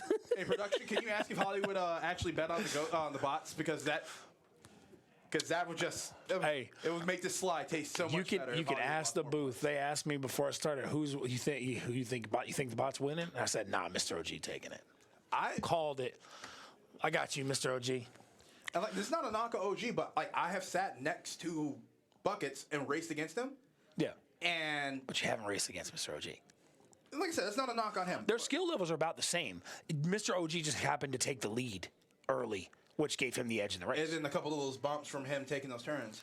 Like also, I think Buckets should just committed to the time on that because it's a 1-point game at this point. Should have, Yeah, I could have told you that. Yeah, that was expected. But they just won the last game, so that makes sense for them to skip it and move on to the next thing. And what do we got here? Is that MK? MK11. Okay, MK11. I think they got a full reset, though, after the StarCraft forfeit, maybe. Let's see. So, back to F1, since we haven't got to a game yet. I would be curious to know what their car setups were, because if they both had the same car setup, once OG had the lead, the odds of him catching him is slim to none. But based on car setup, if somebody would have done more downforce instead of speed, the one who had the speed advantage could have actually won that race. So that's one of those tracks that you don't really have to worry too much about the downforce because you have the asphalt on the outside. So you can actually go a little bit crazy with it and choose the speed over the downforce. And is there an option for grip or traction? That goes into... because it's a little bit more complex than the car setup for that one, because you have, like, in that game, you have the headset and you can adjust the things to that. That would be downforce, because I think if you went downforce in a lot of those turns, if you were Buckets... That helps for turns. That helps for your turns, and it helps you get back in there, because if your downforce is there, that means you're putting more power out as you're accelerating out instead of losing it when things go through the transmission of the tires. So you get those draft moments where, OG would be faster, but if my downforce is generating more... that 10 to 15 horsepower in tune is negated by that. I'm able to take turns more aggressively because of the downforce of the power I'm putting. Yeah, so basically to put it in layman's terms, downforce lets you go faster on turns and have more control on turns. Once again, building off what Lockdown said about that, is downforce is what allows the wind to push your vehicle down, meaning you have less wind resistance and you cut through the air faster. So it actually shows it on the screen when you go to car setup. It shows the wind path over the car when you do the car setup. I didn't know that. Yeah, it does. It shows the thing. So OG could be the faster car, but if I'm coming out of turns and accelerating at the same rate he is, but I have less resistance, I'm actually squeezing out, if you want to put it on paper, anywhere from 10 to 15 more horsepower than his direct tune and power of 10 to 15 more horsepower. So I'm more on demand through turns, whereas his is directly tied to the accelerator. Not to mention, it's not like NASCAR. And what I mean by that is NASCAR, all the cars are generally equal. In F1, they're not. The better teams have better cars. It's just point fact. Ferrari, Mercedes, and Red Bull. Yeah, they have the best. They have the best. They're the top three. They even have a second Ferrari team, not as good as the top Ferrari team. So like they have like because obviously a lot of the cars still run off like some of the same engines from the other competitors. That's what's crazy about F1 is some of those guys are buying engines from their competitors' companies in their cars. It's very weird. F1 is a very money powerful sport. And that's why those top teams always win because they have the money and they have the best stuff. I believe it. And so if you don't know that and you don't choose the right team, you're screwed right from the bat. It's also choosing how you drive. If you're aggressive, you want to go with Max Verstappen. He's young, aggressive. If you want to go calm, cool, collected, like the fastest car, Lewis Hamilton is basically the fastest. But yeah, so it just kind of depends on how you race. But now we're going to MK11. This one's interesting because nobody really stands out, I think, above the rest in MK11. I think this is a pretty even matchup depending on who goes in. Yeah, Mortal Kombat. It's cool. Yeah. I don't know about a lot of the players in this game in particular because of the identity changes for the ghosts and then for the bots. Like me and Shik were saying earlier, all 7 of these people can play almost every game on the wheel to a very competent level. So it's like, who's the outlier within the group? Scans is easy, but like after that, like well, I don't know about every game in the wheel because when I was watching Hot Wheels, Mordecai was learning the controls when he was sitting down. Hey, most of the wheel. I'll correct that statement. Most of the wheel. But yeah, obviously, so it looks like we got X-Ray and LJ versus Scans and Dingus. It looks like LJ and Dingus are starting it off. This is going to be interesting. And this might be a little bit of a redemption for LJ because her lower performance earlier in Street Fighter V was rough, to say the least. It feels like she started learning the character, but she hasn't gotten that comfort with the character yet. When things start going wrong, a lot of people have, what's my thing? Oh, I usually DP here to make room. There was no fallback training on the way things were going. She's just getting jumped in on. Yeah. No command grabs, no grabs, no nothing. So well, every fighter so far has been pretty competitive except for JoJo's.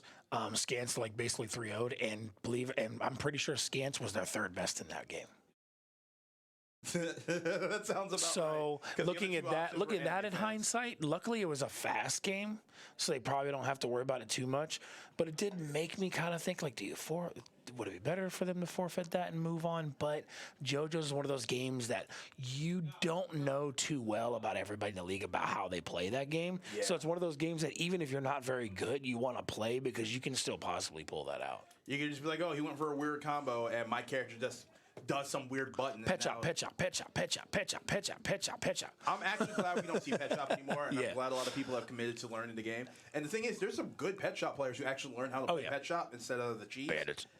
But they just never got that opportunity anymore because I think JoJo's is probably one of the examples of one of the games in the league where the skill level just skyrocketed. Where you still see a lot of people, you still see a few people doing the launcher or the E-Honda and Street Fighter.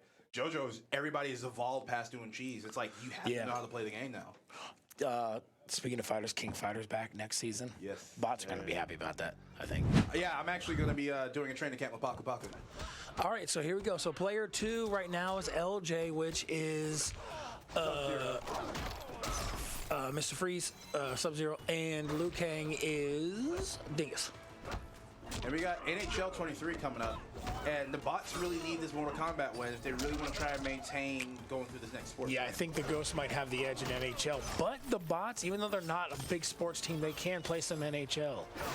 Okay, we got a nice matchup right here. LJ seems to be getting comfortable now. She's settling in and starting to put some do some work right now. So it looks like she's going to finish off the first round. Yep. An enhanced command grab there. A lot of training with Chicken. Oh, a lot. You know it. But at the same time, with him leaving, there's still had to be commitment on her part in order to continue to get better. Well, I can see already she has an edge because he's using Liu Kang. He's not throwing fireballs. He might not have them. Oh, he might have done the variation. He doesn't have them. That is true. But he's not doing a lot of them. He's got the bicycle kick. Low and Quan. Yeah, so he's not using the fireballs. Like even QWERTY, my nephew, I've seen him use Liu Kang, and he fireball high, low, and does it pretty well actually. And so seeing the way he's playing with Liu Kang tells me that he's not very experienced in this game, or maybe just chose the wrong variation. Who knows? But nice clean finish right there for LJ, redeeming herself a little bit. And some fighters right there taking out Dingus, and now we're going to move into Scans next. I believe Scans uses Spawn. Scance uses Spawn, and he also, I think he started picking up Ermac after the game with us. I could be wrong on that, but I do. No, it is Spawn. It is Spawn because he does. Pretty sure he plays Spawn. Yeah. He does a custom variation with the flame raise, and then the chain grab, and then another chain ability, and he walks a lot of people down. LJ sweeping that first one and not losing any rounds is very important here because even if Scance wins, if she can take a round, that gives them an edge with X-Ray still available. But based on Scance's skill level with LJ, I think she could potentially beat him. I've seen Scance play. He's good. We should be getting back to the game here in a second after they select. I've seen Scance play this. He's good. No, Scance is he like crazy good like Chicken Tech? No. So I think LJ could very much still. Hey, and we got another round coming in unless they're doing a button check. Let's see if we can get this switched over.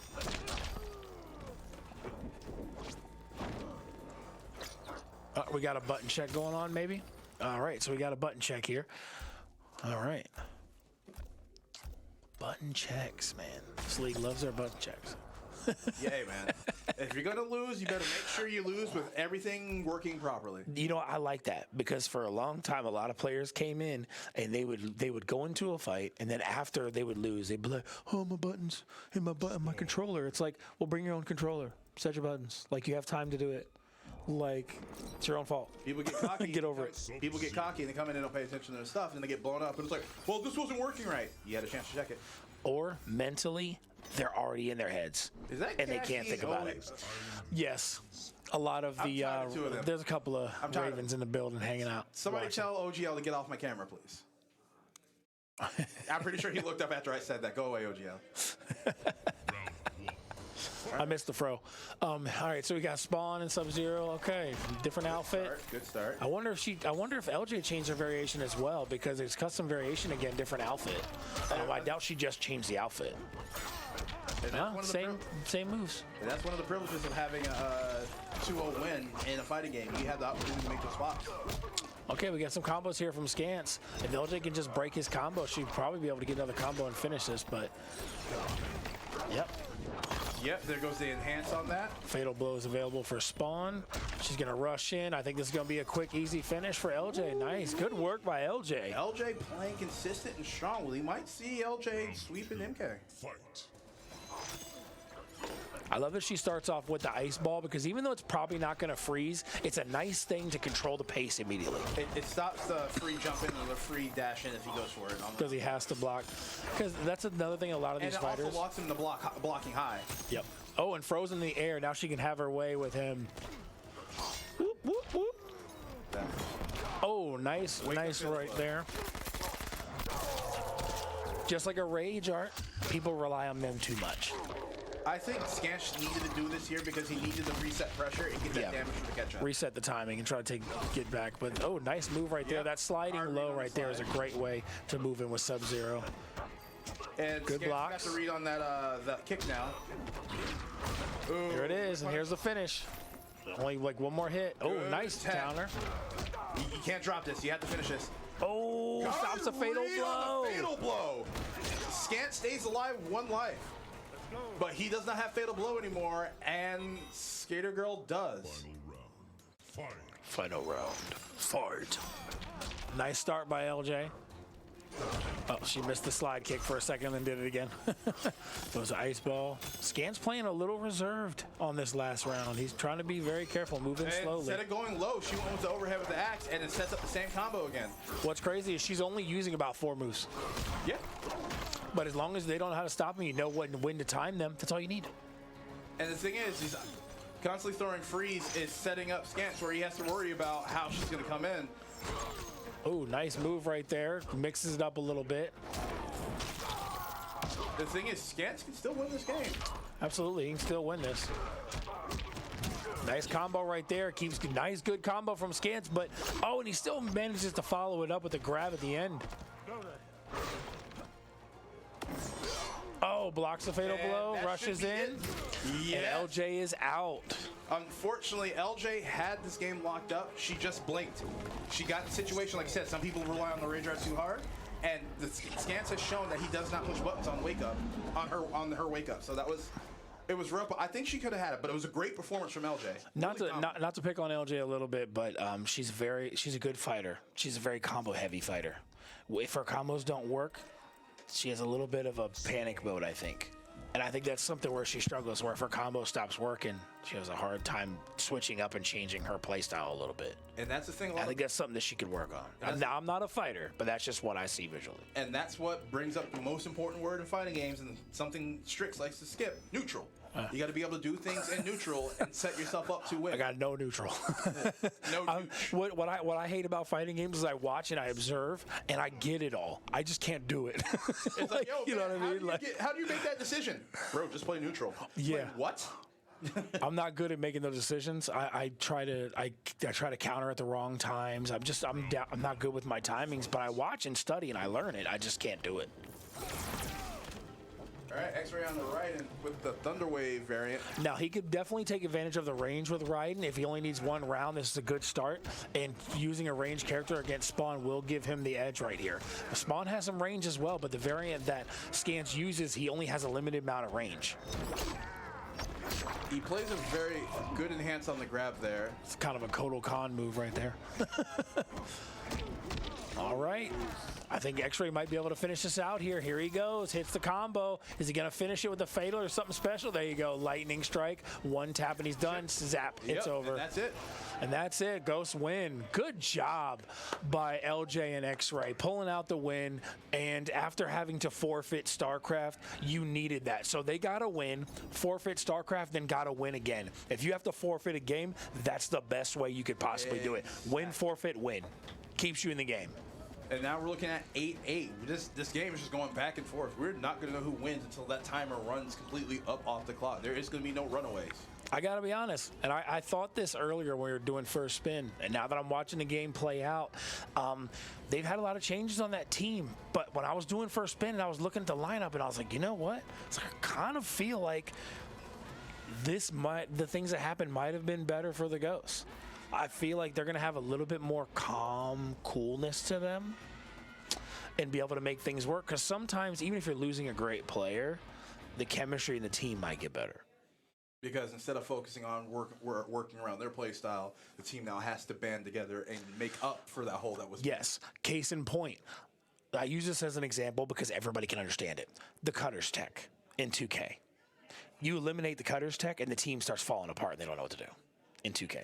Now, I'm not saying that team. I'm not saying any team particularly. But I've seen it many times in a game like 2K. They count on, like, the cutters, the three-point shooter, blah, blah, blah, like cutters. And then if somebody knows how to cover cutters or he's missing his shots and off that day, then the rest of the others kind of fall apart and don't have a chemistry. Or they're like, oh, what do we do? And, you go to here and you go to here. And you see that happen a lot. And you even saw, like, in the Ravens game, they managed to pull it out. But when they lost Cutters, when he paused, they kind of fell apart for a bit there. But they were able to kind of adjust and lock it in. But you still saw it visibly that they fell apart when he went out. When the Ravens only won that game because the Gorillas lost it for him. Yes, exactly. Exactly. In no world, and even the Ravens need to acknowledge this, in no world do the Ravens win 2K. The Gorillas lost that. As weird as that sounds, yeah, the Gorillas gave them that game. Mm-hmm. Which was crazy because of the way it played out. But I was just using that as an example. But I understand a lot of teams count too much on one player. And case in point, Valorant. XM was not on today. They counted on him probably, and that just hurt. Like, I mean, like from my visually, from what I saw, he was being too aggressive and pushing. It felt like he was playing regular, not swift play. And another thing, you know what I mean? Like, he was counting on so many rounds. And the thing you got out of him during the halftime interview is that he wasn't playing with the team. So if you know you haven't been playing with the team, why are you playing like you're playing with people you play with online? Exactly. And I think that's where sometimes the little adjustments is you can be a great player, but it doesn't mean you're going to have the chemistry with the team. And I think that's where it could hurt in some situations. Now, that being said, he's won games for him today. Yeah. So it's still a value. They're neck and neck right now with the bots. Both teams are good teams. It's been close. It's been going well. Their lineup is doing well. And if you look at the way things have played out, the Ghosts have mostly had their preferred people in every game. Whereas the bots, whereas the Ghosts, they had a couple games where they didn't have their preferred person and still managed to win some and keep this game close. So to my eyes, that's a good thing. And if you look at our head-to-head, OG is scrolling through the sacred text, which is our rule book and setup guide. Hey, that's what you got to do, man. And like, you know why? Because NHL is one of those games that there's so many. Some of those sports games and things like that, or some of those games like that you don't have a lot of setup, might have one tiny little setup thing that you overlook because it's not like a F1 where you have so many things you got to set up. But then on that game, it's like barely any setup, so it's very easy to mess up a setup because you forget about one rule game when you're worrying about a game that has 30 rules. Exactly. You know what I mean? But 2 minutes and 10 seconds left on setup and counting. We got Dev, OG, and Hydra going in for the Ghost, and Billy, La Bamba, and Buckets going in for the Bots. Okay, this right here for the Bots, it's a good lineup. Billy and La Bamba have a natural chemistry, and I believe from what I've seen in the past that Buckets does know how to play this a little bit. Hydra knows how to play. This will be interesting, man. I think I'm not looking forward to another Tampa Bay game, but I will commentate it. There's other teams. Pick them. I mean, ultimately, if you're not a seasoned NHL player, you pick them. You pick them because you're counting on the goalie. That you want to know why they pick Lightning? There's better goalies in this game right now, better than Tampa Bay. Yeah, but that's the reason people pick Tampa, because they have the most players better overall and a good goalie, which is kind of what when you see people play Tampa. To me, that tells you okay, they know how to play UEL NHL. They're not playing actual NHL. Well, the thing is though. That I understand that, but one of the things you need to look at is a lot of other teams have really strong goalies, and you might lose some of your offensive power. But the thing is, you're controlling your linemen. So having a stronger goalie for a little bit of a weaker lineman, if your skills with moving the puck around, getting those shots off are better, I'd say take the lower overall offensive and get the better defense. Because then if you get beat, you have a dependable CPU behind you that you can adjust off of. And also, don't forget, the goalie's on rookie. And that's another thing. So, are you really worried about a goalie that much? Because it's already on the easiest difficulty for a goalie. You'll be surprised. So, like, just go with the better offensive weapons. Who cares about the goalie? In my opinion, you know why? If you're better, win and be better. Hey, I'm just saying if you remove the most amount of concerns you have on the things you can't control. That's the way I approach it. And me and my team have gone through the rosters and found teams we like and teams we don't like and options that we have. So it's going to be interesting to see next season with NHL how that shakes out. But I think, like I said, there's other teams in this game, especially if you follow the NHL. How you feeling about that Madden next season? I don't. Like Madden's back. What about Fortnite? I'm just trying to crush his soul a little bit. I'm happy for Cordy. I am happy for Cordy. He ain't the only one, man. From what I heard, there's some studs in this league in Fortnite, so it'll be interesting next season. Call of Duty is going to be interesting, and the way it's set up is going to be very interesting. Call of Duty, I don't mind. I've actually played that. NHL is going to be about the same. I think FIFA's going to be the same. King of Fighters, baby. And then Texas Chainsaw Massacre and Dead by Daylight and Yu-Gi-Oh! What's cool about Texas Chainsaw Massacre is no longer only one killer. It makes things interesting. It makes things there's way more for potential of things to go wrong with 3 killers. Mm-hmm. And the reason why I said it is because everybody has an idea or a build or a way they want to handle the situation. And I see it online all the time where your Leatherface spawns in basement and then leaves basement and never goes back. It's like... Feels like it's going to be very survivor-heavy strats. Oh, yeah, 100%. Game. All right, so it looks like we're getting the game up here for NHL. I'm excited. Let's see. To find out who is who. So Tampa Bay is Tampa Bay. Woo! All right, so we don't know. Brown, yellow, and orange is the Ghost. So that is blue. So the dark jerseys is Ghost, and the white jerseys is Bots, I believe. Yes. Okay. Let's get a spin here, see what we got going on. Already some pressure from the Ghost, but they're having a hard time shooting at the goalie. It looks like maybe they forgot that you have to do the opposite direction when you're going down instead of up. Yeah, that's one thing I still have issues adjusting with. Nice move by the Bots and passes to the goalie. I'm not sure. It seemed like it was a shot, but it was more like a pass than a shot. Yeah, both sides look like they're kind of feeling this game out. You see the Ghosts are getting some rush, but they're messing up the shots. So clearly they're a little bit off right now. They know the game, but they're forgetting about the basics of the game. A wild shot misses the goal, backs bounce around. The Bot's able to recover, though, moves it up, pushes up the right side. He has nobody there, 3-on-1, and he passes it to the wall. And now it is... The Ghost pushing back down. And they got the numbers, but he's going too slow. Both sides seem to be struggling a lot with this game right now. What was that Ghost possession just now? All right, finally we get a good shot by the Bots. Good shot by Billy. Good shuffle. Oh, nice pressure right there. You got to bring it around. You should have brought it around the back of the net. Nice pressure right there. Smart move by the Ghost to kind of lock that in because they had the two right there in front of them, putting a lot of pressure. Now the Bots got it. Going to go slow. Passes it over to Purple. Billy fires a wild shot from far away, rotates around. He's going to recover it himself, ironically. He's going to pull behind the goalie, pass it up. He's going to pass it to Blue. Oh, he should have passed it to Blue. Instead, he tried to cross to Red, and it was intercepted by the Ghost. And then it's stolen again by Blue. He has nobody there to pass it to, though. He's going to try to make a move, stolen by the Ghost. Takes it right back. Spins it around, recovered by the Ghost. Nice pass to Orange. Is he going to be able to get past right there? Nice pass, but unfortunate, no goal. Bots move up again. He's got a guy to the left. They're playing the pass. He kind of messed up the pass there. I'm not sure what happened. A little bit of a controller issue or, a knowledge check. Stolen by the Ghost again. Passes it. Ooh, fires a shot across. I don't know how I feel about that. Yeah, that was a wild shot. I don't think that was intentional. Good bump check. Coming up to ice, 2v1. He's got to pass it. There you go. Nice move right there. So the Bots are doing a little bit more tech and stuff like that, but the Ghosts seem to be getting the pressure. They're just messing up. And that's a puck out of play. So that blue is, wait a minute, who's blue? Oh, so there's no blue. So I'm not sure what that is. That is probably... The blue's right there. It's La Bamba. So there's brown and yellow. So the orange is actually blue, I think, on the thing of what we're seeing. So I'm not sure who that is, but... Orange is top right, coming to the left side of ice. All right, Billy's got to get past it up. Clears it out.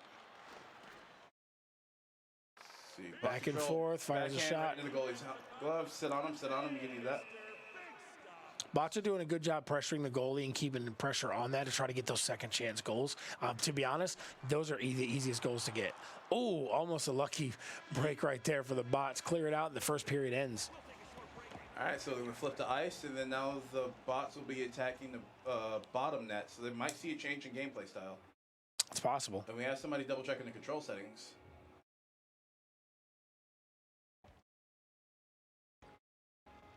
Multiple people having issues with controls, I take it, so... Got Hydro, La Bamba, Hollywood, Zack Attack. OGL, X-Ray all in the background, and then Skater Girl just kind of hanging off the screen. All right, and now everybody else is checking their stuff. Just a quick little swap back. Everybody taking their turns. Got Mordecai over there in the bottom left. We got Raven Tech in the background looking like Bald Eminem from 8 Mile. Oh, you're always picking on people, bro. Because it's easy. All right. And there's the face-off. Bots win face-off.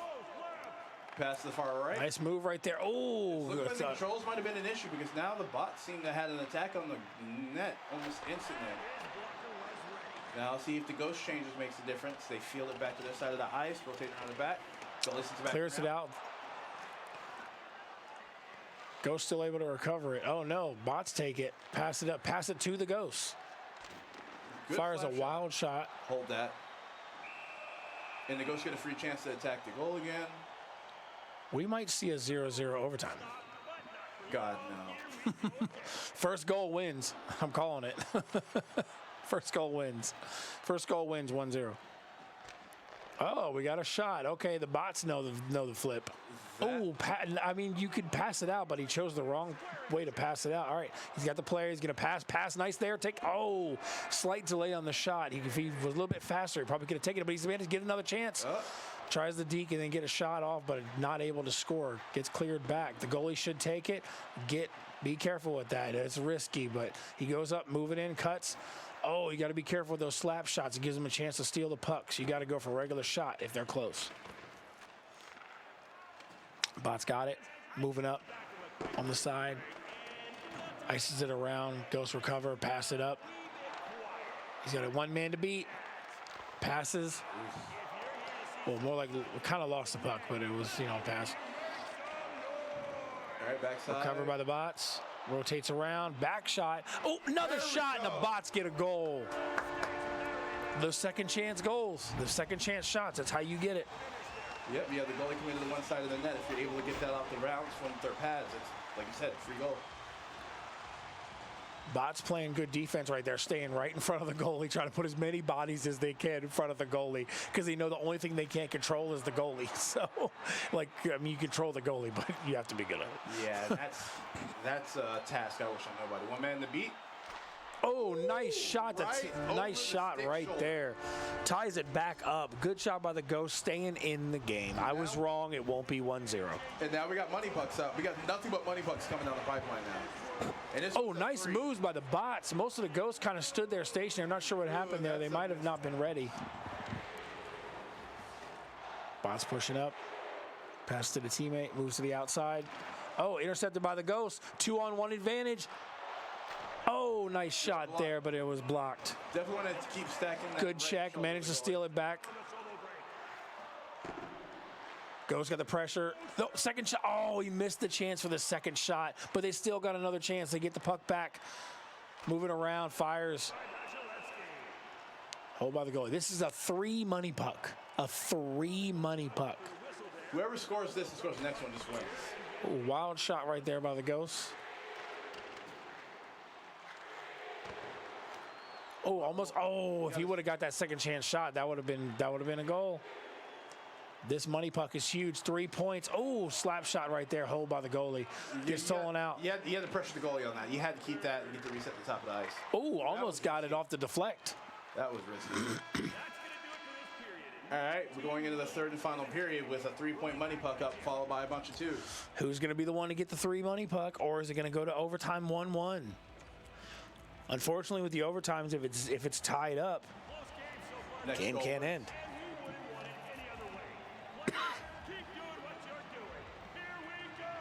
All right, the Ghosts win the face-off.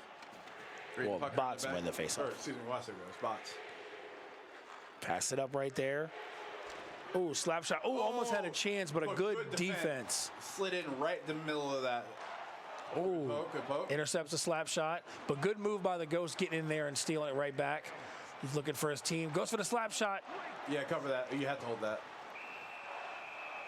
This is one of those weird ice courses to where sometimes it's hard to see that money puck because of all the broken orange glass. Yeah.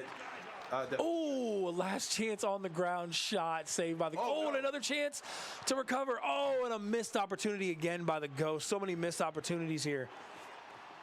Good pressure right there. Managed to steal it back. Passes it, but no, they steal it right back. Fires nice another shot. Save by the goalie. Ghost pushing up. Nice pass. Nice pass. Fired a little too soon. Let's see. Pressure up. Goes for a slap shot. Puck out of play. Got to be careful of those slap shots. They're not gonna score that easy from that far away, even on rookie. Bad pass. Bots got a chance. Pass it up. Oh, they missed the chance, but then they pass it back to the bots. Send it across the wall. Get your team on it. You need to ice it, Ghost. You need to ice it. All right, nice recovery right there. Nice pass up. They got one. They got a man up there. If he can get the pass right. Oh, misses the pass. Get the puck up out of there. Pulling back for the defense is going to be. Oh, and he manages to intercept in time, but they still recover. Another steal by the Ghosts. Nice move getting the puck around. Is he going to get a second shot? Oh my gosh, so close. Hold that. Man, what a close. Ghosts have had so many second chance opportunities that they've been slightly off from getting. This is very close. Oh, nice shot right there. Oh, the chance for another shot. Bots be able to recover though. Take the puck, passes it out. Pass intercepted by the Ghosts.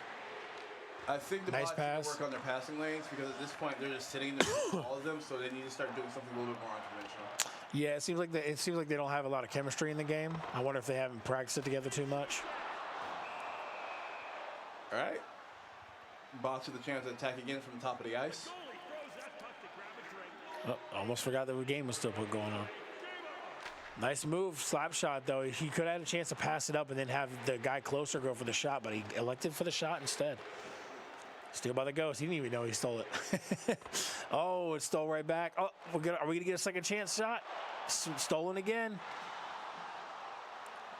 Neck and neck, back and forth. Good pressure. Now one man to beat. Can he do it?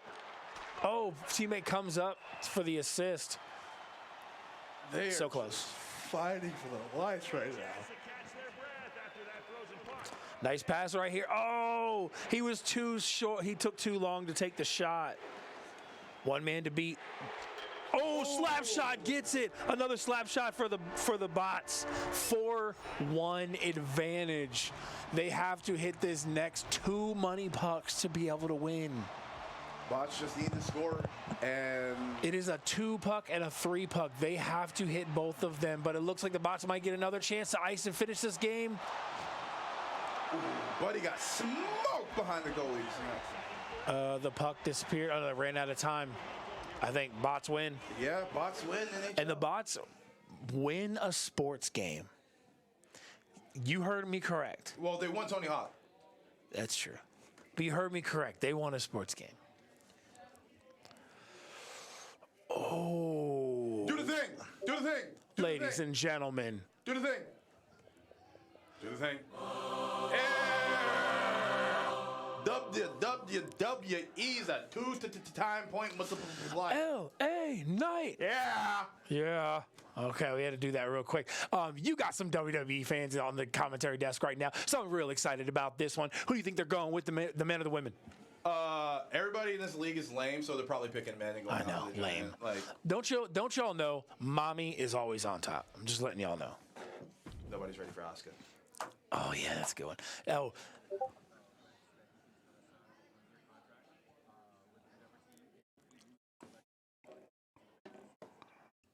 Don't make that. Don't make that. So let's just real quick go back to this.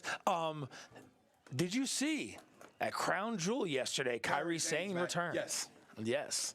She looked awesome too. Looked so good. Awesome. Looked so good. She came in with this dark, just quiet, and looked very good.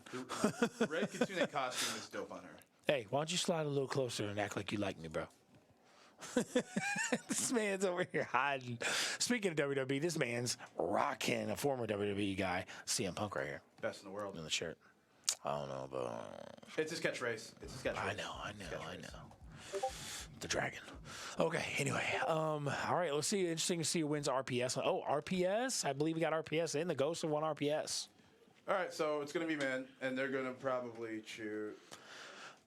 I hope nobody picks Yokozuna. I hate when people pick, but here's what's funny. There's always things that always happen in WWE. Somebody picks a really big guy like Yokozuna or Andre the Giant, and it never works. Or somebody picks Rey Mysterio, which also never works. You can't go the biggest and the smallest. It's not going to work. Okay? It's not real life. And even in real life, guess what? The big guys throw a bunch of people out, they don't win. Yeah. I mean, the last time, if you ask me, Brock Lesnar is always a good pick. Brock's good. I wish more people would pick Randy Orton, but I think he's rated a little low in this one, which is maybe why. I think when 2K22 came out, Randy was coming off an injury, so I think they did his numbers a little. I think he's like mid-low 80s probably, which or something like that. No sense. He should be at least. 100% on the bots for predictions right now. I do not agree. Because here's the reality of it. Why? It's WWE. It's not UFC. It's not, Gracie Jiu-Jitsu. So, but it is. Why would it be? Why would everybody be so confident the bots are going to win? Because wrestling is wrestling. So what? This is a game of pressing the counter button. Unless you actually know how to throw people out the effective way, and I've seen a couple people that know how to do it, but not everybody does. A lot of people are giving them the chance to counter. If you do it effectively, they will not get a chance to counter, and they will go out immediately. That is true. You just have to know what you're doing. I've seen the Ghosts play this many times in the matches. They've won some, they've lost some, I believe. So it's hard to say. It looks like we got OGL, OG, and XM going in. Don't know how I feel about that option. I don't like that lineup. Then you got Mord, Silver, and Dingus. Admittedly, don't like that lineup either. Yeah, I don't like either team's choice in it. I feel like both teams took this game as a let's just throw in people that we want to throw in and save our best. It kind of feels that way. It's not the worst because I think the Venn diagram that is anime fans and wrestling fans is almost a perfect circle. So I think Mordecai and Dingus might be able to control that. Because at the end of the day, yeah, you have to play WWE. I kind of feel like Silver's the one that knows on the team. I feel like Silver might know this. Yeah, Silver is weird. He likes picking up weird games. Yeah, this could be one of those like guilty pleasures he had. And it was like, all right, cool. He told me before, he said people are going to be surprised when they find out what games I've been practicing and what I've gotten good at. So, I mean, he's got better than dropping combos, so like that's all I ask. Oh man, WWE.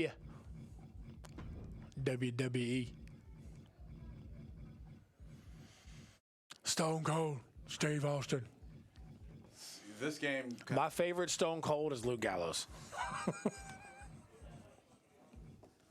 Good brother. Have you heard his Stone Cold? I have not. It's very good. He has a podcast too. I think it's called Good Brothers Podcast, and he's one of the club, and he does a great Stone Cold impression. It's very entertaining. Okay, who do you think? Who do you use in WWE? Asuka. If you're not playing women, then I don't play. Yeah. No, on the men's roster, if I just had a straight choice, I would probably pick either stats not mattering, either Xavier Woods or. If there was no stats, Kofi Kingston, baby. Nah, he's entertaining, but he don't win. Predictable matches and a career-defining victory for any. All right, so looks like we start off here. We got Andre the Giant versus Kane. Entrants are top secret. When we say anything can happen in WWE, we say it because of matches like this. All right, so we got Andre the Giant versus Kane. I'm not sure who is who right now. Count the next one in. We should find out soon. Knew what was coming there. So, okay. So OG is 1, Silver is 2. 3 is OGL, who is Yokozuna, of course. Okay. So it looks like the Ghosts, I think, went with the biggest guys. They got Andre the Giant and Yokozuna. And already the Ghosts eliminate one bot. See? 100% on the bots. I don't get that call. They probably thought Billy and La Bamba were going in, but they didn't. Boy, the time just flies. Now it's a 2-1 advantage. Basically, as long as they don't lose somebody, they have the edge from the jump. Okay, already we get it. Stop with congratulations to the crowd and get back into the fight. The commentary, Michael Cole. I've never heard him that aggressive. Okay, now number 4, Brock Lesnar is Dingus.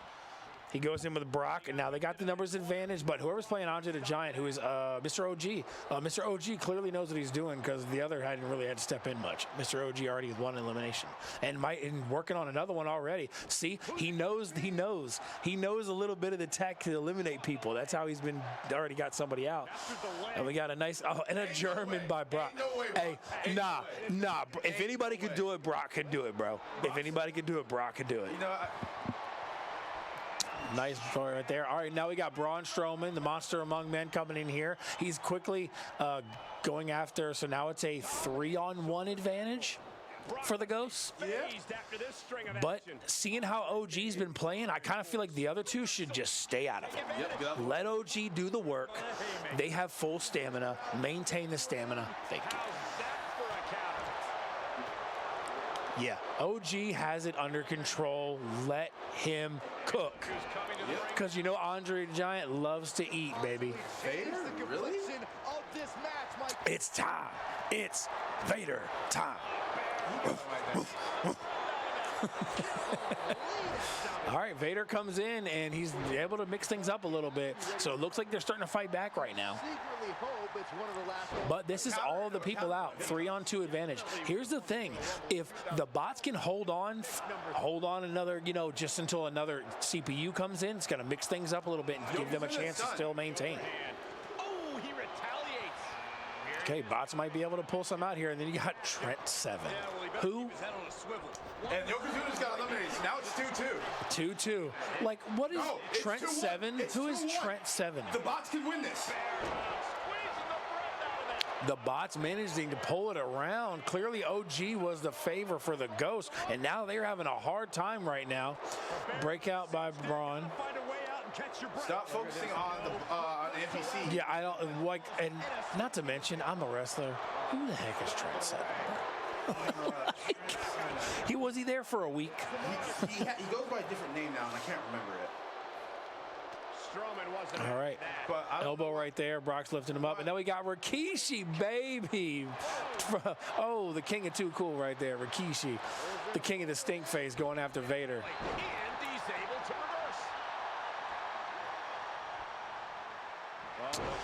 Oh, shout out. We got almost 100 viewers watching right now. So share the stream, please, and we have 100 viewers currently. Share the stream, get things going, get more people involved. Let them know we have a competitive playoff first round match going right here for the bots and the Ghosts. Glad y'all are here to see this 9-8 fight happen right now. The random CPU players, wrestlers they choose are always just make no sense. Vader and Brock are on the same team, so what the heck's happening right now? I don't know if they know what they're doing. No, Braun, Vader, and they are on the same team. That's right. They probably got confused. And I don't know why they're working. Did somebody just take control of Rikishi? I just saw an icon above Rikishi. Did somebody take control of Rikishi? Because if they did, that is a fluke. All right, I'm sitting here at the desk. I'm not saying a word. Now we got R-Truth coming in as the last member. What's happening? Let's say what's up. What's up? What's up? What's up? What's up? What's up? What's up? What's up? What's up? You can get with this, or you can get with that. I love R-Truth. I can't remember. What's up? Can you believe he's like 50-something, bro? Insane. He's like ages so well. All right, so we now. We got another PC out. They're focusing finally. Braun Strowman's stamina so low at this point. Just thinking. Look at R-Truth being like, wait. He's just dancing. He's emoting on him. Stop me in your tracks. Did somebody take control of R-Truth too? I'm here to commentate. I don't know. I'm seeing player icons go above other players, so I'm not sure what's going on, but got a 2-on-1 advantage right here. Gut wrench suplex. Man, I love this move. Gut wrench. Incredible domination from Brock here. You don't often have your I don't think he knows how to take him out though. They do. But it's wrestling. So Is he going for the F5? Oh. No. Instead, he's going for the Kimura in a Royal Rumble. But he should have done the F5 to stun him, and then he just toss him out. It would have been a better choice. His opponent before potential elimination. Somebody don't know how to counter. All right, Vader, just start emoting. Get on the turnbuckle. Yeah, start emoting. Get your star power up so we can see Vader bomb. Not quite what Brock intended. Classic. Vader moving in now. Stop that in its tracks. Oh, spear his teammate. Take advantage, Braun. Take advantage. Take advantage. Focus. Get him tossed. There you go. Nice elbow. A move Brock would never do in his life. Vader's focused on finishing this. Oh, Vader was trying to do a finish and Brock ruined it. How dare you, teammate? Let's get a Vader bomb. All right, we got a suplex. Brock Lesnar picks him up. It's the longest 2-on-1 I've ever seen. I mean, it's wrestling, baby. You never know how it's going to end. Braun has literally no health. Another gut wrench. Let's go. Literally no health. If he's trying to stun him, all right, signature. Are we going to get the signature? Is he going for the... I think Vader is. Nope, Vader still. Vader bomb. Boom. All right, he's stunned. Throw him out.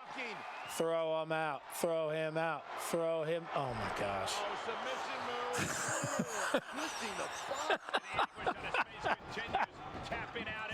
What is life? What is life? Right into the shoulder. That's gotta hurt.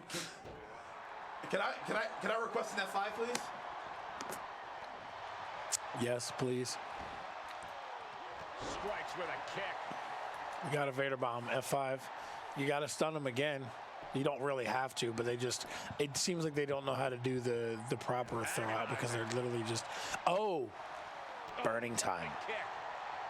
They're not burning time. They're playing WWE. They're burning time. They're wrestling.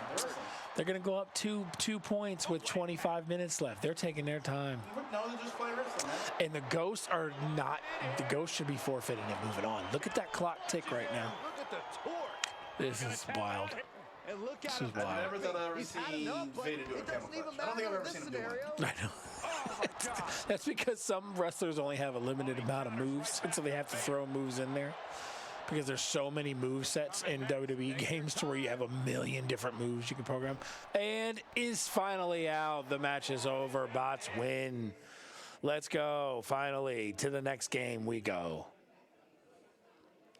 Dun, dun, dun, dun, dun, dun, dun. 2-point lead by the Bots, and we got Tarkov up next. A game that could be really fast or really slow, or it might not work. Correct.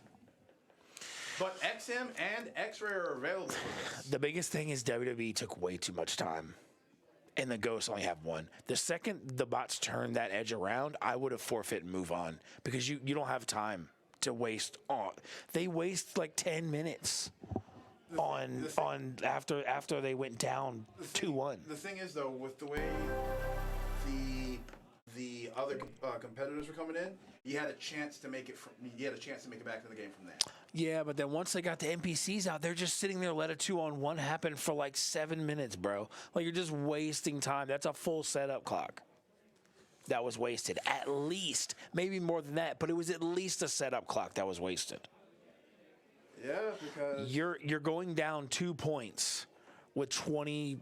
They could have 30 minutes right now with a timeout. And the problem with Tarkov is you can rat your way out of this and then extract if you want to. So Bots could burn until I won't give it away. We'll see what happens. no, the way Tarkov's played, they can use it.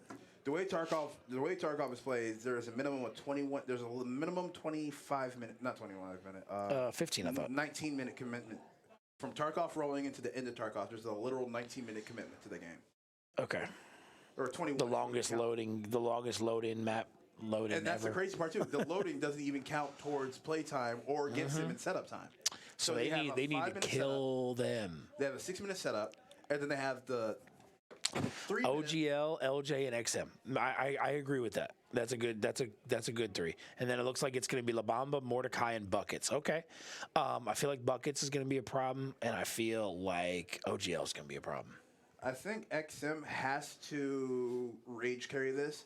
LJ and OGL need to extract immediately, and XM needs to try and just diff. As long as he doesn't kill his teammates, I feel like you tell him like, hey, we're the people with this or whatever, don't kill us, but then just go ham and just start killing. Oh yeah, everything. we're the most easily identifiable outfit that I can look at a glance and be like, okay, that's my teammate, and then just get the hell out of the way. But it's also hard to say because it could be one of those things as well to where if XM knows nothing about this game, he could be a liability. There's no way XM has never touched Tarkov. But then again, I saw Blood Pharaoh, who's never played Tarkov ever, sit down his first time playing and goes running around like it's Call of Duty and kills like 4 people. And it was like, what the heck is happening, bro? And that's where the UEL mindset and the game mindset have to be separated, because when you play a normal game of Tarkov, you queue in, you're like, cool, I'm going to move to this point, I need the loot for this, I need the GPU, I need the Tetris, cool, I need flanges, cool, and then I extract. It's the UEL, baby. Run and gun. Who cares?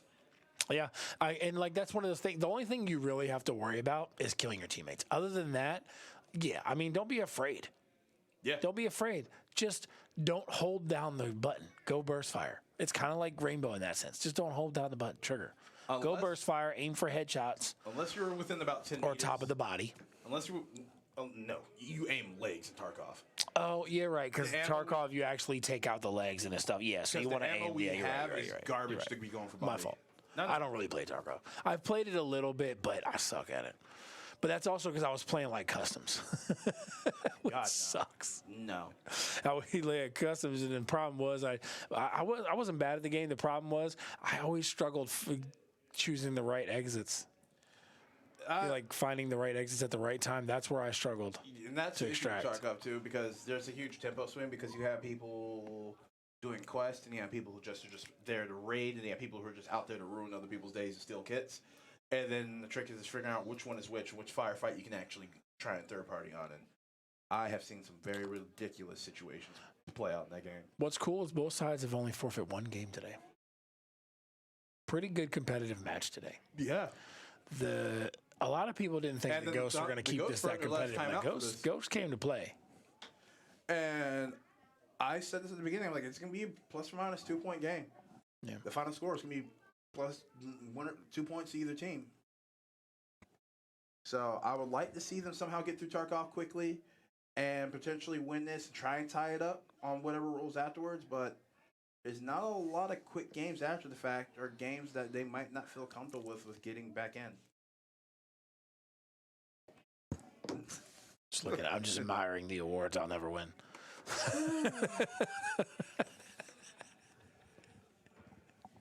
So the question is this going to be a full timeout for strategy, or is this going to be a timeout for technical? It's hard to say when it comes to Tarkov, man. You get a lot of technical issues with Tarkov. Not to mention we've had a lot of problems lately with NPCs not loading in. So that's another thing that is been a problem lately. This game is an alpha and it costs $250 to buy. Let that sink in. Go all Triple H. Please don't. I do not wish to be covered in spittle and water, sir. Maybe Strix would because he likes to get spit on. Whoa. Oh, you weren't in here for that earlier. Whoa. Matter of fact, let's keep this rated PG-13. Matter of fact, production, since we got a little bit of time, don't we have that clip we can run for our fans about Strix and his strategies on how to deal with people? Bro. Can you run that for your boy? Don't pick on my boy like that. Don't pick on my boy like that. I'll take you down. Do it. You want to go fisticuffs? Hard no. I'm actually hungry again. Again? Yes. Yeah, hungry for some more Tarkov? Oh, get on. I ate a little bit of rice. I didn't eat too much. But that's because I'm going to have food when I get home. You know, of course. True that. 6 minutes left on a dinner time. I actually, since I am no longer a player, recently decided I'm going to start playing Rainbow again. It's a good game.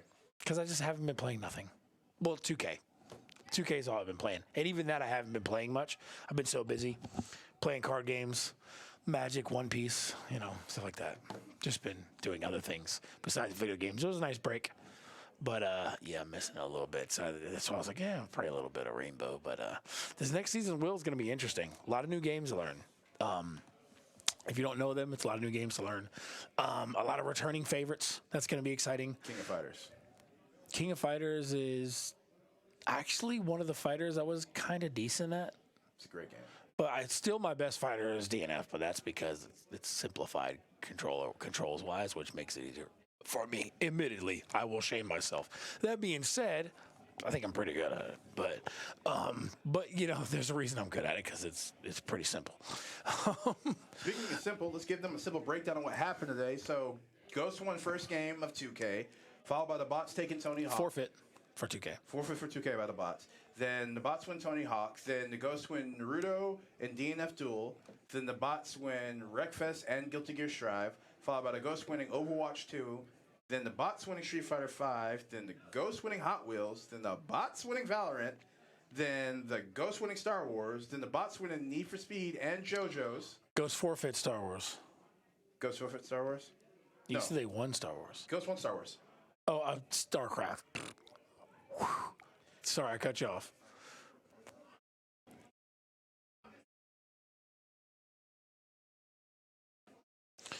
Okay, so it looks like we are only going to be able to spectate 2 players in Tarkov due to some technical issues. So if those players die, then we're just going to have some fun talking to each other.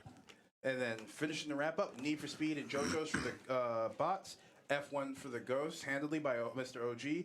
StarCraft is won by the bots with the FF from the Ghosts. Ghosts win MK11, and the bots win NHL and WWE, bringing us to a total of 10-8 score with 20-ish minutes left. Yeah, and it looks like the Ghosts had to use their last timeout. going into Tarkov, which is Tarkov is one of those games. They have to win it now. If they lose it, game over. They have no timeouts. Yeah. You're going to have minutes left. But if they win it, whatever the next game is, they have to make sure they have enough setup time to do it. And right now, if you're the bot, you're thinking, we got this in the bag. Like, if the next game's a PC game, they can get set up on all the other computers. That'll save them a lot of time. The issue being is next game winning Tarkov. Tabs.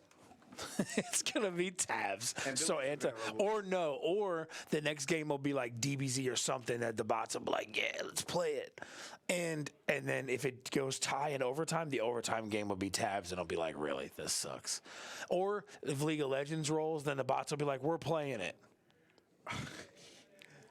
No League of Legends today. How does that feel, turd anarchist? I don't mind it because if you look at the Ghosts, they're still growing as a league team in general. So,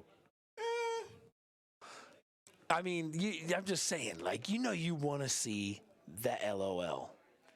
I do. LOL. I do, but God knows, do I want to spend 20 minutes commentating like toddlers playing in a sandbox? Yeah, because I guess we are watching the Wayside, which would be the Ghost. And you might end up watching like XM in League of Legends. I think XM and XR actually play that. So here's the thing, though, with the new multi-viewer, I think we'd be able to view anybody on the Ghost side. So we'd be able to potentially spectate like X-Ray. We'd either have to watch X-Ray or OG if I think people were doing. I think OG just saying. Too, but I'm just saying. So League of Legends, we would be able to spectate somebody better because of the multi-viewer now.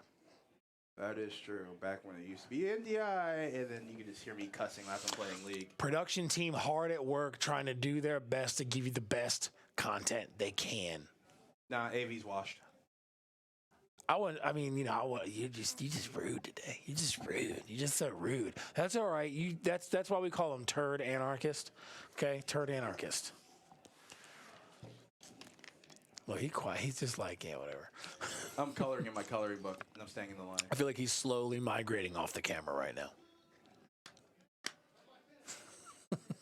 Minute 30. You do like a door sound.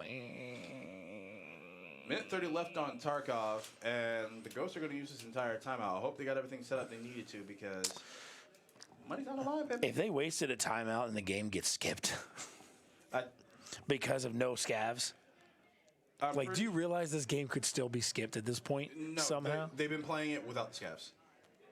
So then again, they would give time back. They should. Also, we don't even know if that 25 minutes is the accurate time because sometimes they pause and for technicals, different things, and that clock outside isn't always the same. So we don't know. It might not be 20-some minutes. It could be more. I hear loud things going right now. If Tarkov is skipped and they don't get time back, it's going to be crazy in this building. Well, the thing, I'm not speculating on that because that is beyond my pay grade. And I don't get paid, so I really ain't getting into it. But that's irrelevant. It's gonna be interesting to see how they tackle this problem of Tarkov because they have to get 2 people out immediately. That's my opinion. Get those 10 points secured, and then try and cut off the bots rotating to deal with extraction, and that's how you win this quickly. But the problem is, I've been told multiple times that it's at least a 5-minute wait before you can extract. So that's time out there. Yeah, so the only way they can win it quickly is they have to make sure they kill all of the bots. Because if one of the bots is available, then they can just wait the rest of the time and extract at the end.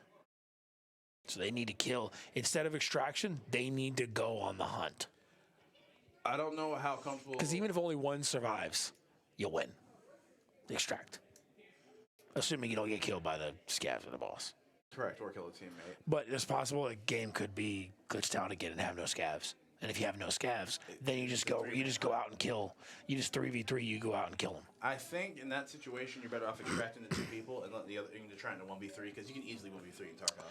Yeah, maybe send your best player to go, your best shooter to go just try to kill them while the ones that know know how to escape. Yeah, get that. That's actually a pretty good idea because maybe you send like XM, just go ham and just go kill people. We'll extract. Take 6 because he could very easily go in there and 3-piece. Take a propanol, take a lip balm, and then take this game. One of the other. Put some chapstick on. It's like, bro. I don't know about you, but I've been in the field holding a weapon, doing training, and your lips start cracking. Oh yeah. And what do we got next? It's For Honor. For Honor. That's actually a game that I think will be pretty good to watch. Ghost, I think, will feel pretty confident in that game. All right, so I think we're probably, if I had to guess, maybe spectating XM again here. I think it's XM. We've been spectating him most of the day. He's playing kind of scared. I don't like it. Yeah, maybe this might be LJ. Man, if you're scared, go to church. I'm seeing a lot of talking, though, between the ghosts, which is good. Unless it's just an open mic on the table. There might be an open mic on the table. No, because one of them's deaf and that's OGL, so that means everybody that's talking is active and they're probably communicating constantly throughout everything to let each other know where they're at. Don't kill your friends. No, just head tap anything that moves. Head tap. What, I don't know what kind of gun that was. That's what the Russian scabs say. They say random Russian catchphrases. Oh. So I'm the idiot. Okay. Oh, one tap right there. Quick kill right there. Hope it wasn't a teammate, but what a kill. Based on the responses, I don't think that was a teammate, but he did red his arm. I think he has. Oh, I see. Cleared by somebody. It looks like maybe whoever's the bottom. Yep, bottom for the bots is out. That was a kill by the ghost on the bots. Already one bot down. You see him with his hands up, putting his arms back. The problem is if he heals right there, he'll get pushed. So he should have. You're wild for that. I would push. I wonder if we're spectating Mr. OG. Push him. Push him. Too late now. Well, with no scavs, he's probably a little bit more confident. But right now, I mean, that's a good start for the Ghosts. They get one bot out. Oh, wait. I see all the bots looking at one player. There might be only one bot left. Because, look, Buckets is also looking over at, I think, La Bamba. So I think La Bamba might be the only player left for the bots. If that's the case, they kill him. That's quick, easy win. And we have 22 minutes on the clock, ladies and gentlemen. The thing is, if scavs aren't spawning and they just extract, he can't get the point. So if they confirm there's no scavs, get out, leave La Bamba in there. And if he wants to burn, no, they can't let him stay. If the Ghosts have more numbers, he gets out quicker. They still win, and that way the bots don't waste any time. They still have to kill him because he can actively hide. Yes, they have to kill him. Yes. Yeah, because he could hide and wait for scavs to stack up and then go for a killing spree to catch him. That's why we say you got to take whoever your best extractor is that knows the map and the timing and everything the best. You have him play extract, and you have the other ones that don't know the game as much. Just go kill him. Because if there's one bot left, you can bet your keister he's camping and hiding somewhere in a corner. You can't open that, buddy. You can't breach. You're on the wrong side of the map if you're trying to extract. He might think he probably thinks he's camping there or something. Yeah, maybe this is XM. Maybe he's just trying to kill. But he's playing real reserve. I feel like XM is more aggressive, so I feel like this might be OG because OG is a little bit of a smart. And the weird thing is, like, the aggressive way of playing Tarkov is just walking everywhere. Running too much messes up your stamina, which messes up your aim, and which messes up your arm control on holding your firearm. So it's just weird because if you're constantly moving, that's considered aggressive. A little bit of leg damage, not crazy. So here's the thing right now. You see 22 minutes, but I think the Ghosts right now are more concerned about, hey, let's just get this win. We win the next game. All they need is 6 minutes on the clock and win the next game. Win this and then win the next game. So all they need is 6 minutes left. Oh, they just ran past somebody who was shooting at him. Yep, he's going to run in. Turn on him. Is he going to be able to go? He's able to get the aim. Is he going to take him? Oh, no. Wait, did he take him? He took him out. It's another one down. Are all the bots down? I think that's all the bots. And extraction. I think the Ghosts might have a victory here. A quick, 5-minute victory. Yep. All right, so we just got to wait till they confirm it, and then we can... The Ghosts pull it out, and quickly, ladies and gentlemen, we still have a game. We still have a game. I was so worried it was going to, if bots were going to pull away and it wasn't going to be fun to watch the last 30 minutes. But the Ghosts keeping it competitive. Now they got For Honor. I've literally I've seen the Ghosts. They are very confident in this game. However, I don't know if they're confident of who's available. That's the only thing I don't know.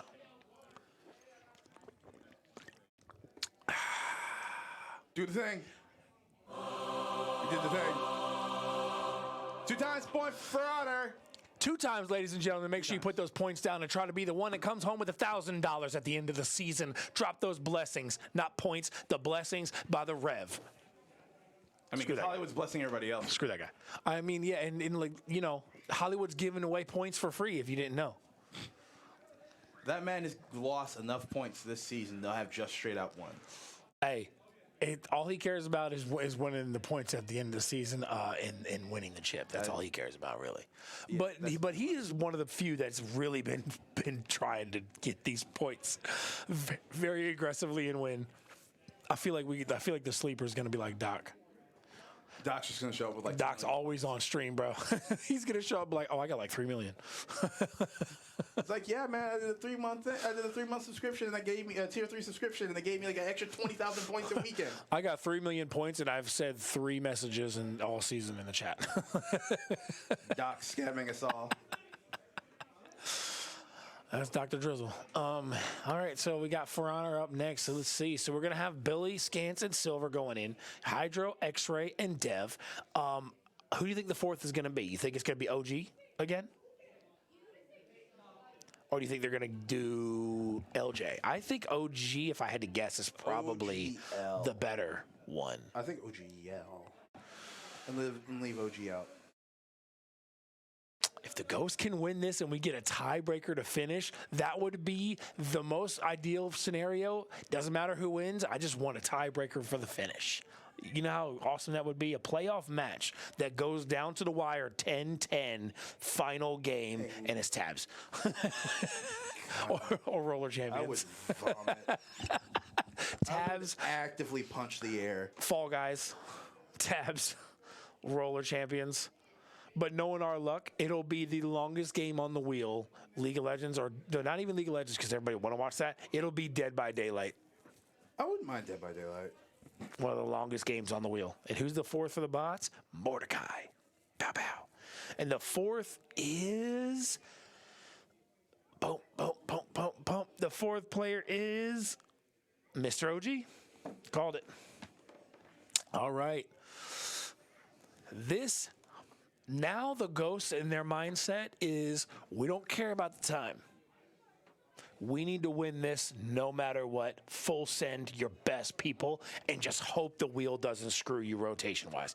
Luckily, that means Mr. OG is the only person out. So the odds of that wheel picking a game that only Mr. OG can win is slim to none. Yeah, that is true. Now, on the bots, losing Mordecai, that could affect you if a fighter rolls, but they have numbers. So I think this is good for both sides. They virtually have a reset. So if the Ghosts do win, we could have a really good showdown game. Okay, all right, so I'm excited to see how this plays out. Also, FYI, that's how it should be. Okay. This is exciting. Final 16 minutes. For Honor rolls. For Honor rolls. We could get an awesome tiebreaker game right now. You know what I think we need for the finish of this game? Waffles. I think we need 3 commentators. Just saying. What do y'all think? I think for the tiebreaker, we should do it. For the finish of the game, 3 commentators? For the finale. For the finish. We're playing some Honor. Okay. But if we can take a look at the arena and see these players get ready for this chance to get back in, we'll see what's going to happen.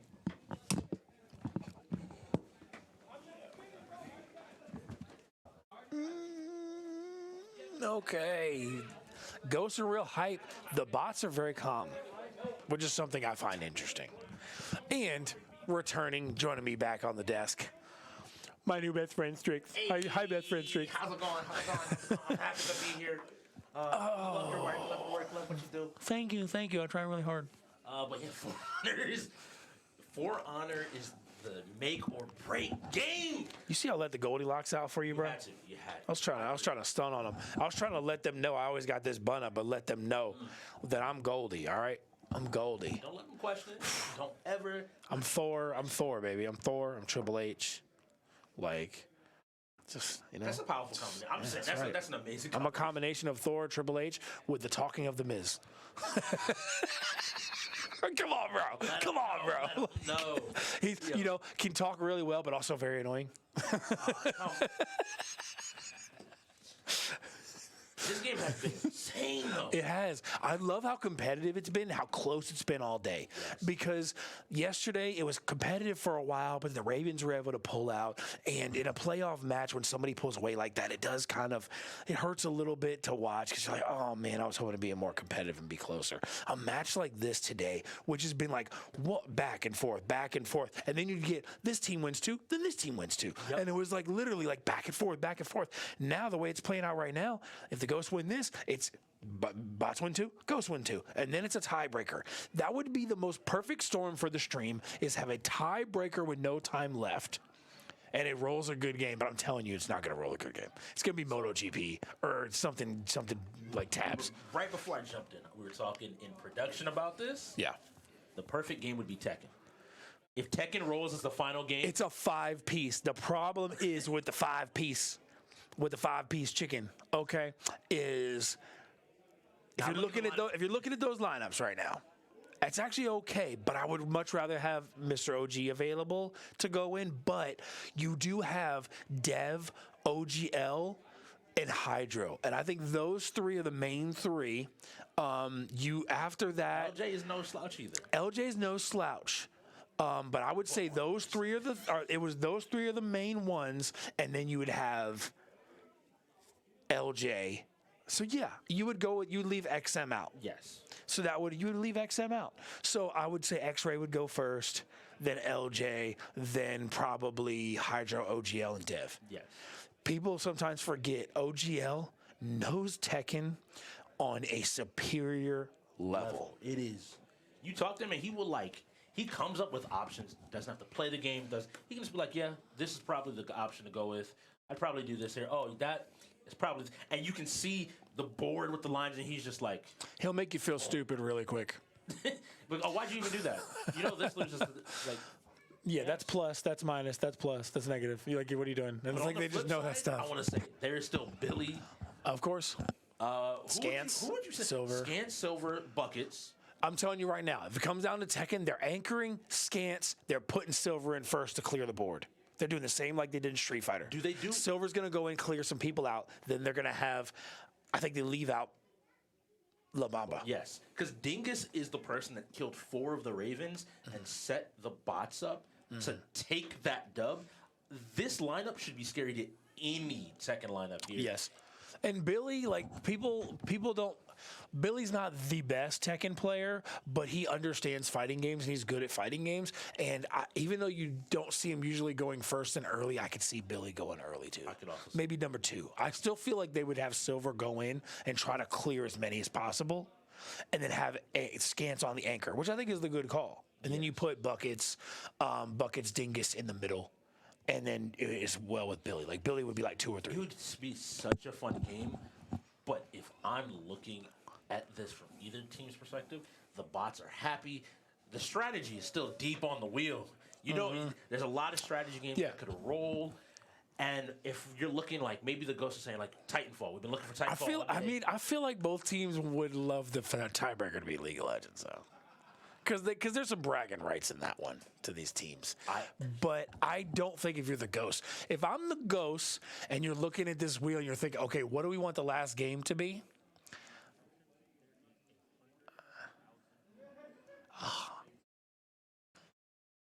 There is 100,000 blessings on the Ghost to win For Honor, ladies and gentlemen. If you think they aren't going to win it, you place your bets against. But if you agree, you stack it up, man. Even the people want overtime right now. I know. Everyone is looking for this overtime match. You hit it on the head. A back and forth game comes down to For Honor. If I'm the Ghosts, I think if they win this and tie this up, they want maybe Titanfall, but I think they might want FIFA. I feel because X-Ray is pretty confident in FIFA. It would be OG would have to no, yeah. So it would be XM would have to go in though. Well, no.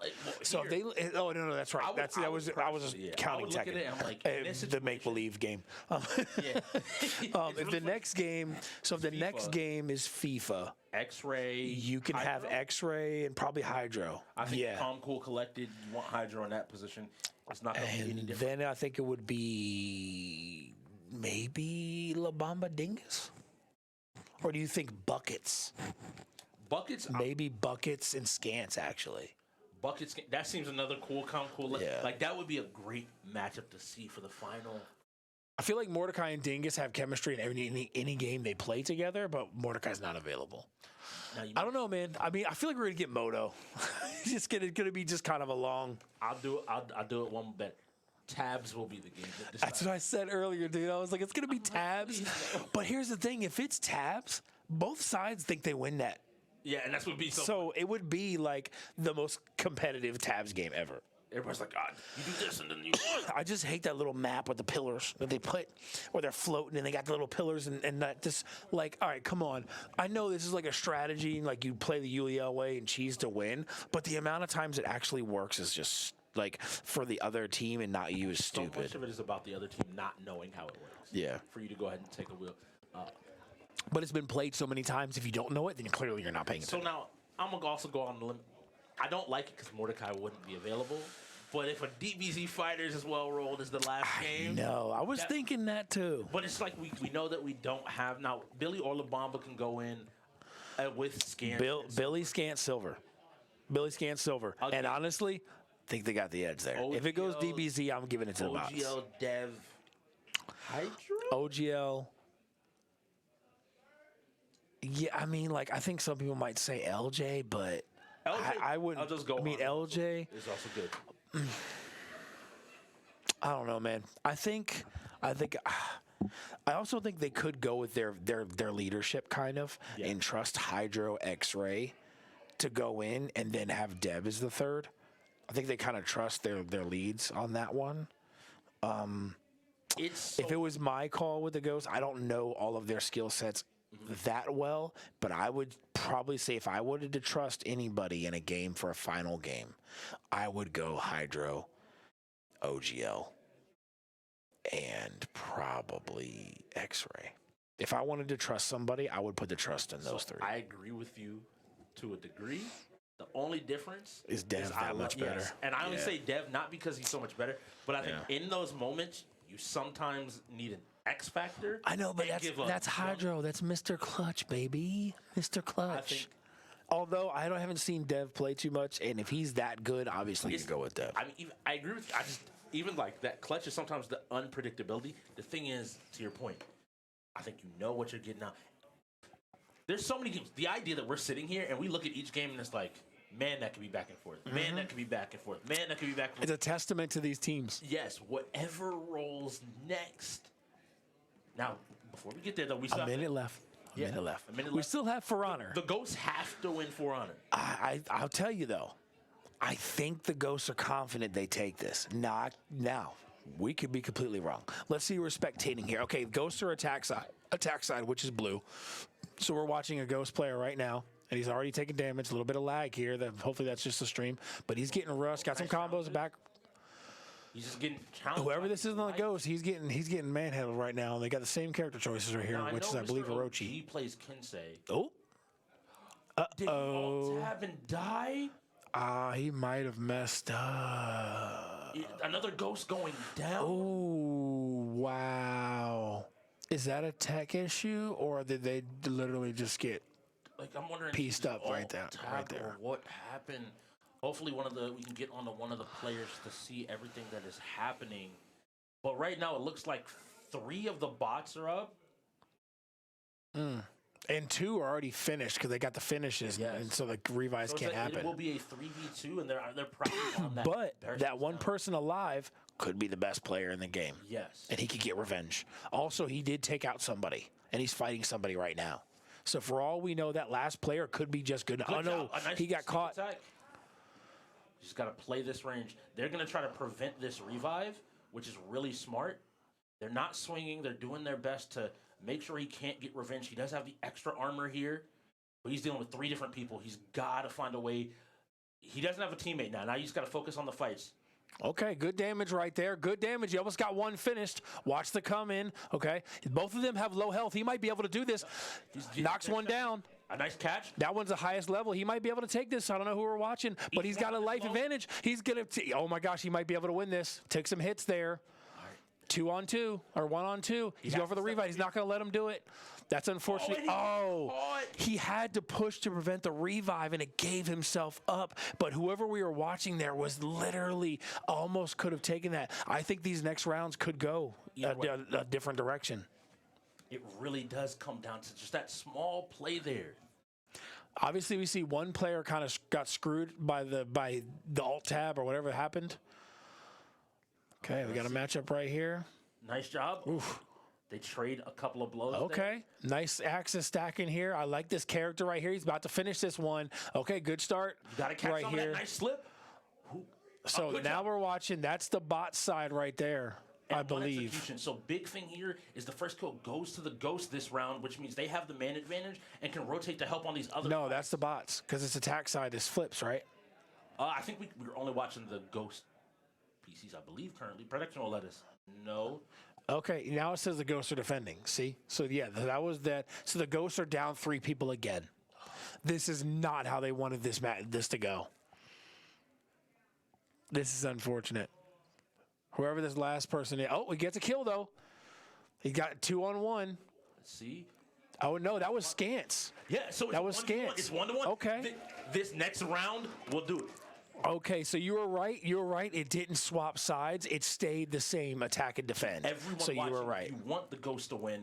I need you to send your energy right now. They need another round like we just saw. Like Goku, they need that energy for the Spirit Bomb so they can tie this game and go for the tiebreaker. Both sides playing a little cautious here. Spacing out. Oh, nice. Uh-oh. Caught him swinging. Nice step back, just disengage. Try to find your... You are taking hits. Someone's coming in to help, though. Is the Shogeki ready to handle 2 different people? They're trying to get him down before he can get... Nice moves. And a nice one down already. Him away. He's got to pull away, and he's got to find some health on the field. It is a 1-1. Both teams are down 3-3. Player. Now the question... And there he is, the health. Good find. He's got the health right there. Now he can go up and assist his teammate right there, which I believe is X-Ray. Another one of the bots are down. But we have a Ghost that has no health right there, running away, looking to grab some. Oh, he's got his teammate to back him up. He's got something, some stat buff. Now it is 3-on-2 advantage right now for the Ghost. They can pull this out and they can tie this up and go to the tiebreaker. They just got to finish 2 more people. Yes, I would play for this health for this last person. Pick up the stuff on the field. Behind you. Here we go. Good catch. He's got both of them there. He's got to be careful. Oh, you got to be careful running away. Oh, he got him with a trap, I think. On the ground, coming through. 2-on-2 now. 2-on-2. Oh, but he's taking a lot of damage right now. Oh, no. One of the Ghosts getting in trouble. Oh, they get finished. 2-on-1. Another one. And the Ghosts win it. The Ghosts. It goes to overtime, baby. Tied up. 10 minutes left. Last game, ladies and gentlemen, we held off this wheel spin specifically because we wanted to have this be the wheel spin. So I need everybody to send your energy for which team you think is going to take it, which team you want to win, and we're spinning the wheel. Let's go. The tie-breaking match, the match to end all matches today. What is it? It is going to be... Tekken, baby! Let's go! Let's go! Let's go! Tekken for the final finish right here. And you know what? It's the final game. 2 times, baby. 2 times. Oh, let's go. Now, if you let me, I'm going to set the stage for people. Absolutely. At the beginning of Season 7, Game 1, it was Reapers versus Ghosts. A close game was played, but when it came down to it, the last game played was Tekken 7 that the Ghost pulled out. They have been in this position from day one of this season. Okay. But on the flip side of that, taking me out? we're looking at the bots. We are looking at a team that, regardless of what you want to say, they have beaten. Everyone recognizes Herb as the best, but they took him down. And they didn't just do it kind of. They did it in convincing fashion. And at this moment, you are now looking at that behemoth as the Ghost saying, look, y'all doubted us. Y'all said our trades left us in disarray, that we weren't going to do much in the playoffs. And here they are, game point to get the dub and walk away with it. To get the dub and walk away with it. It is insane. It is such a crazy moment. And in this moment,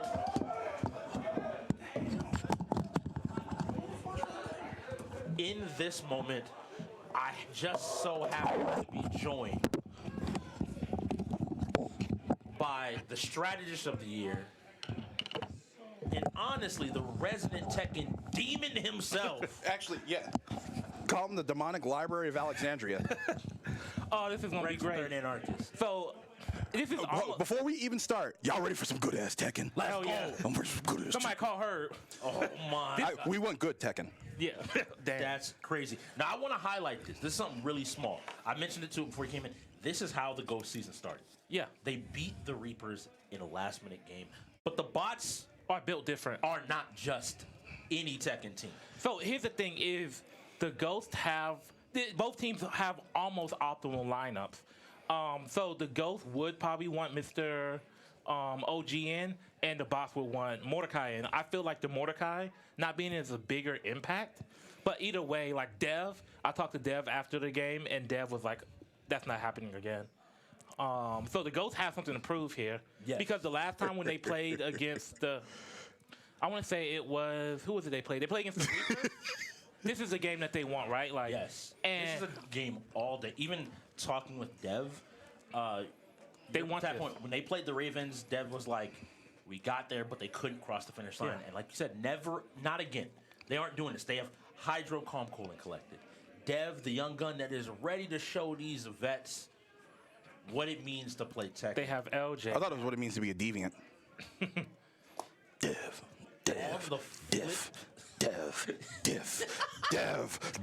On the flip side, But yeah, you got to talk about on the not flip, one, not two Thompsons, but three. but three. Jesus, that's a lot of Tommy guns. And they claim to be the best Tekken family, so we're about to find out. I'm saying, along with, like, even beyond that, you have Dingus. If you didn't watch him versus the Ravens, Yeah, he took out everybody but Herb and took our life off of Herb. yes, So what's that? That's 13? Yeah, 13 match wins? 13 Before lives. he died. Yeah. Or 13 round wins, excuse me. and so then you pick Billy or La Bamba. Which poison do you want? So here's the fun Cap that thing. off. This is the BD fun thing. Kane. Because both teams have almost as optimal lineups as you can say. Would you say that the team that wins here today makes a claim as the best Tekken team in the league? I'm going to be honest. As a team, if you put 10 out of 10 matches of Tekken, I'm still picking the bots, regardless of what happens, because I think Dev can perform, but to ask him to beat this team, we're not asking him to beat the team. We're asking the Ghost to beat the team. And they're a lot more than just one person. I'm saying man-to-man. We've been saying all day, the bots are a scary fighting team man-to-man. Regardless how you skin it, every single fighting game on this wheel. Can't skin a robot. That's what's scary. Shit. True. What's he gonna do? Beat boop. But here's the thing. Dev isn't the best Tekken person on his team. Who do you think? You think OGL. OGL is the best Tekken person on that team. True. Now here's the thing. Do you think we see a scenario where the two of them can sync up? Because I think the two of them are great. But again, winning 15 rounds of Tekken for any one, even two people is a lot. So here's something interesting that I think the Ghost can employ is you put OG in first, right? Because how I feel about it is anybody on the Ghost going in can beat anybody on the bots that's in. Anybody on the bots can beat anybody on the Ghost. Maybe not consistently, but they're at that skill level where I feel like it's possible, right? We've seen it in the league. So you put OG on first, and then he probably clears a lot more so that the people later on have to deal with less randomness. OGL's going to go... You're basically saying you come out swinging, and eventually they're going to have to put a heavy hitter in to take him out if they don't want to lose two people. Yeah, because, like, for instance, OGL is going to not get hit by that cheesy stuff right off the bat. And there's less... He's going to be beaten by less random stuff than a lot of people on your team. And then, so you get the numbers advantage immediately. At least that's my thinking. Yeah. I'm just looking at... But it's Silver in. It's Silver in. And the last time I remember Silver playing LJ, he cleaned her up. And I don't know if you do this right off the bat. Just because a lot of her... 118 views. So here's how I feel about it. Is I think LJ's character thrives in people not knowing how to deal with it. And you're putting her up, but you're literally putting her up against somebody who knows how to deal with it. Yeah. So, like, you maybe don't put her in. Is there a person on this team that you think doesn't know how to deal with Howron? If I had to guess, let's see, Silver, I'll put her in maybe against Billy. Like, Billy's not bad at the game, but, like, put her in against Billy. Depending on where Billy plays in the lineup. The issue now is you're letting Silver get hyped.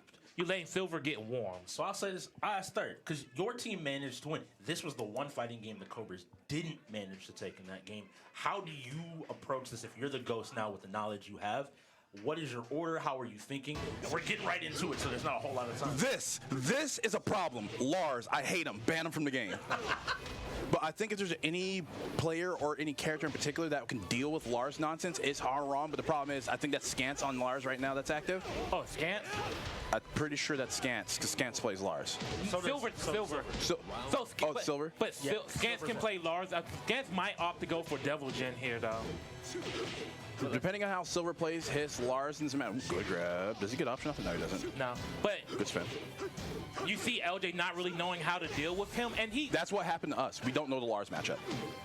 But here we go. Once LJ gets started, her pressure can overwhelm people. I want to see her take a round. If she takes a round. Nice duck there. Yeah, no, Silver needs, and we've seen in the past where Silver has lost. Silver's going to go for a launcher.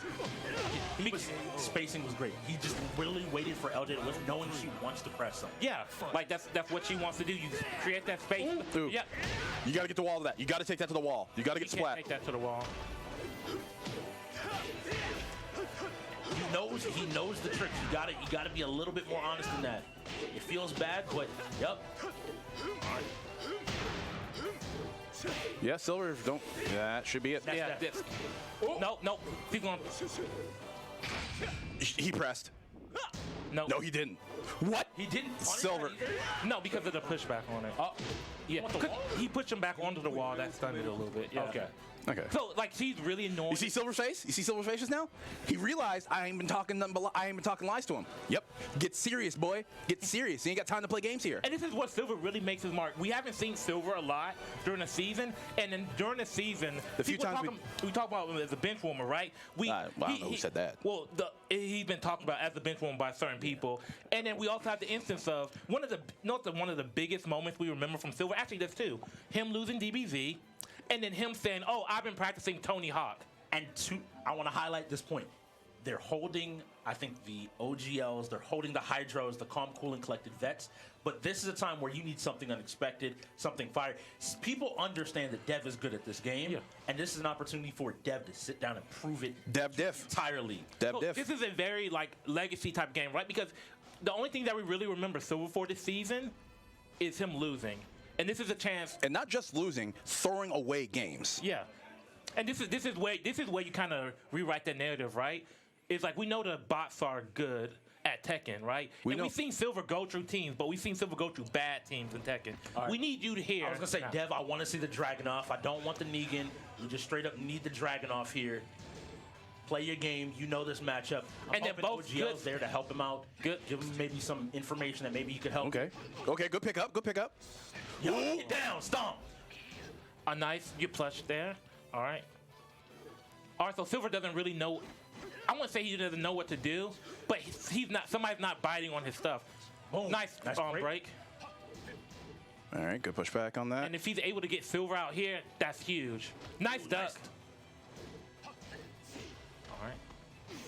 Go for a tackle for a grab here, I think. There we go. There we go. Dead. Yeah. There we go. Go for a grab. Huge. You don't understand how huge that is. All right, Silver's like, okay. Round 2. Let's see if Silver can get the download. Is he figuring out what Dev is cooking? All right. Nice duck there. I don't like him going for that knee. I mean, it's a check. I mean, it's one of those like if you don't. Well, the thing is, if you don't go for it, they're not gonna like respect it. Yeah, they don't have a reason to respect. Oh, he's not doing this at all. Why would I respect it, right? Get him to the wall, and this is where he's really dangerous. He can kill him here. Yep, there we go. Job by Silver. Silver was like, okay, cool, bet. Immediately gets the round back. Nice kick. All right. Yep. Ooh, knockdown. Oh, couldn't you pick that back up? Yeah. And notice the interesting thing. You know who has the best track record against OGL? Who? One of the best people in the league will be Silver. Oh, I can see why they sent Devin. Then we got a balcony break. It's a combo. Don't press. All right. Yep. That. You got to guess. Yep. And he checked with a mid there. Okay, Silver starting to feel himself. Don't get blown up, my guy. You have blown leads. This is not it. And Dev at this point has to be tired of the Thompson family. Yeah. This is a dominating round coming from Dev. Can Silver pull it back? Nice duck there. And then just one straight hit, and he's dead. Nice job. Silver, keep your hands on the controller, boy. All right, come on, Silver. Big break. Low. Nice duck. Nice Ooh, bad string. You got to punish that. Huge punish coming from Silver. And can he get the big punishment from Silver? Nope. Just to respond. You got to get the tackle. You can't drop here. You can't drop it here. While running two. Go. There we go. Silver's not breaking those grabs. All right. Watch your wake up options. Oh no. Watch it. Yep. Here we go. Off the wall. Off the wall. Get yourself some space. While running two, get plus frames. All it takes is Silver to sidestep that one good time. But I'm wondering if Dev is setting him up at this point. Nice stuff. Let's see. Oh! Get out of here! The Silver standard has fallen. And you brought it up. Silver was not breaking those grabs, and in the clutch moment, Dev just said, "Do it. Make the decision. Make the change." So who goes in here? It's Mordecai. So we're gonna see Armor King. I think they're singing Dingus. Oh, Dingus. Yeah, that's what I meant. Sorry, Dingus. Is Dingus Armor? Yeah, he's either King or Armor King. All right, so in this moment, I'm hoping OGL comes over. In. You gotta give your teammates some info here. You gotta be watching and understand, because this is a character you play. I'm looking at you like, hey, I don't need you to. You know my matchup worse, and you be like, yo, what is annoying when Dragunov fights Armor King? Yeah, give me that information. And so if you're Dingus optimally, you come out here without any rounds taken off of you. That is a huge thing. You put Dev in the ground immediately, and you move on to the next person. But if you got to think about it, they still have Hydro on the other side, and they still have OGL, and they want Silver needed to take out Dev here. Now he took out 5 lives, and that's great. But the question is now, because if he had taken out 5 lives and just lost to Dev, it'd be like, Silver did his job, cool. But instead, at the end of the round, going into the last life of Dev, what did he do? He got cocky, he raised his hand, he taunted, and he got packed up. But I could see it as potentially something that he does to hype himself up, right? Some people, but it could, it's not necessarily a negative thing. Maybe he wasn't being cocky. Maybe he's trying to hype himself up, and maybe that's because he lives off of that kind of hype. I don't know, man. The performance went downhill from him the second he did that. I'm just also highlighting to y'all. If y'all can't tell how many people are on their feet in the arena, because this energy is palpable. You can feel it. I can taste the energy. Because here's the thing. You go to a conference championship if you win this game, right? No matter who team you play for, right? Oh, and then at worst case scenario, you get to play for at least 3rd place. Nah, we ain't here for that. Boom. I thought you were a wrestler, King. How you gonna get okay? How you not knowing how to break grabs? It's Russian Sambo is fair. It's more violent wrestling. Let's go. And this is where Dev. Ooh, good punish. Dev is like, I've been Fighter of the Year or Rookie Fighter of the Year. And this is the worry that I had for a lot of people not realizing. Dev is similar. And he's dead. Is a fighter, and that when he starts getting momentum, you have to be able to stop. Just like Silver. Yes. where Silver raises his hand, starts to hype himself up when Dev is like, "No, I'm making the right calls." Do you know how to deal with while running too? Do you know how to deal with it? And then what happens if he starts mixing it in? Okay. Watch your. No, he's dead. Dingus keeps getting caught by these wake-up options. Nope. Dingus keeps getting put on the ground. It is the syndicate for the deviant. And well, careful. Watch yourself. All right. You got two rounds, Dingus. I'm looking for the download. It's coming out of you. Nope, I don't think it's coming. Oh, nice. You gotta punish it. Finally connects. He drops it. Whoa! Again, that's 2 people down. Emotional damage. All right, here comes Mr. Buckets. He's like, I'm about to take out these Thompsons one at a time. And Scarlet, you next. Hey, guys. You know what this reminds me of? What? Of when the Cobras beat the Bots to win the game, with Street Fighter being the last game on the wheel. A game that everybody expected. None of us to win or get to that point. You know, see what happened right now? A rookie is showing out. Look, he's a deviant. To all of y'all out here, I respect Rex. I respect every veteran in this building that plays Tekken. But I will say it time and time again. We built different this season. Glass has come to prove a point. We built different.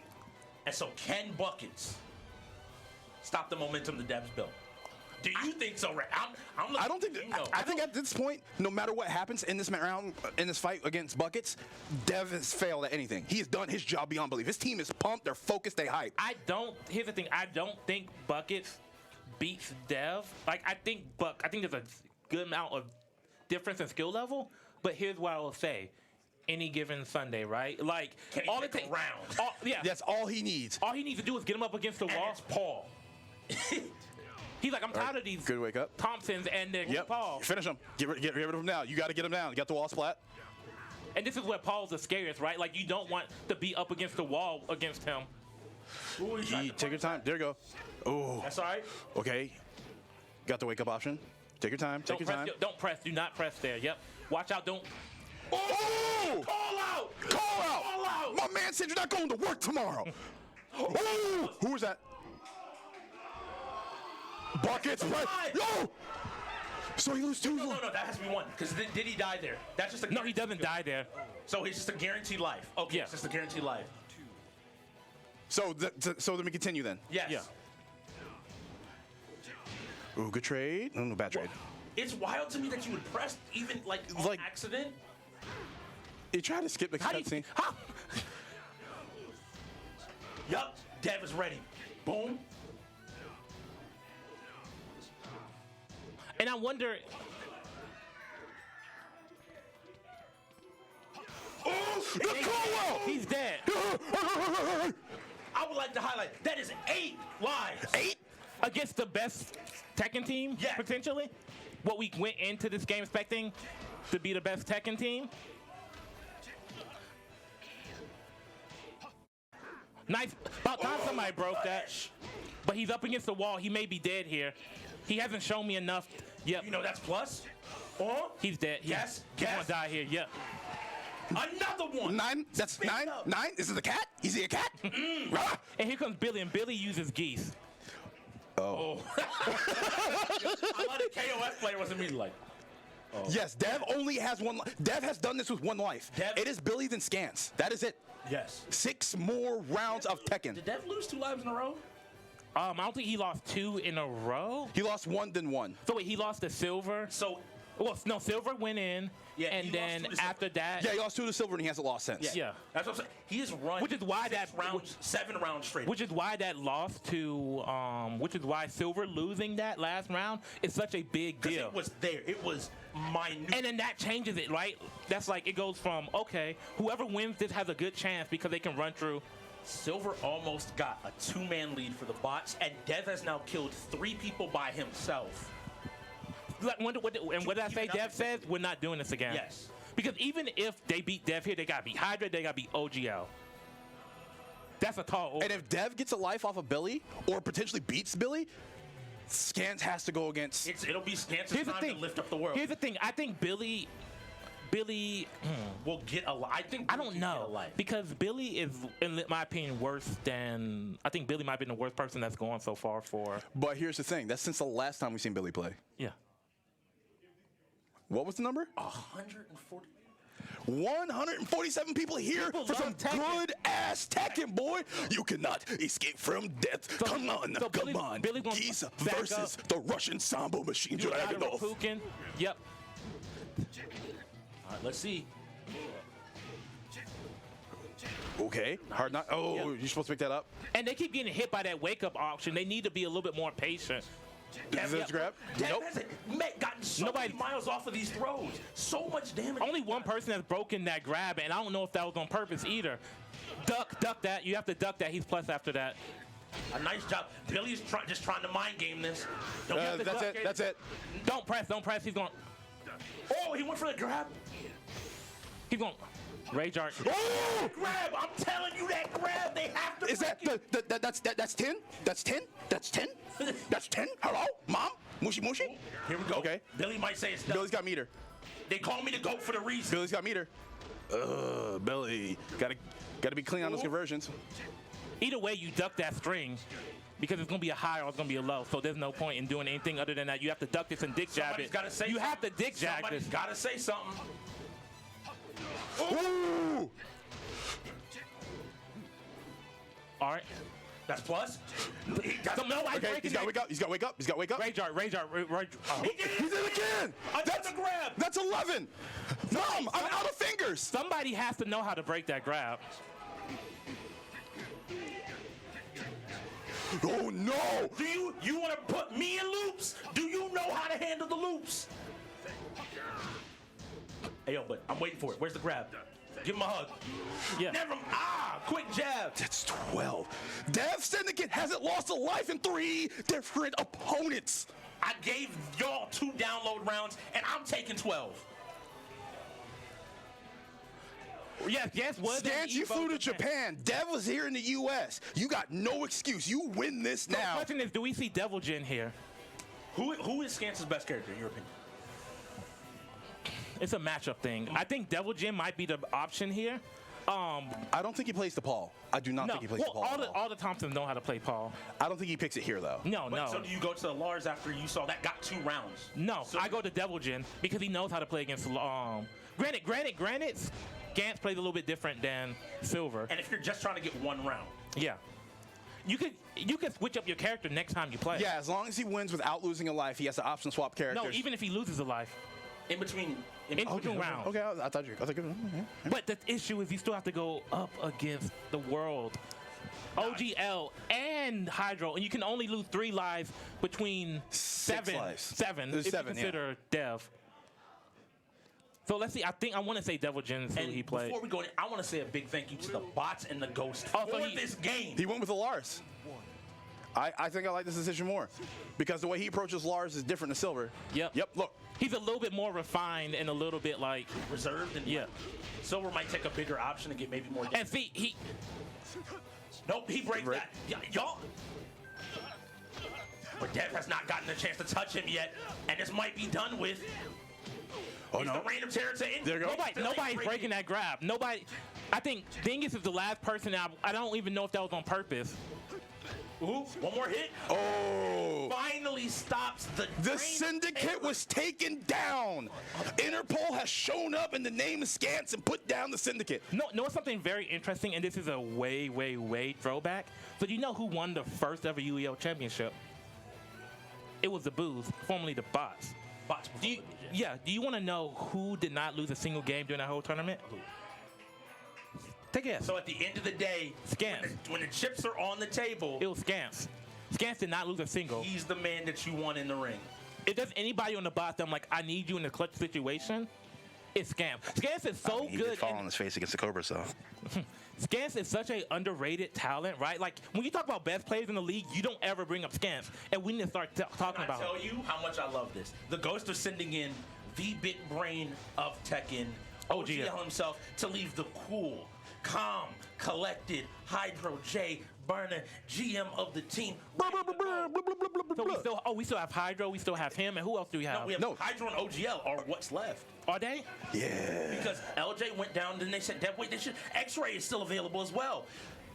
X-Ray has not played yet. But here's the thing: I think X-Ray is worse than OGL. It doesn't matter if he's worse, but if OGL gets these wins, if OGL gets these rounds, got the chance to scout it out. They've played before. I think they want to do this. Zafina? Yes, Zafina has extremely good wall damage. Zafina's wall damage is on par with that of Paul.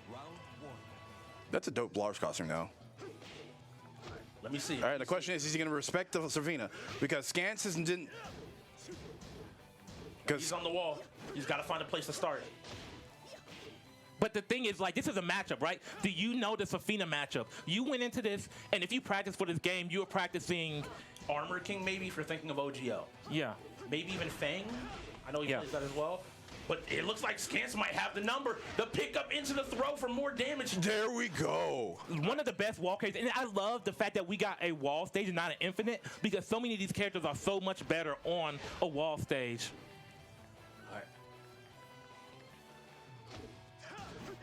All right. Oh, nice. Good damage, good damage. Watch wake up options. With that low multiple times. And that's the interesting thing that we've seen. Nice jab there to interrupt. But we haven't seen that we've seen Silver do better than anybody else on the team. He's not getting hit by those wake up options. Ooh, he started to get the box step. There goes. All right. There it's two. Here we go. Scans needs one more. We know what happened. We know what happened here. All right. The check. I like nice whiff punish there. Here we go. Come on, take a life. Get him to the wall, and this is where you're going to be doing a lot of your damage at. Nice duck there. Probably could have wall standing to that. Or wall rising, I should say. He's moving. He's moving. But at this point... Ooh, that's a punish. At this point... Nice. Good tech, good tech. That's wall splat. Nah. There we go. It's at a weird angle. It's not...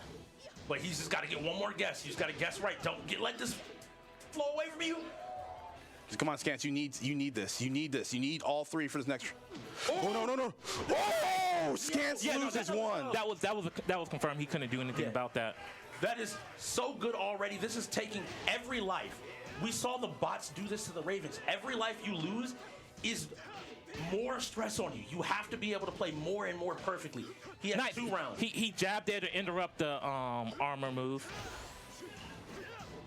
Be careful here. Nope. Nice job. Scant said, you took one from me, we're done here. I'm putting on in and I'm putting you out. But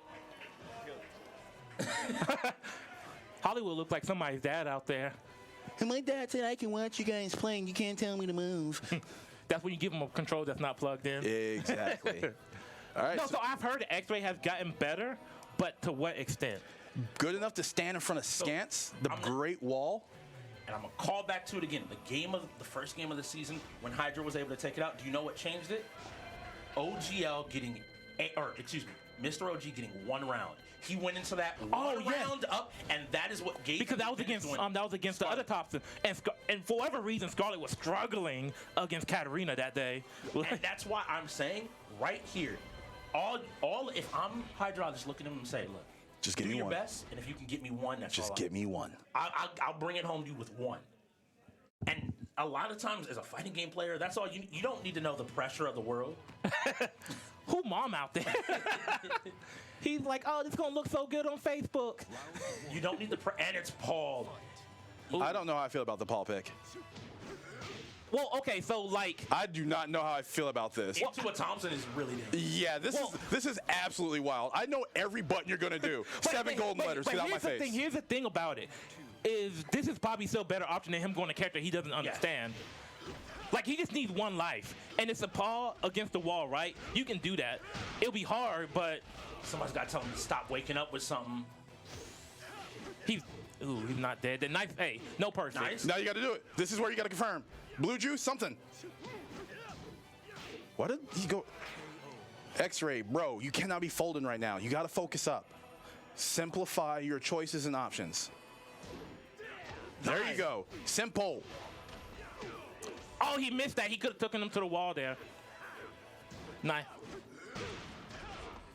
Yeah, I mean, yeah, all the Thompson brothers know how to play This Paul. is a matchup that is basically training mode to them. So here's the thing. There's not only the pressure of winning this game that's on the line here, right? Could you imagine him having to go to the Thompson family group chat and being like, you lost to a Paul? Of all people? Bro, he's getting uninvited from Thanksgiving. Hey. And there we go. Scance is now down to the Stone Mountain, the Mount Rushmore, the Grand Canyon. One thing I did say Hydro about the last time he plays, there's a string that he does that ends in a, you can end it in a mid, you can end it in a low, or you can end it in a high, right? Like you can delay it a little bit, right? He kept going for either the high or the low. And I'm like, why are you doing that? Either way, all they got to do is duck. And it covers both options. It's not really a mix-up when you can cover it with the same defensive option. You are looking here right now. You heard it. If you see it, let us know. Because right now, I'm trying to say, Hydro has a download round. But he's also gotten to watch Scance play. This is that moment for Scance to show. But here's the thing, Scance hasn't really had to mix it up. Nobody's really pushing him besides like OGL a little bit, but nobody's pushing him to be like, okay, in pressure situations, this is what I'm doing. Yeah. Now he has to figure it out. He knows maybe he knows what the strings are a little bit, but like. The problem is those large strings when he was going low and spinning, he's able to cancel out either low or high or back up. So there's a lot of mix in there. Fang, Oh, here we go. That's interesting. Wait, OGL plays Fang. What's going on? Okay. Yup, I know this too well. Fang doesn't have to be complicated. It can be simple, but it looks like Scance said, all right, bring him out. One of the best wall carries in the game. There with Lars. Ooh. Nice. Nice. Good tech. And he's dead here. Yep. Oh, so it's even. It's an even game. What did I tell you? Scance is missing. All right, Hydro. We have to start putting that respect on his name. Scance came in and said, I'm stopping Dev's momentum and taking it for myself. He's running. My man said, good running start. I need that. Okay. All right. But another thing, can we talk about something real quick? Is the fact that this is the second good Ghost player that we've seen use a character we have not seen him use in the league. Oh, he didn't and he's dead. Oh. All right, this is it. This is it. Mr. Clutch versus Mr. Clutch. Like. Did Hydro retrust or? Oh, that's punishable. Ooh. Yep. Ooh, no. Hydro, chill out, bro. You have to go. At this point, he has to take risks. He has to take. Don't go low. Oh. Oh. Oh no. Nope. He's. Oh.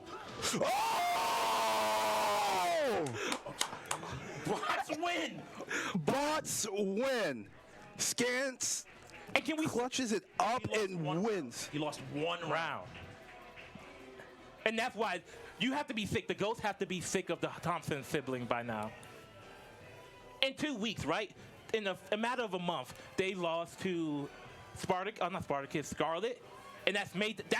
the reason that they have to play this game today, right? And now, all of a sudden, you have to play against the other Thompson. Scarlet's like, hey, yo, I'm going to send you something your way. Go ahead and handle it for me real quick. Dang. Like, the bots, y'all had me off. That was some good-ass Tekken. There's nothing else to say. Oh my. But Rex, I want to thank you for joining us for this. When we get the champs in, we appreciate you bringing your library of Tekken knowledge in. Yes. But now it's time for the champions. Tell me that was not some good-ass Tekken. That was some good-ass Tekken. Yes, sir. Oh. You know what's love? I can't. Oh, man, left the room. He said, we're Scance at. That was an amazing game. I want to show some love before the winners come in here. The Ghosts played their asses anybody off. that had a question about whether or not they deserved this playoff spot, I think they shut them up wholeheartedly. Great games all the way down the line. I think they won. It just came down to the nerves, I think, in the end of Tekken. Who was able to focus up and get the momentum from Dev and Scance coming in, and then it was always just an inch away from the Ghosts. Yes. And unfortunately, when you play good-ass Tekken, you don't have time to get started. And I'll even say this. The bots said they had a surprise and they won Valorant, which is not a game I think anybody would have had. One game. And we got him coming in, the victorious. My man was playing some good ass Tekken, boy. Let's go. Go ahead. Sit right here, buddy. Go ahead, sit right here. Go ahead, sit right here. You're the commentator MVP. That was some good ass Tekken, boys. Wow. That was insane. Like, how are y'all feeling after that game? Yeah, how are y'all doing? I'm so proud of this man right here. Chance MVP. When Dev was That's a Thompson right there, guys. All right, but before we get this deep in this interview, you guys know I do one thing well at these sports games is take somebody and tear them down before they enjoy their dub. So, what happened with the Dev? During the Dev game, you hit your thing, and then you drop that entire rest of that. Hey, he's good, man. He's good. I enjoyed that match. That was some good ass tech. It was good ass Tekken, but like I said, I had to chop somebody. Like I said, he was good, and I enjoyed that match. I'm not too upset about how that all went down. And he knew I was here to pick it up. It's yeah, exactly. Like I said, I had to chop somebody down when I start this. But gentlemen, Tony Hawk, Wreckfest, Guilty Gear Strive, Street Fighter V, Valorant, Need for Speed, JoJo's, StarCraft doesn't count, NHL, WWE, and WWE. Y'all are petty. I saw what y'all was doing there, but you know what? This is my time. This is your time. Gentlemen, the floor is yours.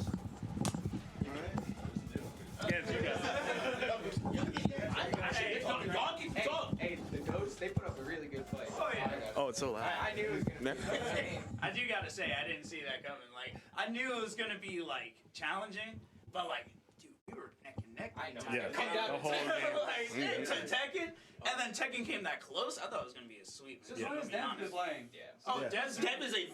Dev's always. Dev's always. I knew going in. Put him up on the list. I knew. Yeah. Let's hear from Scance on his. Oh yeah, come on. Yeah. Come on, man. I'm not gonna lie, that was a lot of pressure. Like, I generally do very good under pressure, but when I saw Silver lost and then everybody came back, it was just me. I was like, well, I know I have the ability to do it. Like, when I play my best, no one could beat me, not even the top players. So all I had to do was find my zone in there, found it, and we took care of business. Like, that wasn't to say it wasn't a good fight, but yep, I knew we could do it. So. The faith was there. I did it. So good at Tekken. That's how you play the game right there. And I'm gonna ask the question as well. Y'all got the Reapers next week. Y'all got the Reapers next week. How you feeling? Y'all got anything to say coming into that game? Well, I got something. We have the whole Thompson family here, but Scarlet is on the Reaper. So if there's anyone who can take us down, it's going to be that man alone. But we got 3v1, so we'll see how that goes. It's 3 Thompsons against 1. I'm no mathematician, but I'm not liking their odds right now. But production said they're going to do a spin to see what would have came up if that wasn't played. Let's see. Show me potato salad. Now curious. Watch it be League of Legends. It's going to be so free. It's going to be so free. Oh, super free. Super free. All right, yeah. Free. F-R-E-E. Actually free. That spells free. F-R-E-E, that spells free. CreditReport.com, baby. They would have had to play it. But all right, this is... I told this at the beginning of the game, and here we are, 11-10 with a good-ass game of Tekken to wrap us up. The bots advance to play the Reapers next week on Saturday? Sunday. And who's playing on Saturday? That would be Eclipse and the Ravens. Yes. Ravens Eclipse. So Saturday, 3 p.m., watch a sunset confused birds or birds fly to the sun. I don't know. Whatever. But come back. We're going to have some more good-ass Tekken for you, boy. The UEL $100,000 Season 7 is coming to an end. Yes. Yes. See you next week. No, sir.